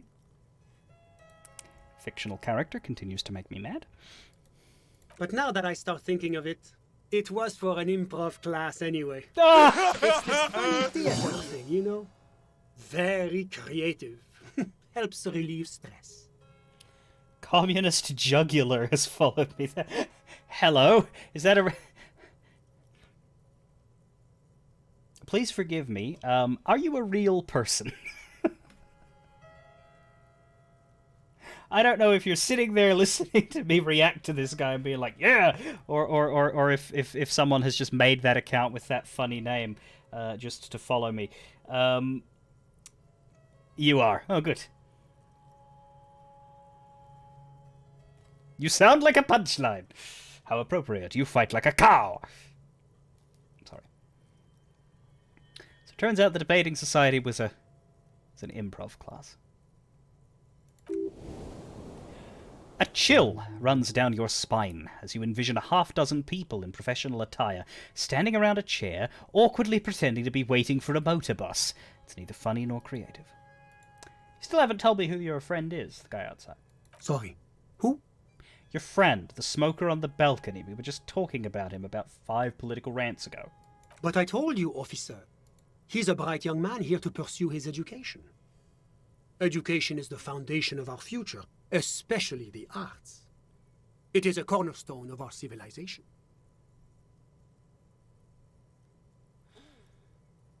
So what you're saying is, you would be in full approval and enthusiastic willingness if me and my pry bar here were to teach you a lesson.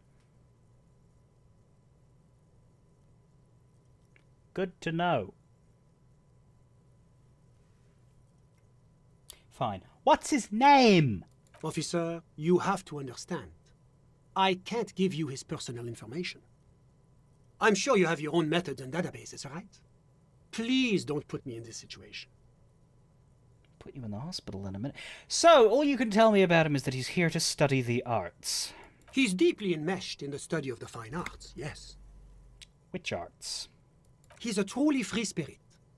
He likes all the arts. Perhaps graphic design, printmaking, who knows? The world is open wide for a talented youth like him.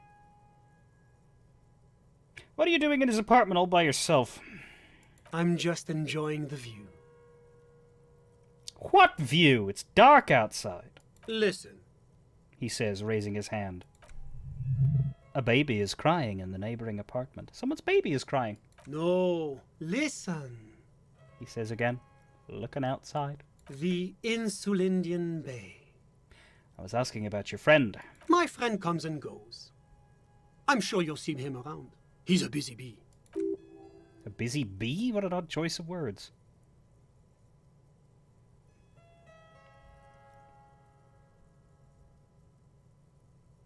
Has anybody seen the movie about the dog show?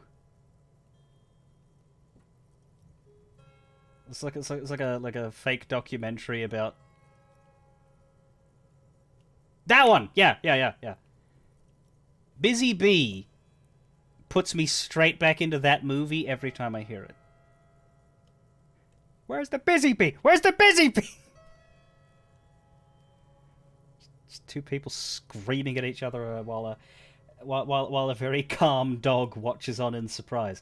I had something else in mind. I'm all ears, officer. Really? You consider yourself a listener? Right, well, we're not... just a quick query. Does anybody think we should sell Clash out to this guy? If so, please find something sharp and shove it up yourself. Thanks, I've got all I need. A moment, officer. Oh, of course. Do you have everything you need from me? I'm afraid we won't have the chance to speak again once you leave. That's ominous. Hold on, why can't we talk later? It's against diplomatic best practices for an official in my position to be discussing murders with local militiamen. And I'm pressed for time. After you leave, I should be leaving as well. That's not the real reason he's so apprehensive. Men in his position shouldn't be seen loitering around in underprivileged young men's apartments in the middle of the night. Thanks for the heads up, but my work here is done. Of course. I'm glad I could help. And we can talk to him again. Was there anything else? Of course. In a wider sense, this is actually my apartment.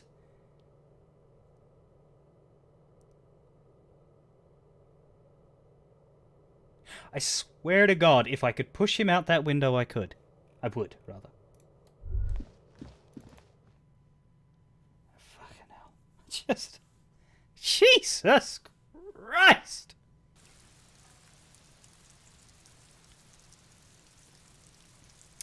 Clache is more forthcoming than he is, and she lied about her name.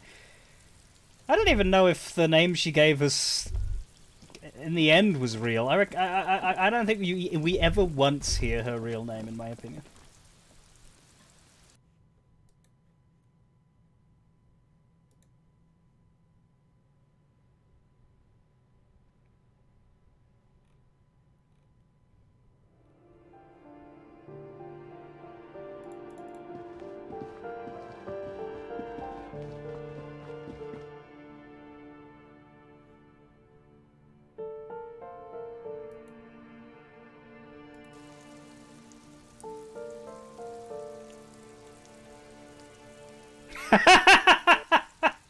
In honor of the Sunday friend, let me commit a massive waste. Perfect. The cherry on top of the shit sandwich. All shit sandwiches need a cherry.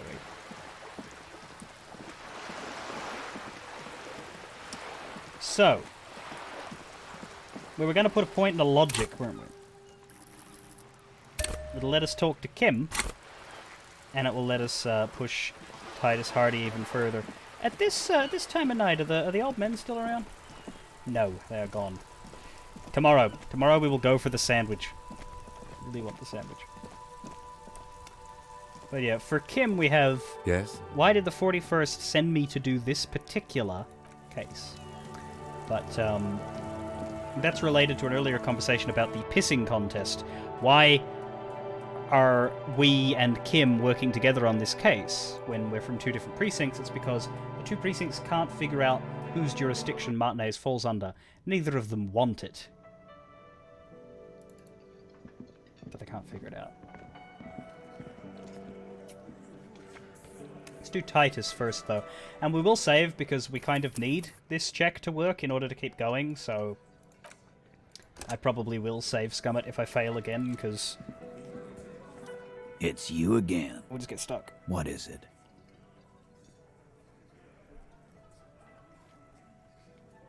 %92% chance. I'm not even going to press the chat help button. A sudden flash of... Ooh! That was a really low roll. I nearly fucking failed! Oh, God. A sudden flash of lightning in your neocortex. The hostel cafeteria is lit by its eerie blaze. Floor plans, bullet trajectories, webs of human emotion, all channeled into a single thought. A massive activity spike in the amygdala copicum, the part cops use to pin murders on people. Why are you so sure Ruby didn't off him?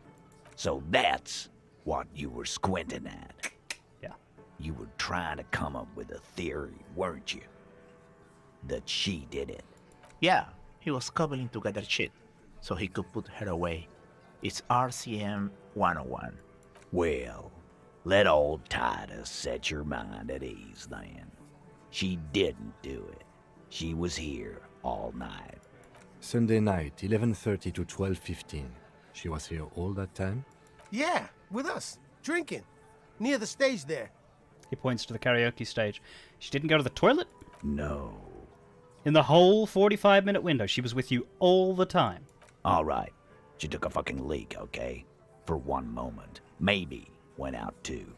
She has an operation to run from her lorry. We're not getting into what that operation is again, Cop. We already know it's drugs, Titus. I don't need you to confirm that for me. And just because she was gone for 5 minutes doesn't mean she magically got to the roof and shot him. I've been through this. It's not plausible. Not probable. All right, we're in. We got Ruby unaccounted for during some time during the window. That was crucial, but now we need to place her on the roof. You do agree the shot came from the roof, right? Why not?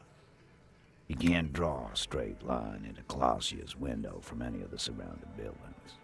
Not from what I know about Martinez. Maybe from the coast. But like I said, I've been too busy dealing with you idiots. So no, I don't think it was a sniper. It was close up. There's a 72% chance that the bullet came from the roof. I like this because it calls in it calls our skill checks. It echoes from our skill checks. We have failed checks this high. We have passed checks of 28%. 72%. There's a percentage and all. Where'd you get it from? Your guys in the lab? Nope, I have a big brain. No, you can't. I know what you did here on the weekend. People talk.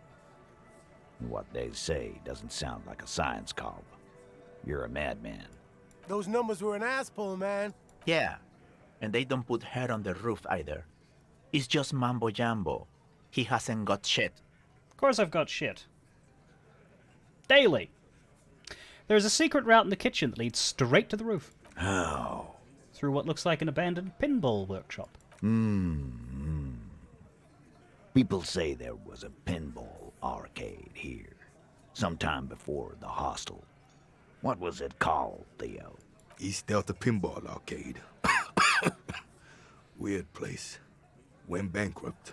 Okay, but how'd you get up? There's no room for a staircase in this building. Or an elevator, for that matter. While we cannot say for certain right now, we will find out. Sure, cops, sure. We need to have a look at that secret passage, boys. You got it, boss. Professional law enforcement will investigate. You got something else to back this route up? Or is that it? Have we firmly established that Ruby could have had access to the roof where the man was shot? Firmly? Firmly doesn't go well with could've. There's a route to the roof. Me and the boys need to check it out.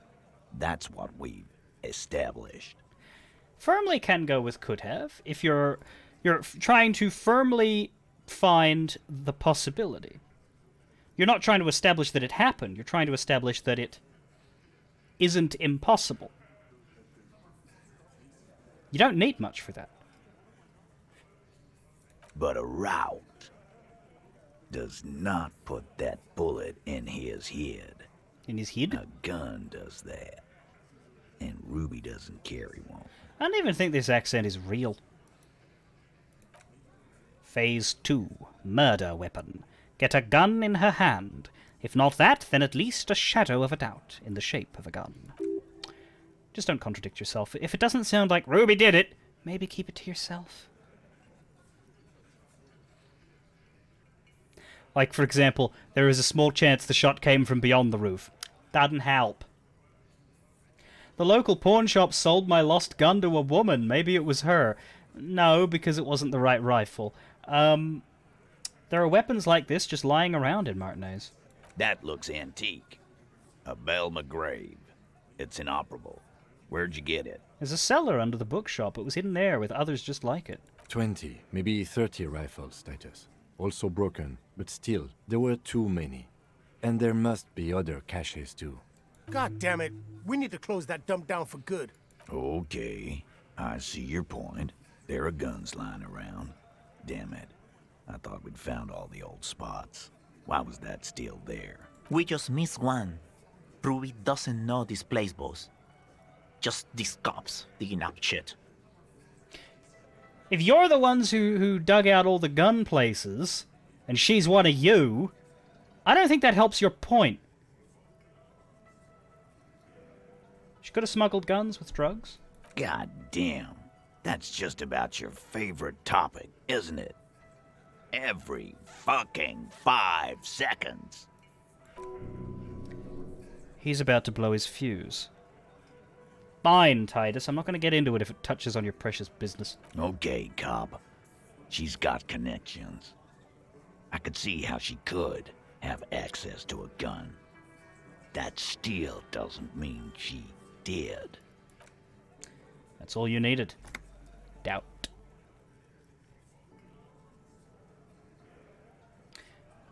I think the other three are false. I didn't say I'd prove she had the murder weapon, just that we need to find her. All right, cop. Keep talking. I'll tell you when I've had enough. T, we're not seriously considering it, are we? Ruby wouldn't do this. Why would she do something like this?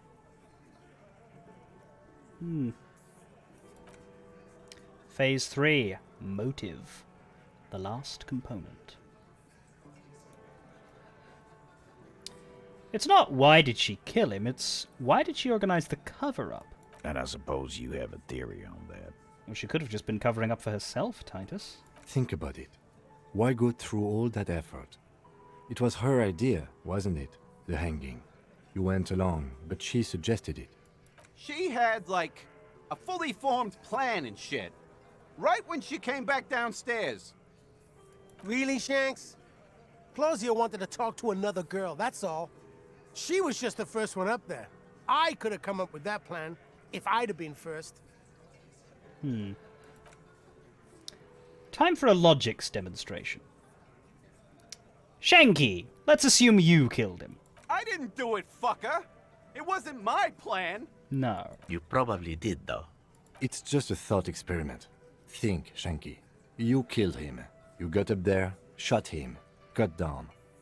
Would you prefer to go on trial with your buddies, as part of a lynch mob, or alone, for committing murder? Fuck you, man. I would never fuck my guys over like that. He squeaks with indignation. She didn't either. She would never do that. Why aren't more of you defending her? This is fucking stupid, Titus. Glenn, I thought the same thing when she skipped town and left us in this shit. Ooh, so he didn't rule her out completely. And she skipped town. This is good. I never affiliate with anyone who isn't prepared to drown me in money. Nor should you. Thank you, Nevermoon.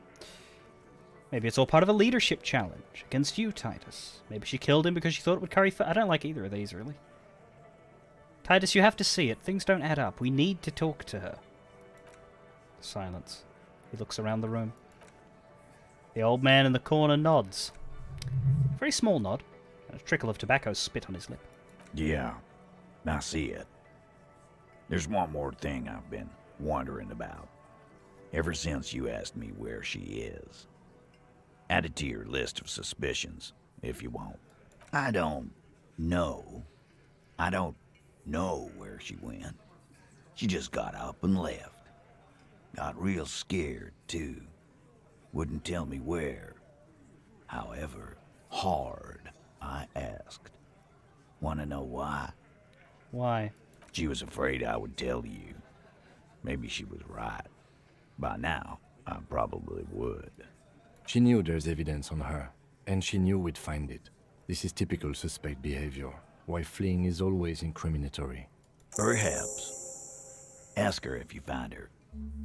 It won't be easy, though. She made sure of that. When did she leave? Friday afternoon, when you first arrived. I got word the RCM was in town. Then she came in to see me. Told me she was leaving. That's when we had our little conversation. What was she scared of? I told you. You. Me personally? Yes, you. The cop with the sideburns and the disco clothes. And a hole in his heart. That first. Don't forget the funny tie, too. How can I forget? You and I are going to dance in the moonlight under a billion stars! You know, when I first saw you limping here, I thought she was paranoid or sniffing her own supply. But now I'm not so sure. Still so sad that I don't get to hear the tie. Let's see if we can make that line happen again. Voiceover full. I told you. Yes. And a hole in his heart. That first. How can I forget? Here we go. You and I are going to dance in the moonlight under a billion stars. You know, when I first Thank you, Ty. saw you limping here, I thought she was paranoid or sniffing her own supply. But what else did Ruby tell you? Now I'm not so sure. About me. She said you have a funny taste in clothes. I do. And that you won't stop. I won't what? Never. Not until the case is solved. And then the next case. And the next. Won't stop. Mm-hmm. She's right. I won't. Not until you have something on her. She says she's heard of you from Jamrock. That you're a human can opener. That you play suspects against each other. Open them up. Like cans. Fucking hell. Titus, did he just open Angus up like a can? Yes, he did. Now, we can whine about it. Whack him. Or we can go on with our lives. I'm having a go on with our lives kind of day, Al. How about you? Silence. He nods. Is that true, Kim? Am I a can opener? You are insistent. He nods. Anything else? Anything? Yeah, there was something else. She wouldn't tell me, though. I could see she wanted to. It was burning on her lips. This cop, Titus. This cop, he... But she was too scared. Scared? You should be too. A strange fear creeps over you, a metallic taste in your mouth. Change the subject. Do you have any clues on where Ruby went? She's not far. We know that much. She didn't take her lorry. So, she's on foot. Good fucking luck, man. She knows this place like the back of her hand. You'll never find her. Yeah, Al. And we won't either. She's not really a hardy candidate anymore, is she?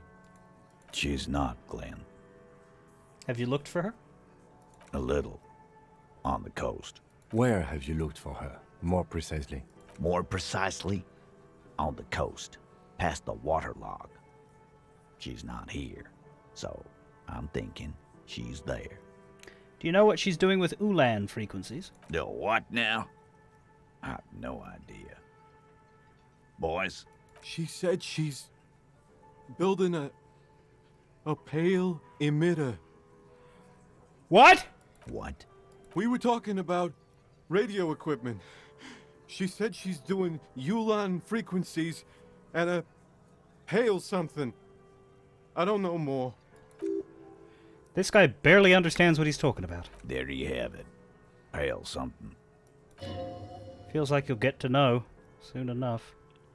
Can you tell me where on the coast I should start looking? Sure. There are some shit houses there. A cinder block town. The fisherfolk there refuse to unionize. So, that's one place we haven't looked. I hear they have a shack where junkies sometimes crash. Time for you to step up. We will start there. One more question. What does Ruby look like? Boyish. Hair's red. Dyed. She looks like a Lowry man. It's not much, but it'll do. It'll have to. Puts his hand out. Or shake it. His grip is firm and reassuring, like holding a piece of unpolished granite. A very little bit of pale could do all sorts of crazy things to a what? The Copper-nado is back. What do you want? Mind. Okay. Yeah? And there we go. That puts us in the direction of across the canal, which works very well for me. This is the canal, across the canal, this is across the canal, this is across the canal. This is across the canal. This we still need to do after we get rid of Kim.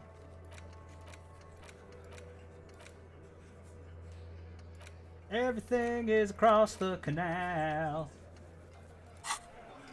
Kim has a logic check, that is true. I will do that when I get back. I'm just going to take my 5-10 minute break here, given it's a 6-hour stream, and those are quite a lot. I do need to step aside for a bit and take care of a thing or two. Do stay tuned. We will be back to talk to Kim, then we get rid of Kim, we talk to Clash, then we read some books, then we go to bed, and then we can do a little bit of day 4 before this stream is over. But, not a lot. I'll be back.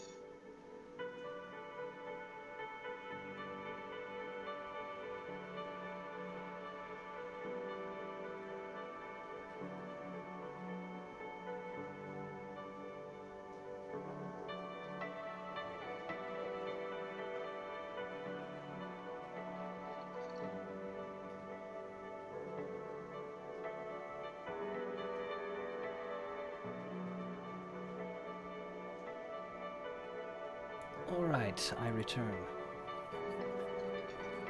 Apologies for the wait. But we still have a good hour and 40 minutes. So I think we can put another dent in this game before we're done today. Alright.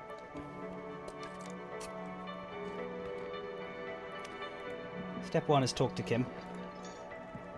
If I can get him to stand still. There we go. Yes? Why did the 41st send me? So yeah, this is relative to why they sent me specifically and not any other officer in the precinct to do this exact case. We've got an okay chance of getting it. Let's have our mind boosted by the chat vote there. If you could quickly up my intellect. Once again, it's just always intellect. Intellect, intellect, intellect. It's intellect today. All of the checks are intellect today.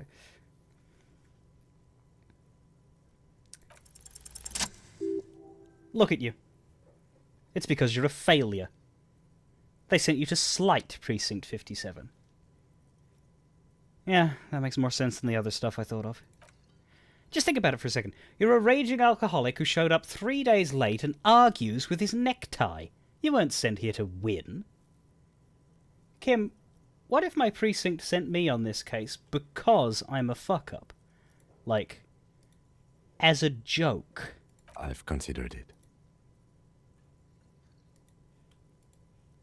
So it's true. It would be immensely ugly of them, not to mention unprofessional. But I also think it's somewhat unlikely. Somewhat? Why is that? I checked the records. This jurisdiction dispute, who polices Martinez, reaches back to the 30s. It's as old as my station. And all this time we can't decide who gets Martinez? I think, yes, both stations would prefer a win. Huh, so you are their finest. I am the finest of nothing. Do you really see me as a safe bet? Safe? No. But you're old. You've made it this far. Something has brought you through. We've only just started working together, so I don't know what it is yet. But it's there. So no, I don't think they sent you as a joke. And even if they did, they are in for a surprise. That's kind of nice. Okay.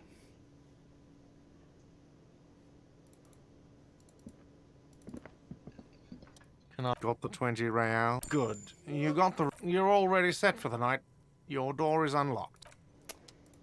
Pay Gart so we can sleep here tonight. Hopefully, Clache is still accessible.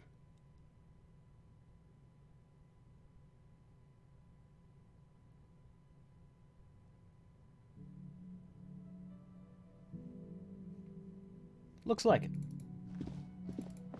But in order to get rid of Kim, we need to go into our room. See you in the morning. Yes. Don't mind the fact that I didn't actually leave. Bye. I'm totally going to my room. Bye. Bye.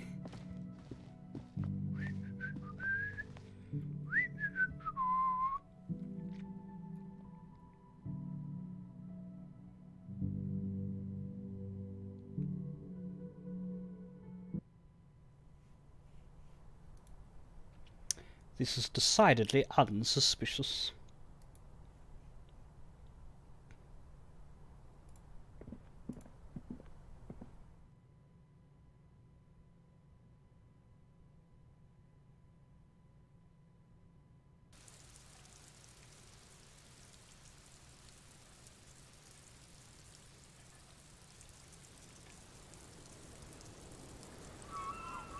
She's gone!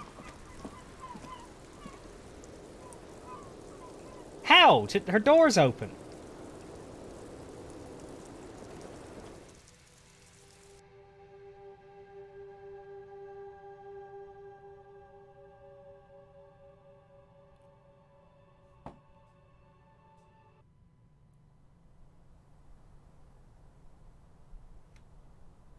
That's annoying. I don't know if that's gone or gone for the night. I think it's gone for the night. I don't think she's gone, but it's weird because we go through her building.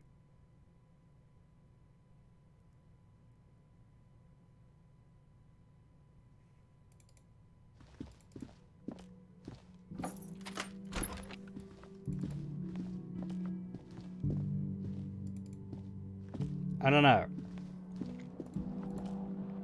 The hat makes me blend in with lamps. The description of the hat is, thank God you can't really see people's reactions when they see you strolling around in this incredibly insensitive headpiece. It also came with this silk robe, but we don't really want to wear that because other stats are better. Alright, well, I don't know when I'm going to get to talk to Clash about Sunday night. I guess in the morning, because we don't pick Kim up in this top level, do we?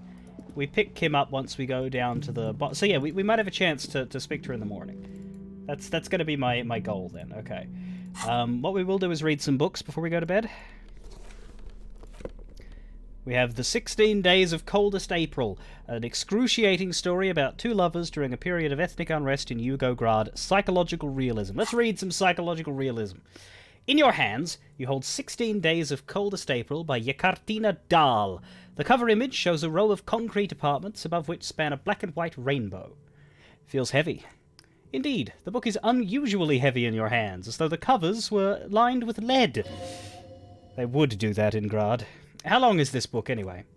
You flip through the book. The pages are thinner than you realized, and the type quite small and tightly set. It is nearly 600 pages long. Real art is dense and difficult. If it didn't feel like you had to wrestle a suicidal bear to get through it, you weren't really reading. Look at the back cover. The back cover is dominated by the black and white photograph of the author. What does she look like? She can't be much older than her mid-30s in this photograph, and yet from this cover, the eyes of a sad old woman stare back at you. In cold, detached prose, the author describes a scene from one of the Yugograd riots in the 20s. Youths overturn motor carriages and set trash cans ablaze, while heavily armoured guardsmen dash in and disperse them in a flurry of baton blows. As ethnic tensions run wild, a pair of young lovers meet each other on the street. Somehow, in the middle of all the chaos, they manage to lock arms and look into each other's eyes.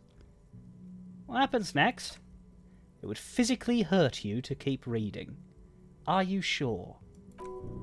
Fuck it. Do it. It can't be worse than what you've already felt. Read 10 more pages.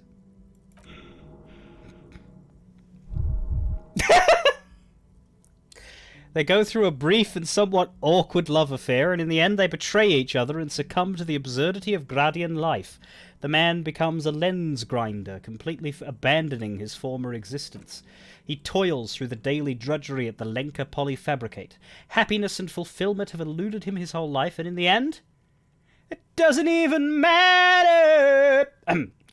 In the end, he has nothing to do but dedicate himself to the craft. And the woman? She spends the next several decades standing at a conveyor in a Sosnovor fish processing plant. The smell of fish guts slowly seeps into her hair and skin, as every single one of her dreams dies one by one. Knife goes in, the guts come out. That's what Sosnovor fish processing plant is all about. The memory of their short time together tortures the former lovers ceaselessly until the end of their days. Years pass in solitude, their bodies growing ever more decrepit. Why can't I put this book away? As life leaves their remains between the soiled sheets, their final thoughts are filled with regret. Good stuff. You fucking loved this. Well, that hurt. Literally. Medicinal Purposes of the Pale. A small green book giving off a peculiar foreboding impression, although it's hard to figure out why. It describes the various ways of healing debilitating ailments through the use of pale, some of which sound implausible at best. Let's try to say debilitating. Cover of this heavy tome features a number of esoteric symbols. Flipping through the book, you find a number of sections on the general benefits of the pale. A large pharmacopoeia makes up nearly half the book. What's a pharmacopoeia? You come across the following explanation. While modern pharmacopoeia are continually updated by so-called experts based on the results of clinical trials, readers will find assembled here the timeless wisdom relied upon by generations of traditional Seolite medicine practitioners, Mesk mystics, and Ilmaran folk doctors. Finally, something to calm the angry spirits that have been plaguing you. It seems to contain descriptions of the medicinal properties of various ingredients that may be gathered from the Pale, as well as instructions for producing a variety of herbal remedies. I just want something that will soothe the relentless torment of my existence. What you're describing is booze. You don't see any herbs for that. Okay. Is there anything in there about restoring lost memories? There are a number of Seolite tonics that promise to improve your short-term memory, but nothing that speaks to your condition. Anything about curing an apocalyptic hangover? There's nothing in here that speaks to hangovers directly. However, while browsing through the various descriptions, you become convinced that you could assemble something from the ingredients listed here. Do you want to give it a shot? Alright, book. Let's see what you got. First, you need to choose a base ingredient. Ginger root, a sprig of fresh mint, common meadow rue. What does the chat think?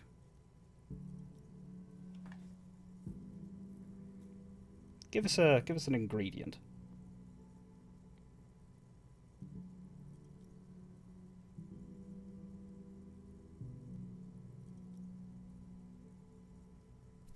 The ginger root and the fresh mint are popular. Let's go with the fresh mint. Next, you'll need to combine the base ingredient with an appropriate vehicle. A dram of whiskey, tea made from birch bark, or a paste with aloe vera extract. Whiskey! Lastly, what would you like to add? Pomegranate seeds, a spoonful of sugar, wild ginseng root. Well, I have heard that a spoonful of sugar does in fact make the medicine go down. You have created a julep of mint. It won't help your hangover, but it does seem like it would be refreshing on a warm summer's day. The cool damp of the city has penetrated to your very marrow. Summer is a long way away. If only you could find one of these right now and drink the shit out of it. The book said it's good for you, so it would be okay. Would you like to try again? Sure. Ginger root, birch bark, pomegranate. You've created a delicious tincture of whiskey and ginger. That's weird, because I didn't choose whiskey. According to the pharmacopoeia, it should increase your energy and focus, though in your experience it's only done the opposite. Meadow rue, aloe vera, ginseng. You've created a delicious tincture of whiskey and ginger. Is that just... Now that I've done it once, is that automatically picking the top 3? It is.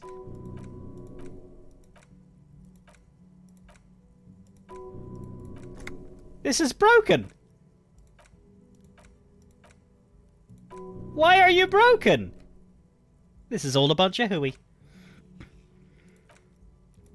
If I try again, is it still it's still broken! You're watching the clock and laughing your ass off. It stops at 2 AM. You can't go past 2 AM. The sun comes up. Detective, did you sleep last night? What are you doing? I'm trying to make a hangover cure! Perhaps sleep would have helped in that endeavor. But the book is lying to me! Okay, detective, okay. Let's go solve a murder. Put the book away!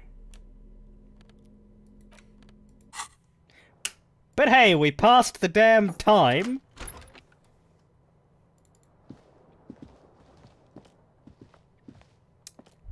Let's go sleep in our sad bed. Oh, we can analyze this window, can't we? Assess the damage. Assess the damage. One more intellect. One more intellect boost on this day of intellect where we've done like 80,000 intellect checks and no other stat.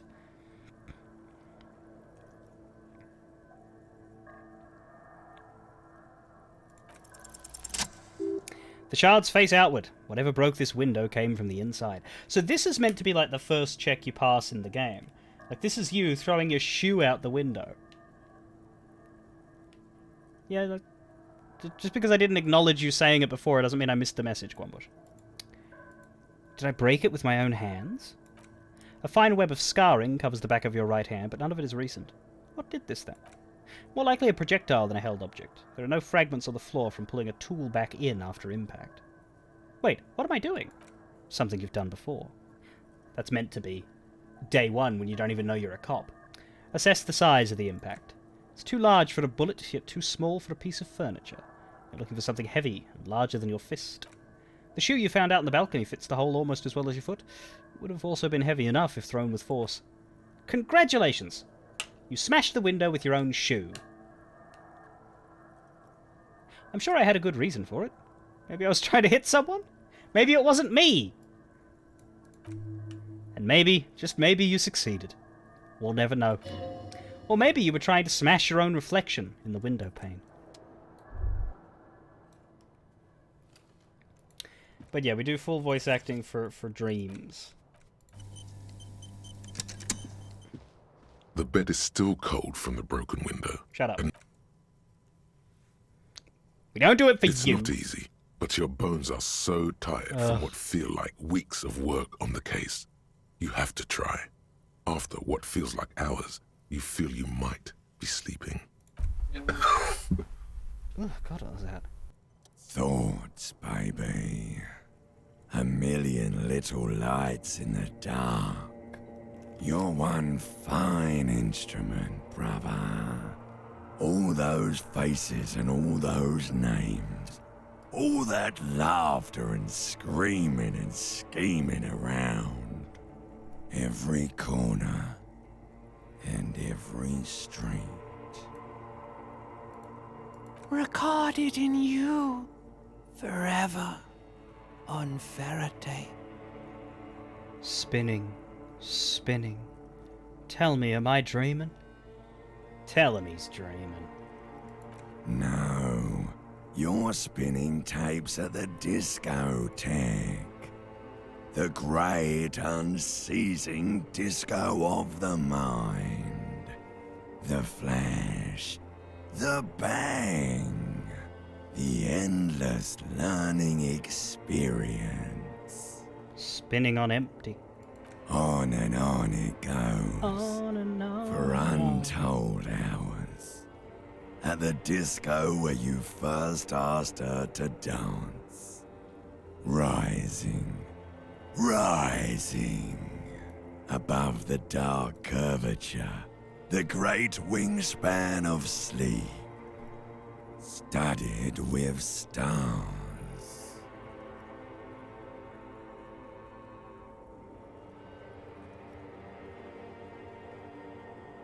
Behold, there are millions of them down there. The first time, the last time, the smoke in her mouth, the plotted flowers, the faces turning, changing. Did Limbic System just say the plotted flowers? I swear I just heard the plotted flowers. It's like they inserted a typo. The potted flowers. The first time, the last time we ever met. But I know the reason why you keep your silence up. No, you don't fool me. The hurt doesn't show, but the pain still grows. It's no stranger to you or me. What is it? It's the world, Harry boy, and you're made of it. Every day you're out there, you make more of yourself from it. I'm afraid you can't be unmade now. I can feel it all in the air now. Oh, Lord. You can never forget this shit. The rain, the snow. I don't want to. It's beautiful. Beautiful. It's stuck on loop, whirling, spitting out words and images. You're the son of the world again. Harrister, a ceaseless agent, picking up litter and old newspapers, collecting your little bubblegum wrappers and idiotic picture postcards. Meaningless keepsakes. Reading your awful letters and recalling things, aren't you? The endless names of the world. An address book you are. The map of a city. That's right. I am an agent of the world. You'll go insane if you keep going like this. One more day, and you'll be in the loony bin. I just know you will. And for what, brother man? For the working class. Solving your little crossword puzzles. Doing your tasks. Crossing names off lists. Trying to become some sort of world detector. It won't make it okay. It won't put smoke back in her mouth. I'm building communism for all. This time we won't fail.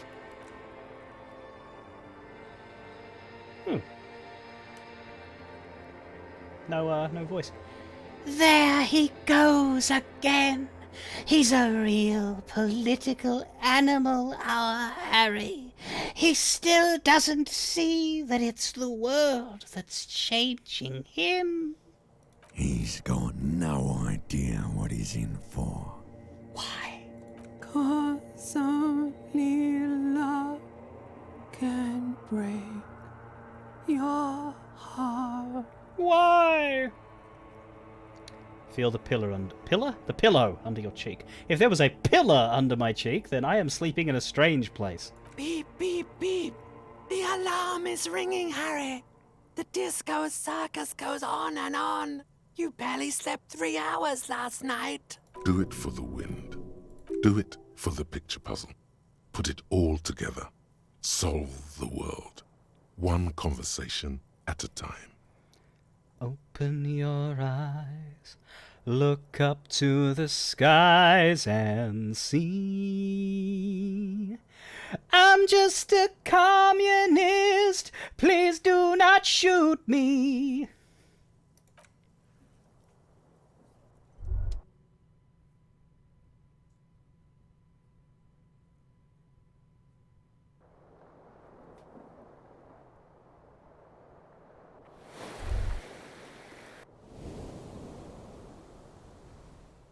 And here we are.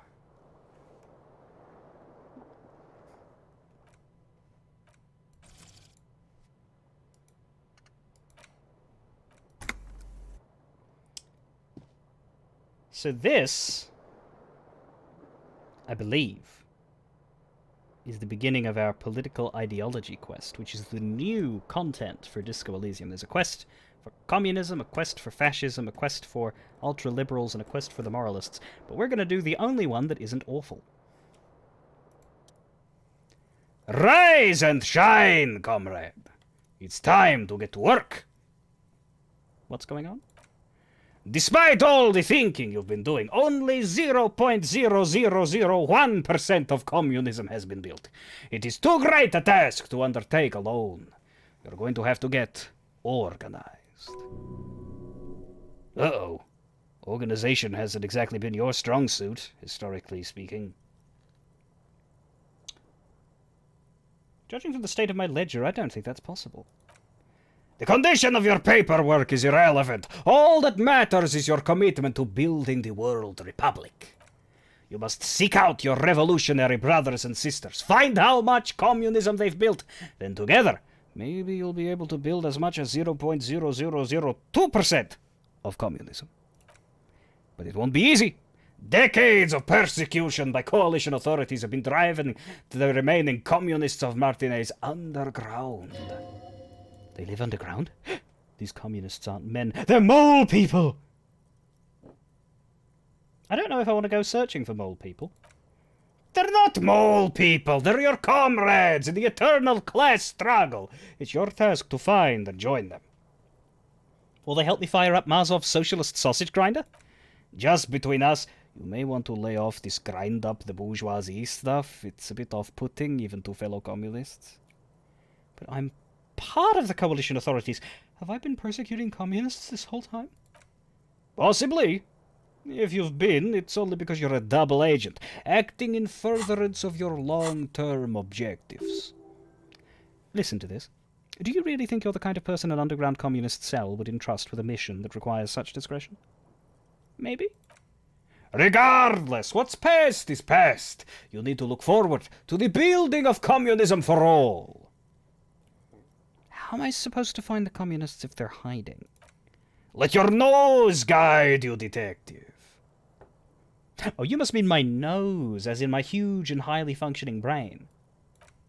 No, we meant your nose, as in that swollen Mach detector at the center of your face.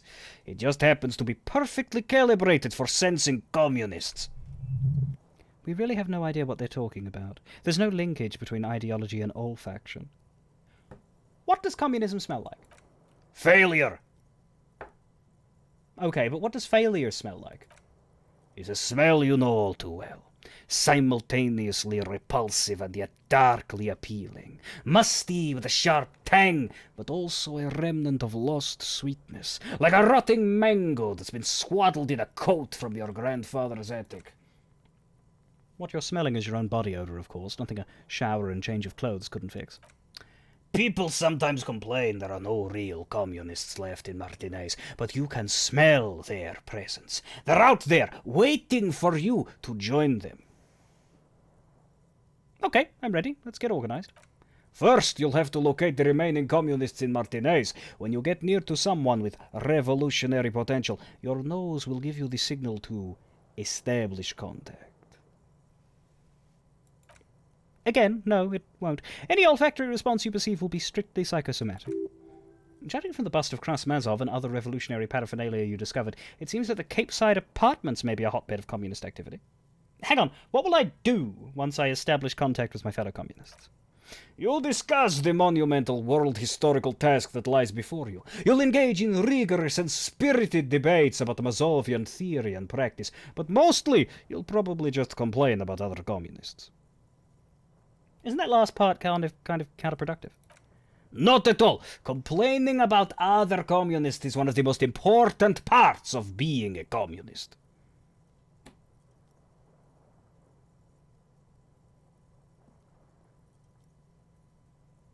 I feel very seen.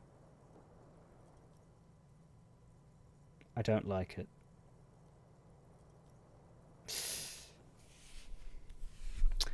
All right. Let's get to it. Here we go! Wake, brave worker, 'tis no time for bed. Fight till there's no slaves below and no masters o'erhead.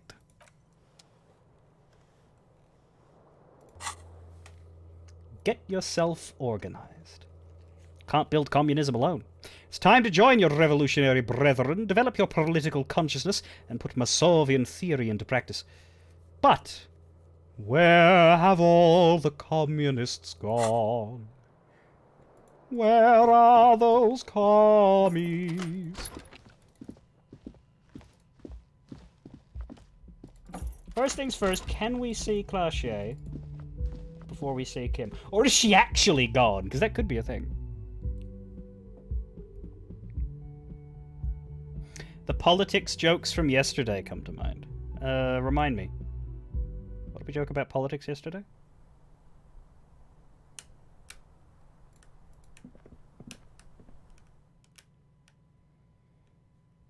The left wing is shattered. Ah, that, yes.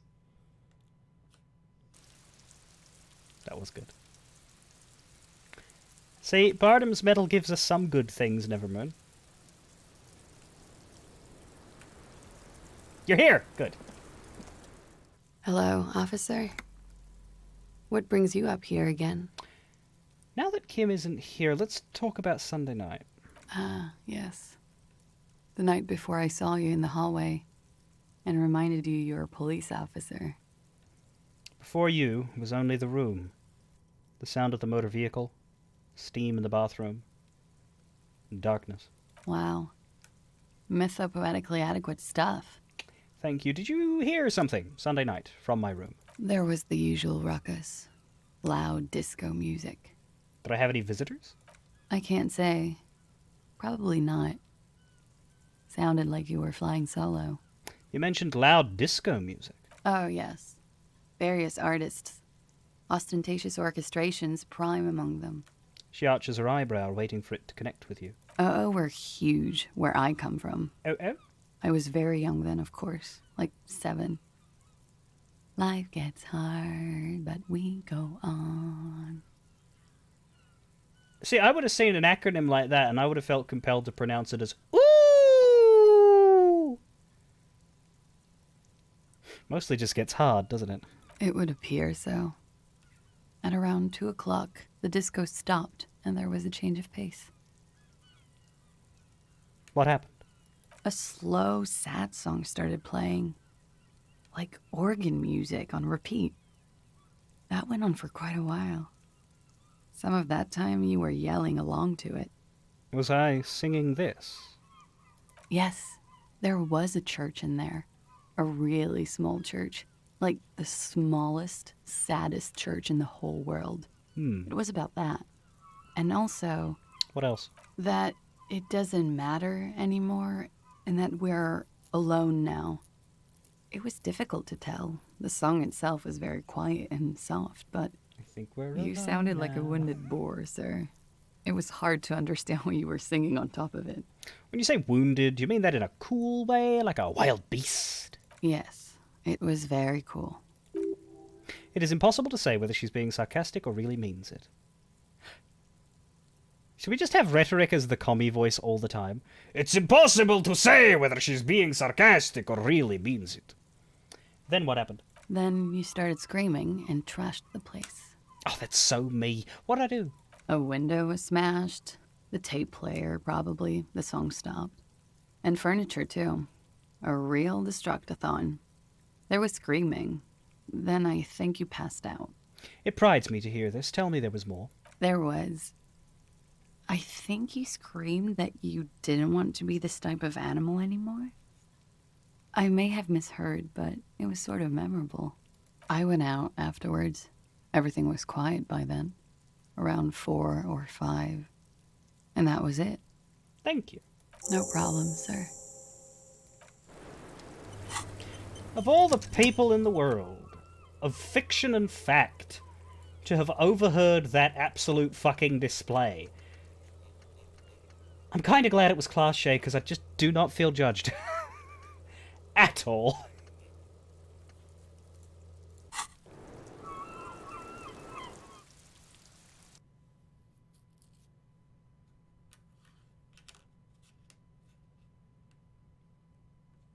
It's quite relieving in its way. Is this a productive, complete psychological break? We got 10 EXP and a little bit of backstory. Doesn't really give us much other than that.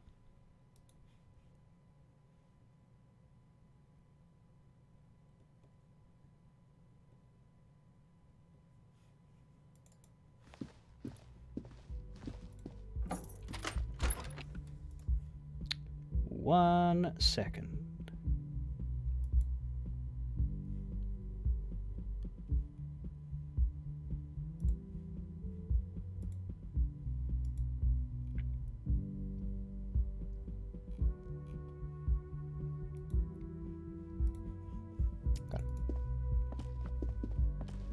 I don't want to be this type of animal anymore. Wake up different and improving. Oh. Oh.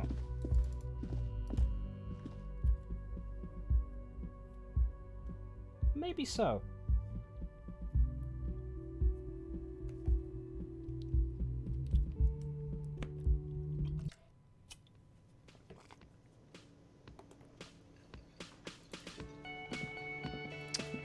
Good morning. Hello, Kim. Yes? Oh my god.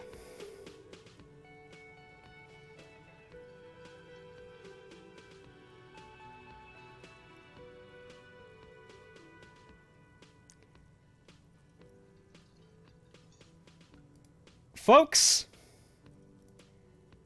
take a deep breath. It's time to smell Kim for hints of communism.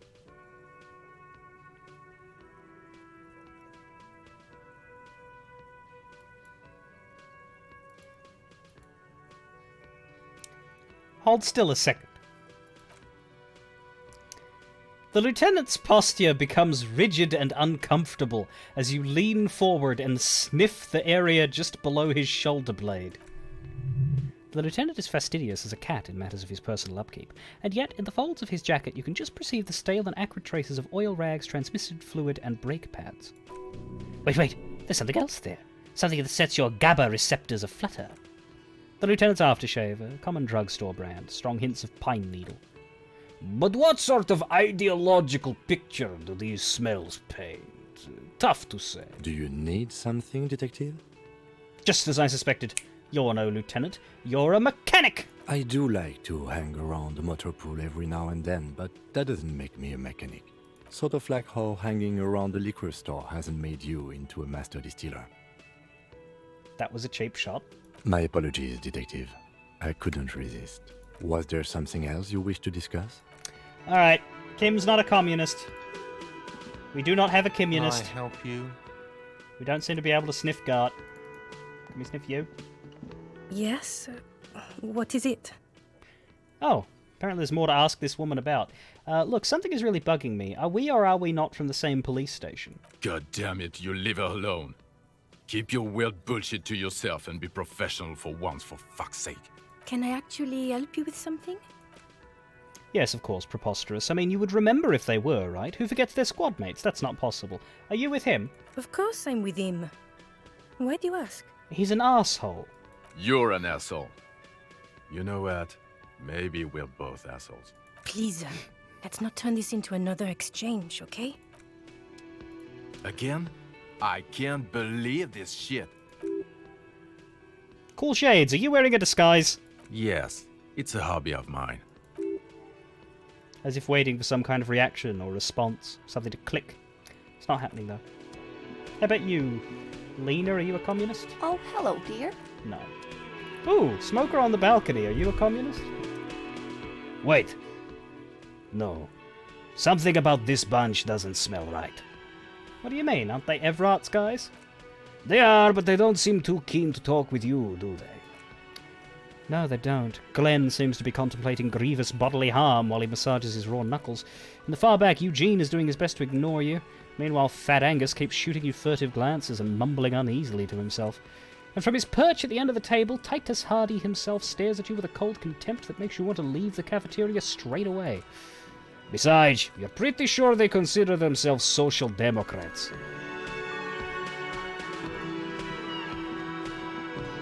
Hi, gendarme. Another rendezvous. There he is again, the smoker on the balcony, right here in the whirling in rags. Hello, adjust your tie.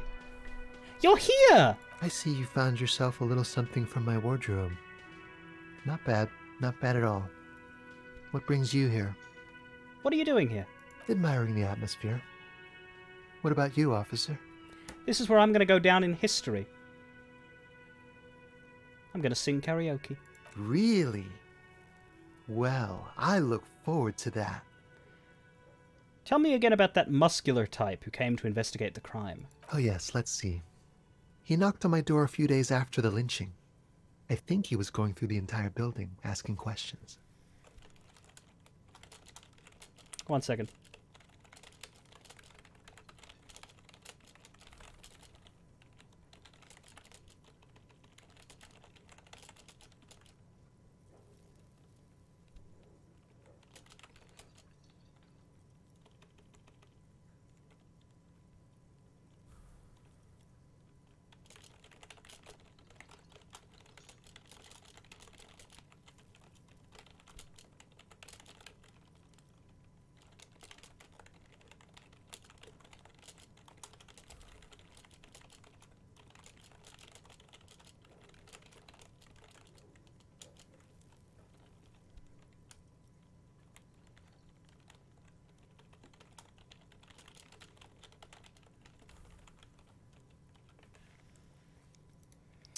What did you tell him? Nothing. That I didn't see anything.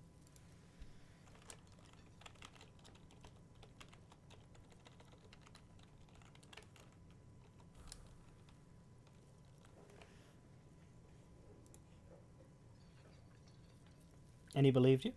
Why shouldn't he? Did you tell him about your friend? What friend?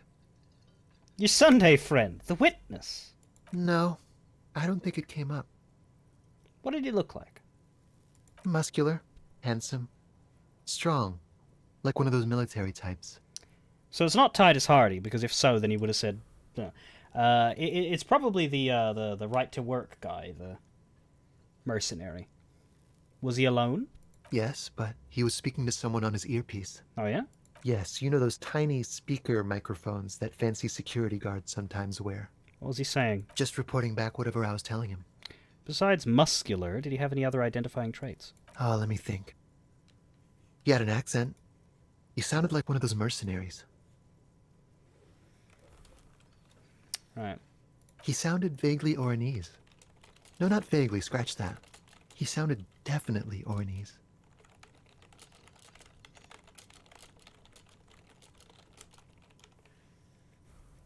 Sure. Anything else on your mind? I met your Sunday friend. You did? And how did you like him?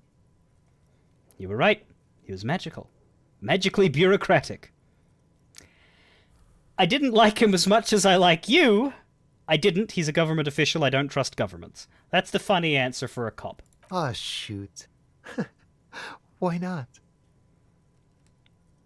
Who is he? A visitor from the first world. He's not like you and me, gendarme. He can always return. Return where? To his opportunities in Occident, sur la clé. Still, his coming and going brings some life to the village. He breathes in and keeps his lungs filled for a moment before letting it out. Or is it just money? I don't know. What are you two?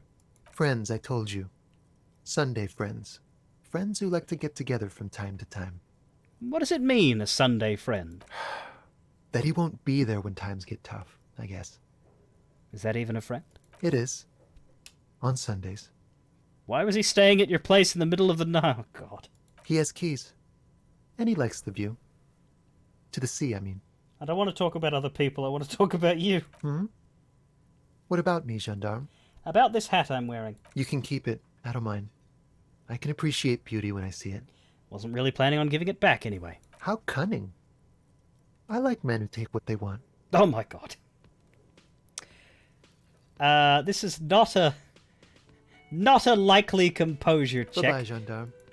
But I think part of that is because I have a composure minus from my boots. So let's fix that. Where else can we get composure? Let's get some composure clothes. Some composure closure. Let's compose our clothes.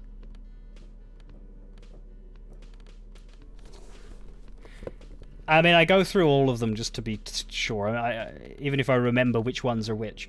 But yeah, that turns us from a -1 to a +2, so we get 3 points of composure. In fact, we even noticed something here. Hear that? Magnesium. That's what you're lacking. The lack of magnesium has you slouched. The magnesium levels in your blood are dangerously low. It's about the low magnesium levels and not the high alcohol levels. I fucking knew it wasn't the alcohol. Or the other things. Yeah, the other things! Long live the other things. Made you strong as an ox they have! So there's a lack of magnesium in me? Yes, and it's critical. Look at yourself! You're practically devolving into a fish due to the lack of magnesium in your bloodstream. Stream, rather. Your bloodstream. So I need to mag it sideways? Mag it sideways? What are you talking about? You need to mag it up! You probably had 2 heart attacks and a minor stroke already, and the only prescription is insane amounts of magnesium. 1 stroke? Don't be so modest, he's having one right now. You saying I need to become a magnesium-based life form? Yes! If you want to live, you need to evolve. You need to transcend the carbon barrier. Go to the apothecary and buy insane amounts of magnesium. It will reverse the damage to your circulatory system. Just remember, it's not the alcohol. Buy more of that too. Alcohol is not the problem. And it's certainly not the dextroamphetamine. No, smoking for 40 years. It's the lack of magnesium and excess of coffee. You should stop drinking coffee. It wreaks havoc on your gastrointestinal system. Now go do some heroin, bitch. We lose some shivers for this, but it's a 1-hour research. Magnesium-based life form. It is generally understood that human beings are carbon-based organisms fusing little carbon tubes together to form complex, mushy structures capable of thought, love, and locomotion. It is also known that these structures sometimes like to take the edge off by consuming ethanol, amphetamine, etc. In such cases, it is important to supplement your body with magnesium. Tired? Mag it. Down. Mag time. Liver damage. Maximum. Mag! Some people say magnesium doesn't really do anything and you just need to quit. What do we tell them? You would say get rid of Fairweather T500?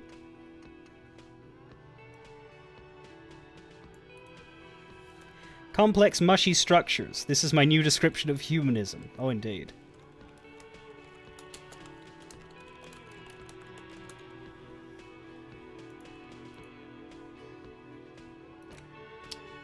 Let's do an overview. We definitely need to keep Mazovian Socio-Ec. We definitely need to keep Superstar. We can get rid of Hobocop, but we do get more money from it. We can get rid of Caustic Echo, but I kind of want to keep the Motorix learning caps for a little longer, although I suppose I could just grab the thing I want now. Keep this.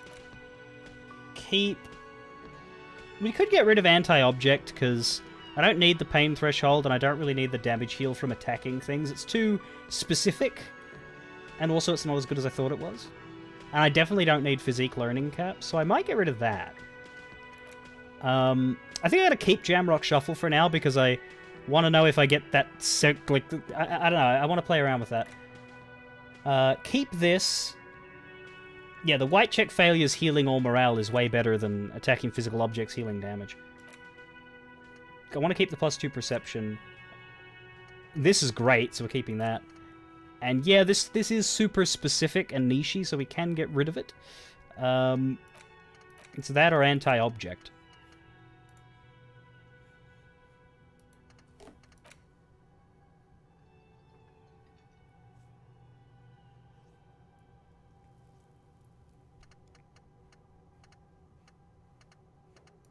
Because I do want to try magnesium-based life form, because I can't remember it at all. I think I'm gonna go with Anti-Object. We'll keep the extra money here for now. We don't need to be Anti-Object anymore. It was fun, but it's not deeply required.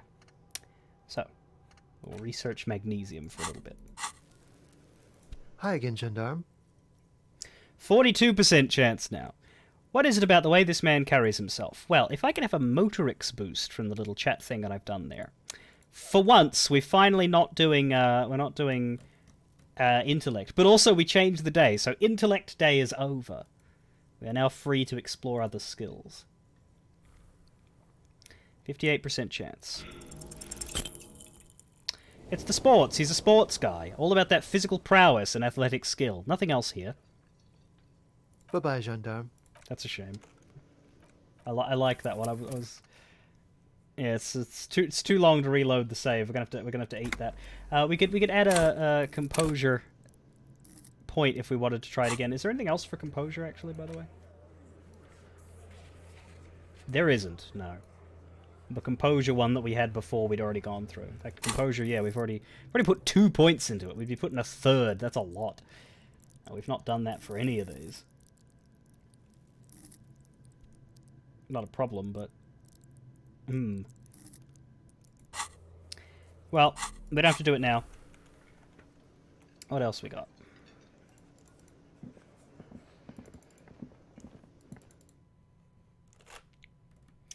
We're pretty much ready to go explore across the canal. There's just one thing. It's our communism quest. And because the communism quest is new, I kind of want to do that. Capeside Apartments was recommended. Volition. You think you have a pretty hot suspect right now, don't you? That Ruby of yours. Yeah, and?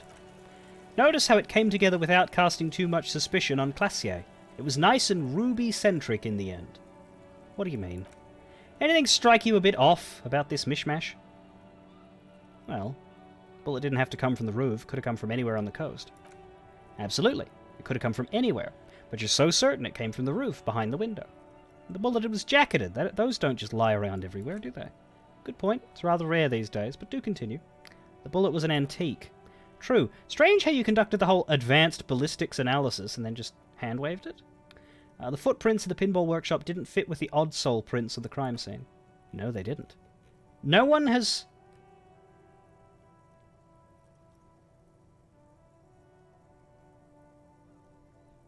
mentioned hearing the shot.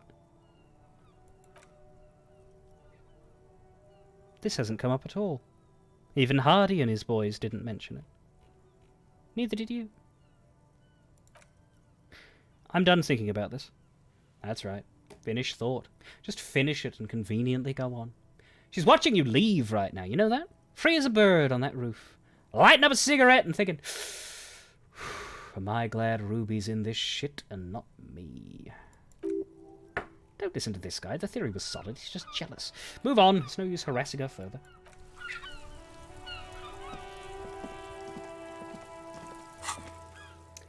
See if Kuno's a commie. And she's not watching us leave. She's facing the other way.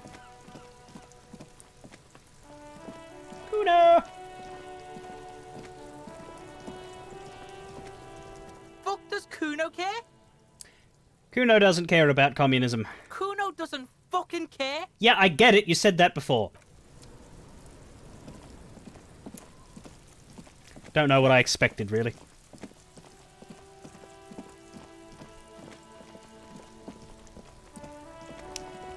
How about you, Tommy? Are you Tommy the commie?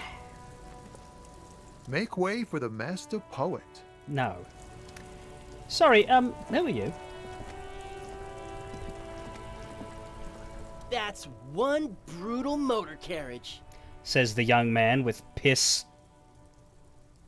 some word written on his back. If I were a real skull now, I'd jack it, paint it in palm tree livery, then bottom light it, neon style. His companion wears a simple yet elegant slogan. Fuck the world. A snazzy shit-ripped skullmobile like this would make a fine trophy. We could, like, hang fucking shrunken heads from the side mirrors. Cops' heads. Scary tribal shit. Yeah, tribal shit. A cop carriage like this would have proper skull value. While I appreciate the interest you take in my brutal motor carriage, I have to stop you right there. The RCM takes threats directed at its property seriously. It's just theoretical work, Copper. No basis in reality. Man, if we were certified skulls right now... Who are you? I can tell you who we're not, cop. We're not snitches, flow bears, or skulls. What? What did he just say?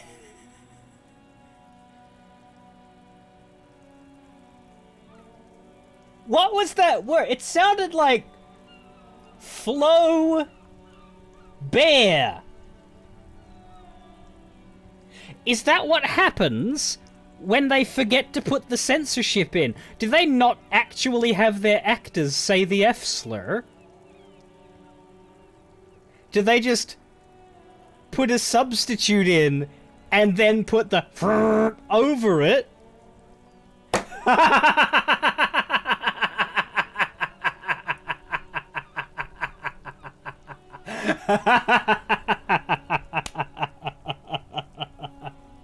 Oh, that's good.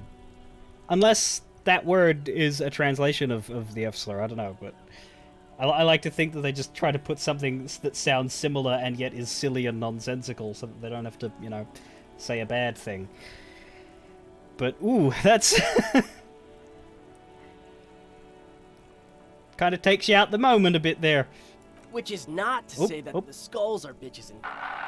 On the contrary. That time they put the sound in.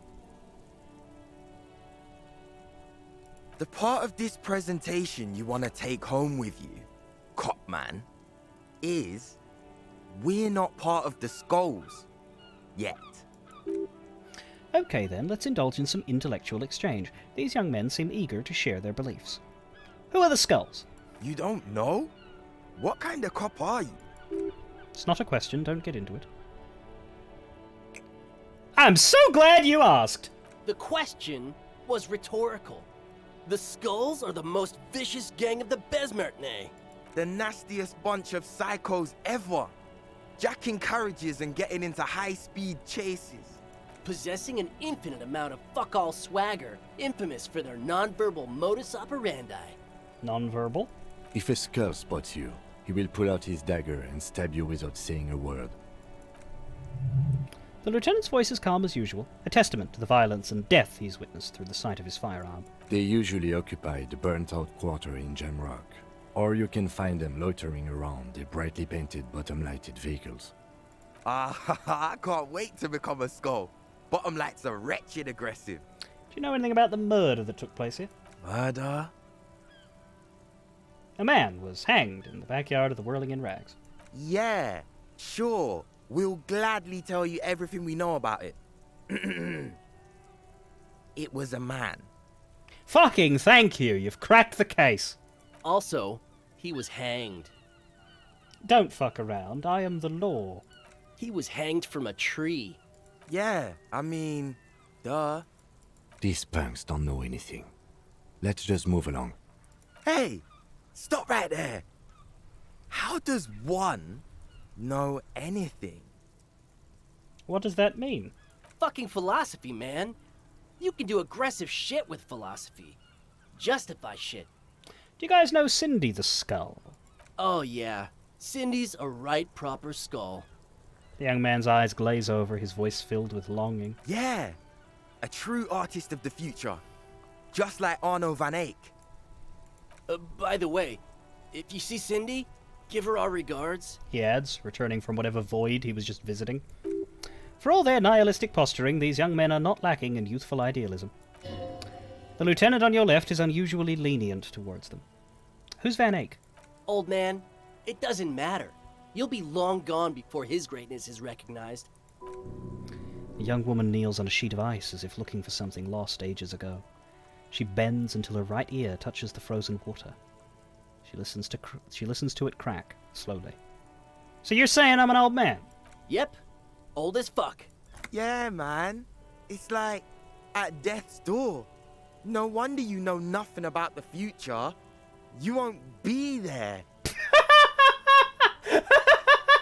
Oh, that was delivered very well. Why aren't there more skulls in Martinez? The Union does their share of policing in Martinez, at least where gangs are concerned. That's why there isn't much organized crime around here. Don't you worry about that. We're gonna make up for the deficit. Yeah, we are. Your rhetoric is confusing. Are you in the Skulls or not? We're not franchise skulls. Well, not yet. Once we get our name out there, we'll have a chance to join them. What makes you think the organization would accept you? Because we can be just as psycho and vicious. You'll see. Ah, you'll see for sure once we're in. It's the last thing you'll ever see before the void consumes you. Let's throw him off his game. You don't feel very scared.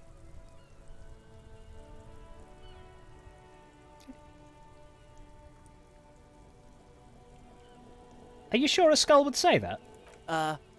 Well, yeah, I mean, we're only saying practice things for now, so we don't mean no harm to the Skulls brand, or to you. This is definitely something the Skulls would say, but we're not trying to encroach on the Skulls branding anyway.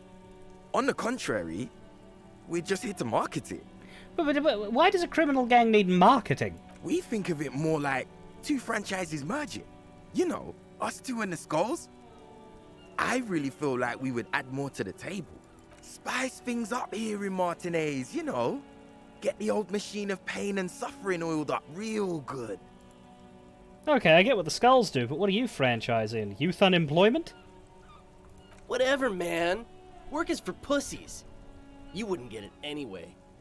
So you're just pretending to be as nasty and vicious as the Skulls? Hey, we could be just as hard. Like pavement on top of pavement. Or a brick on top of another brick. Or a dickhead knocked to the floor. Or a grave on top of a grave.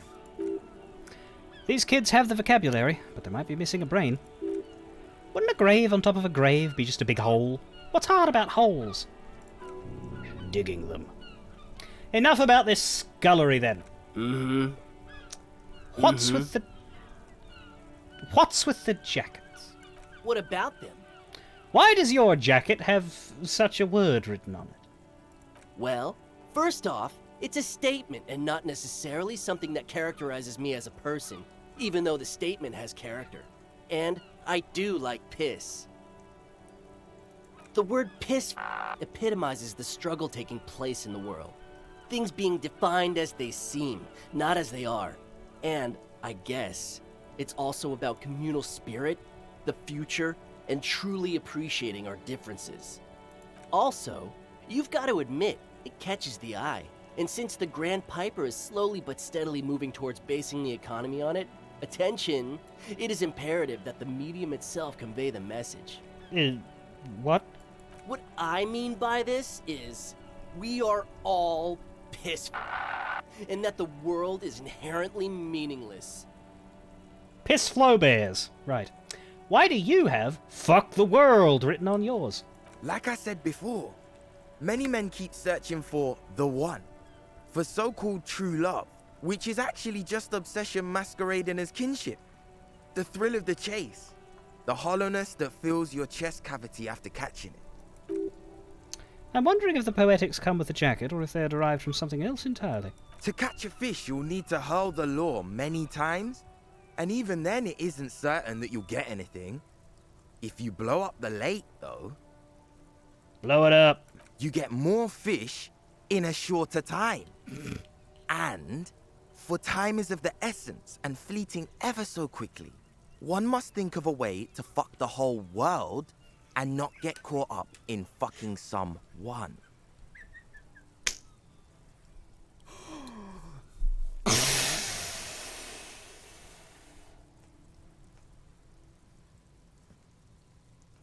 My mind! It has been blown! Because when one fucks everything, he fucks nothing. And that, to me, feels glorious. Sticking your dick into the void. There's a glory hole joke in there. I won't make it. Hate to admit it, but in a weird way, he's got a point. Is it a coincidence that we have 2 badass jackets and 2 badass cops? Hey, Kim. Yes? Do you think it's a coincidence? What is? There are 2 of us and 2 of these jackets. What are you implying? Which one would you wear? I'm not sure I understand you, detective. Are you more of a piss flow bear or a fuck the world kind of guy? Neither. Come on, Kim, it's just a mental exercise. Fine, if only to end this discussion. Theoretically, if I were a juvenile delinquent, if I were to already be down that path, I think piss is the stronger of the 2 statements. That works. I feel more like a fuck the world kind of guy myself. Seems about right, especially considering your heroic exit attempts. That's an origin story for a dynamic duo right there! So are we done here? Or... you don't need us around for your secret whisper party, do you? I feel good about this. Half light. Half light. Why is that a half light? I guess because it's quick. I don't know. That's weird.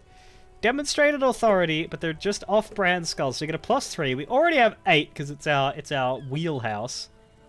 Oh, we getting these jackets. We are getting these jackets. Ask for the jackets.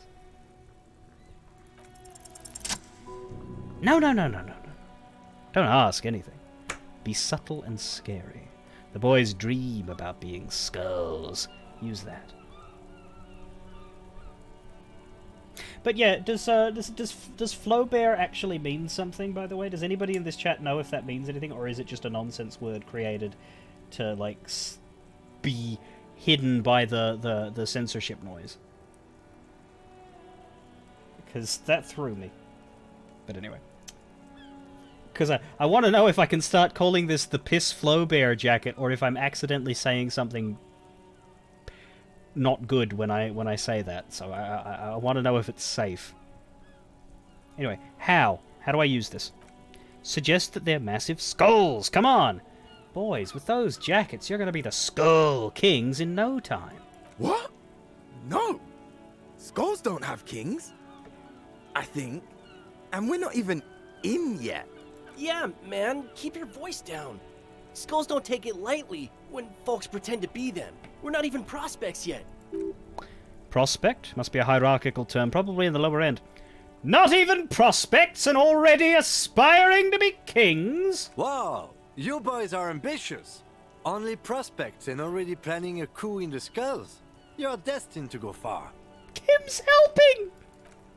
He gets it. Passive-aggressive flattery. Shut the fuck up. Are you trying to get us killed? Now bring it to the jackets, and yes, start shouting. Yes, we want to be a cool killer skull too, like you guys, but we don't have skull jackets! Please be quiet. What? What do you want? The jackets?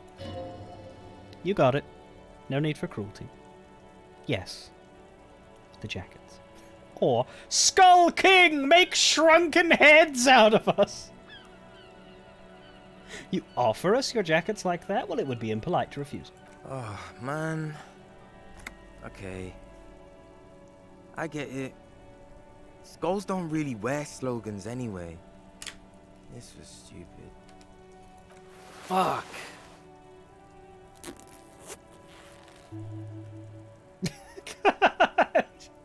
They just look so completely different. The lieutenant watches the boys take their jackets off with mild amusement. Kim, since you said you're more of a piss flow bear kind of guy, I'll take the other one. I'm absolutely okay with not having either one, thank you. Why not? They're a pair. We could really raise hell. Go undercover. Hard. This case doesn't require us to go undercover or raise hell. In fact, I don't think the jackets will be useful at all. I just wanted them to not have them anymore. Cold-hearted cop.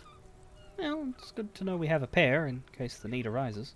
The need will not arise. Pity. These jackets are meant to complete each other. If a man was standing alone on a street corner with Piss Flow Bear written on his back, it'd just be an individual that has taken a liking to urine. And fuck the world all on its own is frankly generic. I don't know, Eric. It's cold out. The dark-haired young man stands there defeated. The wind blows. Yeah, let's get out of here. The cops fucked us. We have defeated the juvenile delinquents. Ba ba ba ba ba ba ba ba ba. So the piss jacket plus drama minus authority.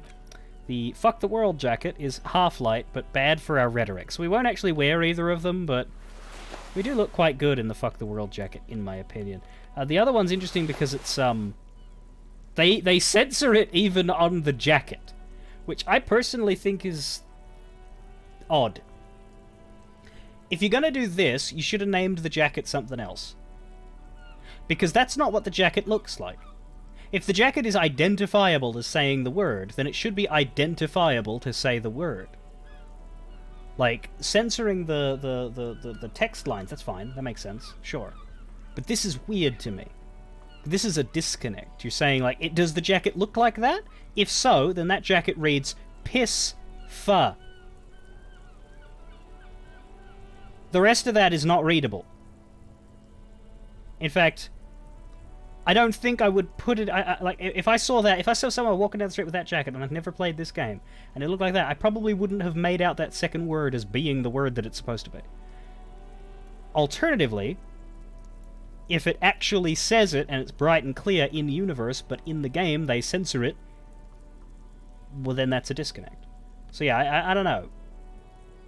I would have been happier with a different name for the jacket or with the words sitting there uncensored than the compromise they went with there. Though, generally speaking, I'm not against the censorship of the word in the people talking. I don't think it's a requirement. I think it's a choice that they can make. I wouldn't judge them for having characters speak like that in their world, uncensored, because people speak like that. The characters that use that word aren't being lauded as heroes or positioned as in the right, so sure. Anyway. Date of birth generator. You were born in the year 07, in the last year of the commune of Revachol, right before it fell, in the old military hospital on the ground floor, where people usually came to die during a snowstorm. The revolution had about 1 year left to go, and the fires were still burning bright. There were explosions in the blizzard. This was 44 years ago. You are 44 years old. The bloating might never leave your face, but beneath it, you still have some years. You still have some hope. Learning cap for logic raised, that doesn't really matter. -1 difficulty to all physique passives. Doesn't matter a lot either. I might get rid of this one when I want a new one, because this doesn't seem very useful, because my physique is already pretty high. However, I'm glad we did it, because it's information. And I like this information. I'm glad that we learned this. But I'm probably going to forget it later as soon as something more interesting floats along. What I am going to do now, because I am damn desperate, I am putting a point into rhetoric, and I am eating this man's sandwich. And you cannot stop me.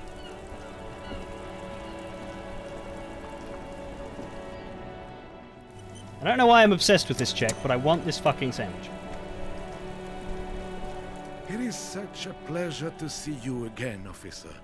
How may I head the citizens' militia on this fine day? You can help me by increasing my intellect so that I don't fail this again.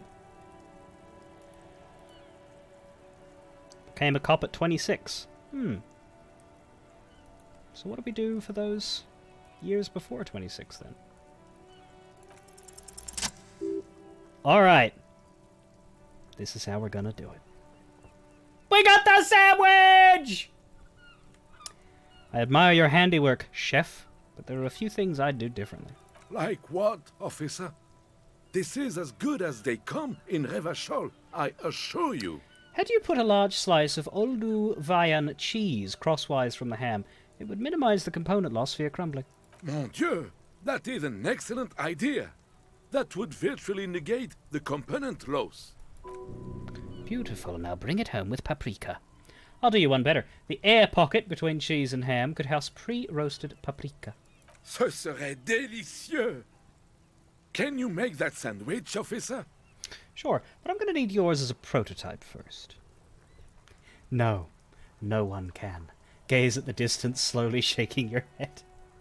I hope you are not just tricking an old man out of the little he has left. He says solemnly and hands you his sandwich. Initial development takes time, of course, but in 6 to 9 months you will eat the sandwich of gods. Oh, god of sandwiches, maybe? But in the meanwhile, what can I do for you here and now, officer? What can you actually do with the sandwich? Oh, it is interactable. This might be the biggest sandwich you've ever seen. The size is almost intimidating, invoking feelings of inadequacy. Abundant in components, rich in both smell and taste, probably. This truly is the work of a master craftsman. The ham sandwich looks fresh and nutritious in your hand, begging to be eaten. A treat of this magnitude should not be enjoyed alone. Step back, everyone, it's gonna get messy! Eat the sandwich. Here, Kim, let's share. Hold out the sandwich. I cannot be bought! Throw the sandwich on the ground! I'll offer it to Kim. I'll pass. Thanks. What do you mean you'll pass? I mean I'm not hungry, and therefore am not gonna take it. Thanks, though. This is weird. I don't want to do that. Oh, okay then. But you go right ahead. Alright then. I'm gonna eat the sandwich. You jam your teeth into the sandwich and immediately feel a series of taste explosions go off in your mouth. It's like someone's carpet bombing your tongue with ambrosia. This is what angels must taste like. Your saliva production increases tenfold. You can barely contain it all. Slow down. Feel the texture of the components and subtle nuances in taste. It really is every bit as good as it looked and smelled. The different components all chip in and complement each other, forming a flavor that is unique to this particular masterpiece. The bread as the foundation of the sandwich is slightly moist due to tomato juice and mayo, but holds together nicely. Almost nothing falls off this sandwich. You feel like you've really got everything out of this experience.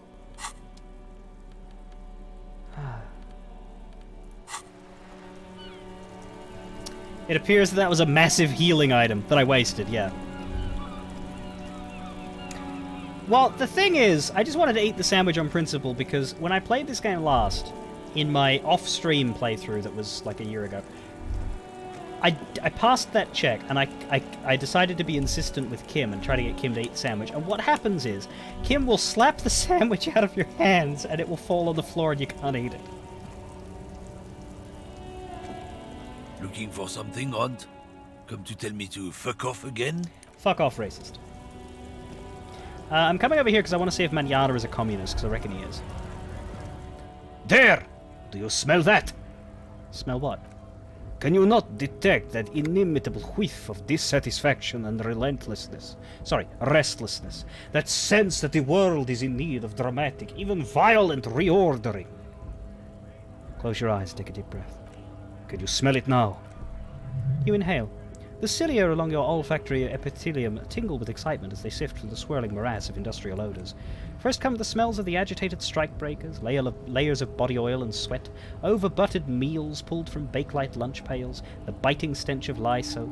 And then there's the slowly oxidizing metal gates, the scent of stale grease emanating from every crack. Everything in order, detective? The lieutenant gives you a quizzical look. I'm smelling for communists, Kim. You're smelling for... You know what?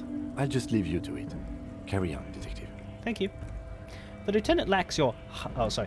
The lieutenant lacks your highly developed political olfactory cortex. The reek of communism is undeniable, and it is coming from that railing right there!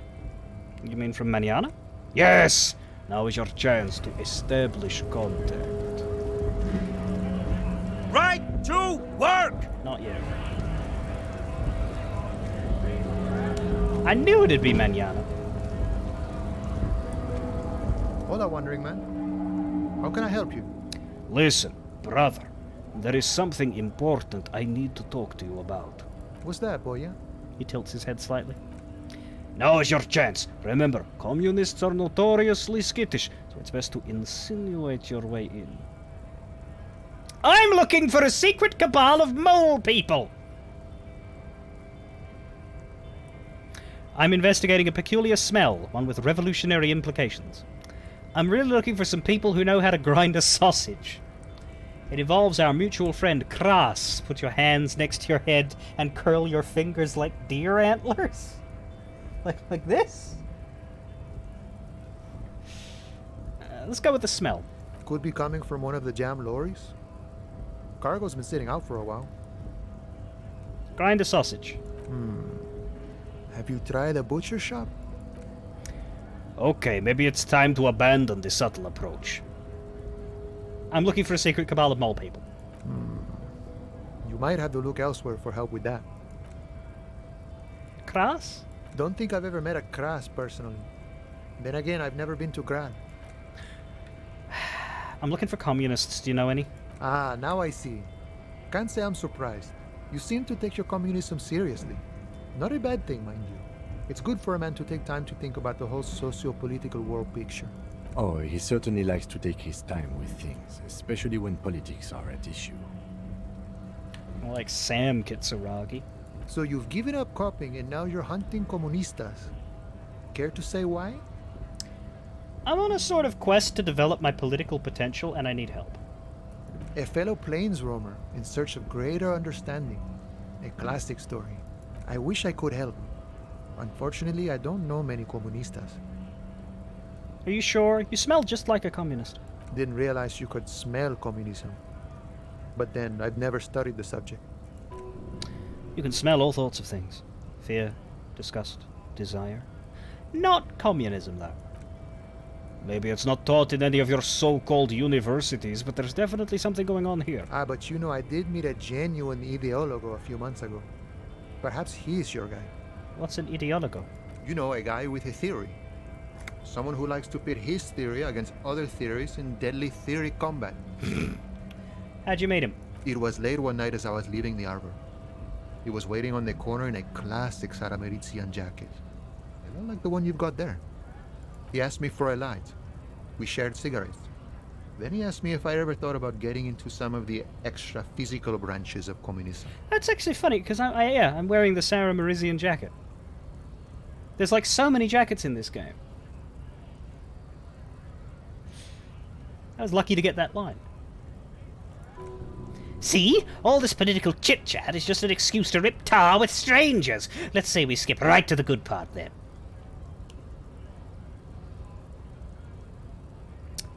What do you mean, the extra physical branches of communism? No idea. I took it to mean he was asking me to join some sort of underground cell. A very old-school organizing technique. The sort of thing comunistas used to do before the revolution. An extremely cool way to establish contact. I wish I'd thought of that. It was alright. A little like something out of a Vespertine spy novel, but I must respect the effort. Okay, how do I find the guy? I couldn't tell you. Once I declined his offer, we finished our cigarettes and he disappeared back into the night. Just before he melted into the shadows, he turned to me and said, "Remember Dobrava and Abadanais." And then he was gone. Who were they? I don't know. Guess not everyone remembers. What do you think it means? Been wondering about that myself. Some comunista inside talk could be. Not meant for the wider public. They love that kind of thing. You'd have to ask someone who knows the ideologo personally. I have to say though, it sounds like you found yourselves a proper hunt. Good talking to you. Find out more about the ideologo. Sniff out more comrades. So I was right, Manana is one. I think the other one that I want is Cindy the Skull, which is good, because we just talked to those would-be skulls, and I'd like to ask her what she thinks of them. So we'll talk to Cindy as well. Your race descent has temporarily halted, but you will fall again. If you're wondering why I'm talking to Measurehead, I'm just... As you walk past people, you check on them to see if they have anything new to say. Do you know anything about the racist mug? This your kind of thing? Stop showing me your pathetic cup. I have no interest in it.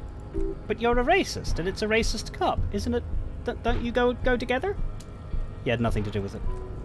Does he strike you as the kind of man who puts mugs into trash? Why aren't you with the Hardy Boys, Measurehead? I am not the first line of defense. I am the last. Uh-huh. In addition, these so-called Hardy Boys are an effeminate clique of bodybuilders. Their company is spiritually degrading. You pick up on something artificial in his tone, like he's putting on an act. This is unlike him. He's usually more himself. But you're all part of the union. The Hardy Manlets are on the pay of the company. Manlets! I answer to the union alone. And I do this out of race heroism.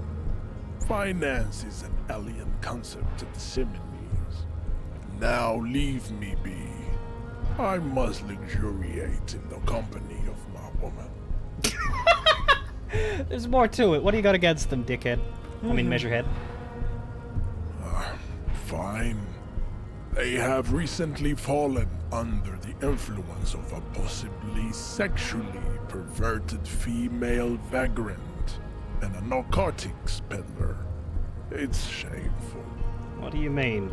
Find out for yourself, endomorphic blob. Interesting. Could be Clarshay, could be Ruby. We have an 83% chance of successfully becoming a racist. Let's not click that button.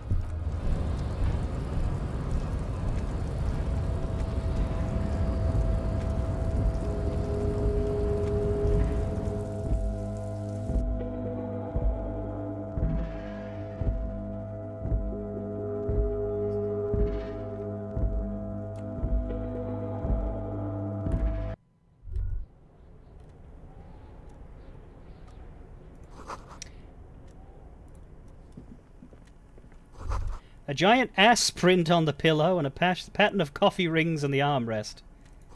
Someone is habitually chilling next to the radio. Oh, I love how as your stats increase, you come back to an area and there's just new shit. There's just shit you didn't get before. It's like, oh, your brain has evolved to the point of being able to notice this. Well done.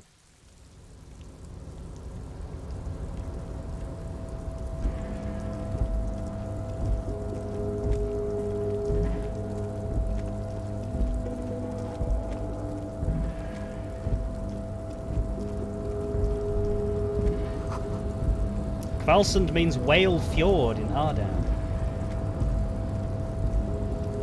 Well, let's quickly ask if mega-rich light-bending guy is a secret communist.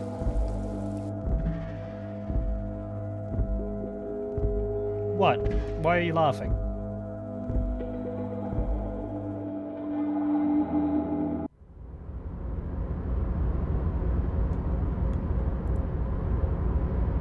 Welcome back, gentlemen. Nothing new.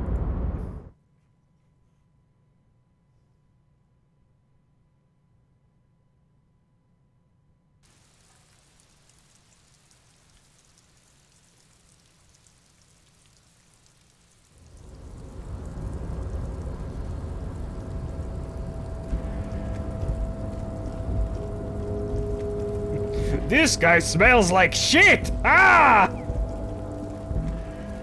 How about Everard? And Leo, but mostly Everard. Oh, hey, mister.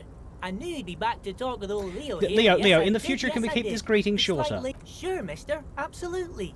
I'm always willing to help out nice fellows such as yourself. Does it actually get shorter? Oh, hey, mister. I'm not gonna bother you with a long greeting, just like we talked about before. I know you're probably a busy man being an important police officer and all, and personally, I think the more people keeping the peace, the better. Right. Short.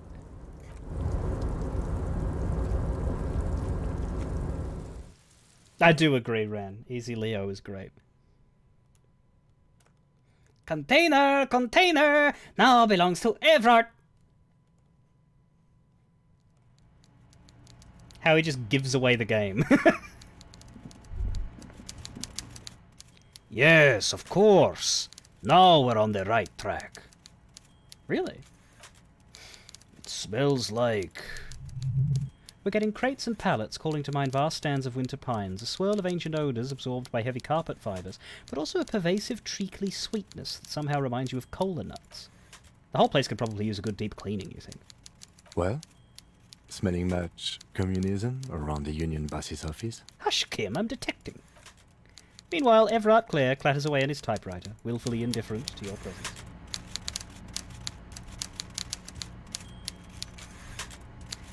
It always interests me, Everard's entire desk lights up when you click on him, but you can only click on his body. You can't click on his chair, well, you can a little, and you can't click on his desk. Mr. Dubois, I hear the meeting with Titus was a glowing success. That's such a relief.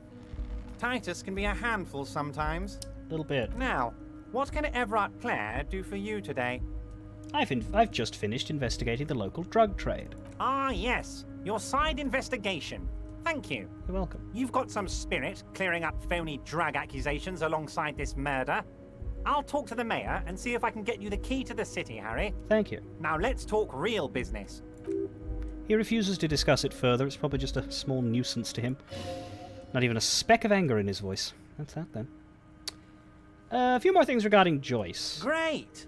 You want to bounce something off your old friend, Mr. Clare, right? If she...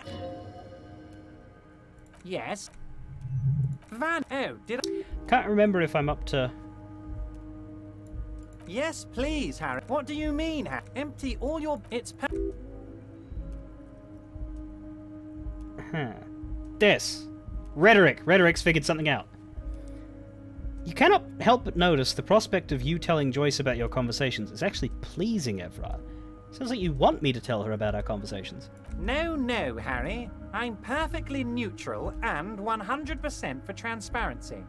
I know people say a lot of bad things about the Debarders Union, but we are actually squeaky clean. Yes, he really doesn't seem to mind. The lieutenant seems incredulous. I'm just a nice guy, Harry. I wouldn't be where I am now if I wasn't nice. Okay. That's true, yeah, the Absolutely, signatures. Harry. What's Well, we're on not going to your pretend we did it when we haven't actually done it. That's silly. He'll know. I'm looking for a cell of underground communists. Can you help me? Mr. Dubois, really? Do I look like a man who has time for underground communists? I'm as above ground as it gets. That's a non sequitur if you've ever heard one. Let's drop the funny stuff. I'm trying to make contact with my revolutionary brethren. Sorry, my revolutionary brethren. Sure thing, Harry. We're all business now. The answer is still no. I'm a busy man, as you can see. I don't block off time on my schedule for underground types. That note of contempt in his voice is sincere, sire. You've already spoken with Manana, as I understand. I'm afraid I don't have anything else for you on this subject. That's all you're going to get out of him, it appears. Now, was there anything else? No. Magnesium-based life form. Is this one any good? We tell them, hell no. You're about to become a magnesium-based life form. The age of the primitive carbon man is done.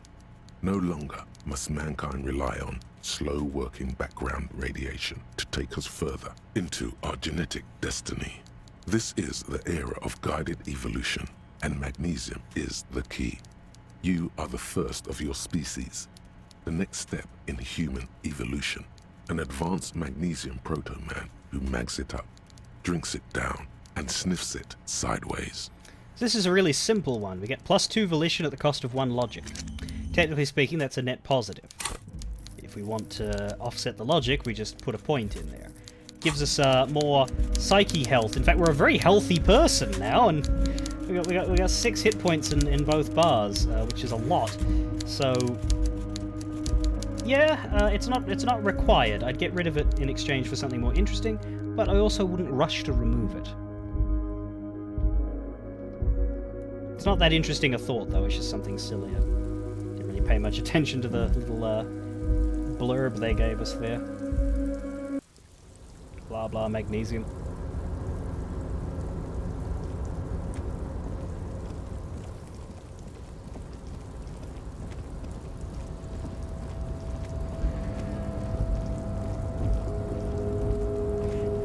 Yeah, my morale regen thing is also a thing. I'm basically finished here. I'm just going to walk back into the middle of the city because the walk is annoying and I don't want to do that first thing. At this point, pretty much everything is over the canal except for this get yourself organized.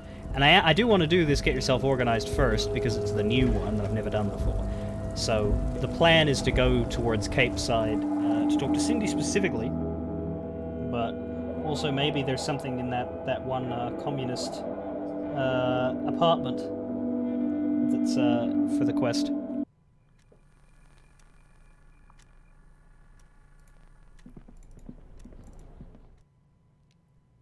That art cop one's amazing.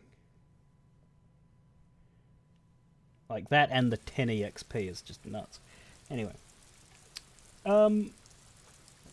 But yeah, to my experiment on how it works if you just like put off going across the canal works out quite well. I think it feels like quite a tight story. There's a lot over the other side. It seems to be that we do a day every 2 streams. And in my experience with Disco Elysium, I tend to have wrapped up the story by the end of day 5. Kind of. I won't explain. If you've played it, you know what I'm leaving out there, and it's true that I'm leaving it out, but I get up to the point that you're thinking of at the end of day 5. But I won't go into more. You're not a communist, are you? Working class woman? No. Gaston might be. He's involved with the union a bit. But I think we already spoke to him today. We stole his sandwich, didn't we? Gaston, you coming? You a bit coming? It is such a pleasure to see you again, officer. I ate your sandwich, Gaston. Well, officer, what did you think? He leans forward, excited to hear my opinion. Make it lively. Truly a masterpiece of modern gastronomy, or should I say Gaston-omy? Give the man an approving wink. I suggest naming it Gaston's shit sandwich. No! It was good. Coming from an officer of the law, this appraisal means an awful lot to me. Thank you. I don't mean to keep Gaston's tongue from your rectum, officer. But do you actually have any police business with us? Why are you so angry all the time, René? Vigilance, officer. Okay. Well, anyhow, if you're wondering why I'm not talking to him, it's because he's not a real character. He just spouts these lines. We could ask if Joyce is a communist. That would be funny. though I don't think we'll get anything. But yeah, I won't go any further than this. I think Sydney is our next port of call for that, and we'll discover that next week. Next week, we will do as much of this communism building as we can before heading across the canal and exploring the other half of the game. There is less over there than there is in this major more city section. Like, there's a lot over there, but there are fewer characters overall, which means there's less to do. It's just a lot of space. But yeah. I don't think doing it the way I'm doing it has fucked anything up. I can't remember there being any horrible having to wait too long for anything. But we'll see. We'll see. It's not that I haven't played this game enough times to not really mind if I accidentally can't do a certain quest or something. But nonetheless, I'll be back tomorrow with Final Fantasy XIV. We should be getting our warrior at level 70. And then getting back to the MSQ finally. So please do tune in for that. If you're here for Disco Elysium, next Saturday is when I will return with it. Till next time.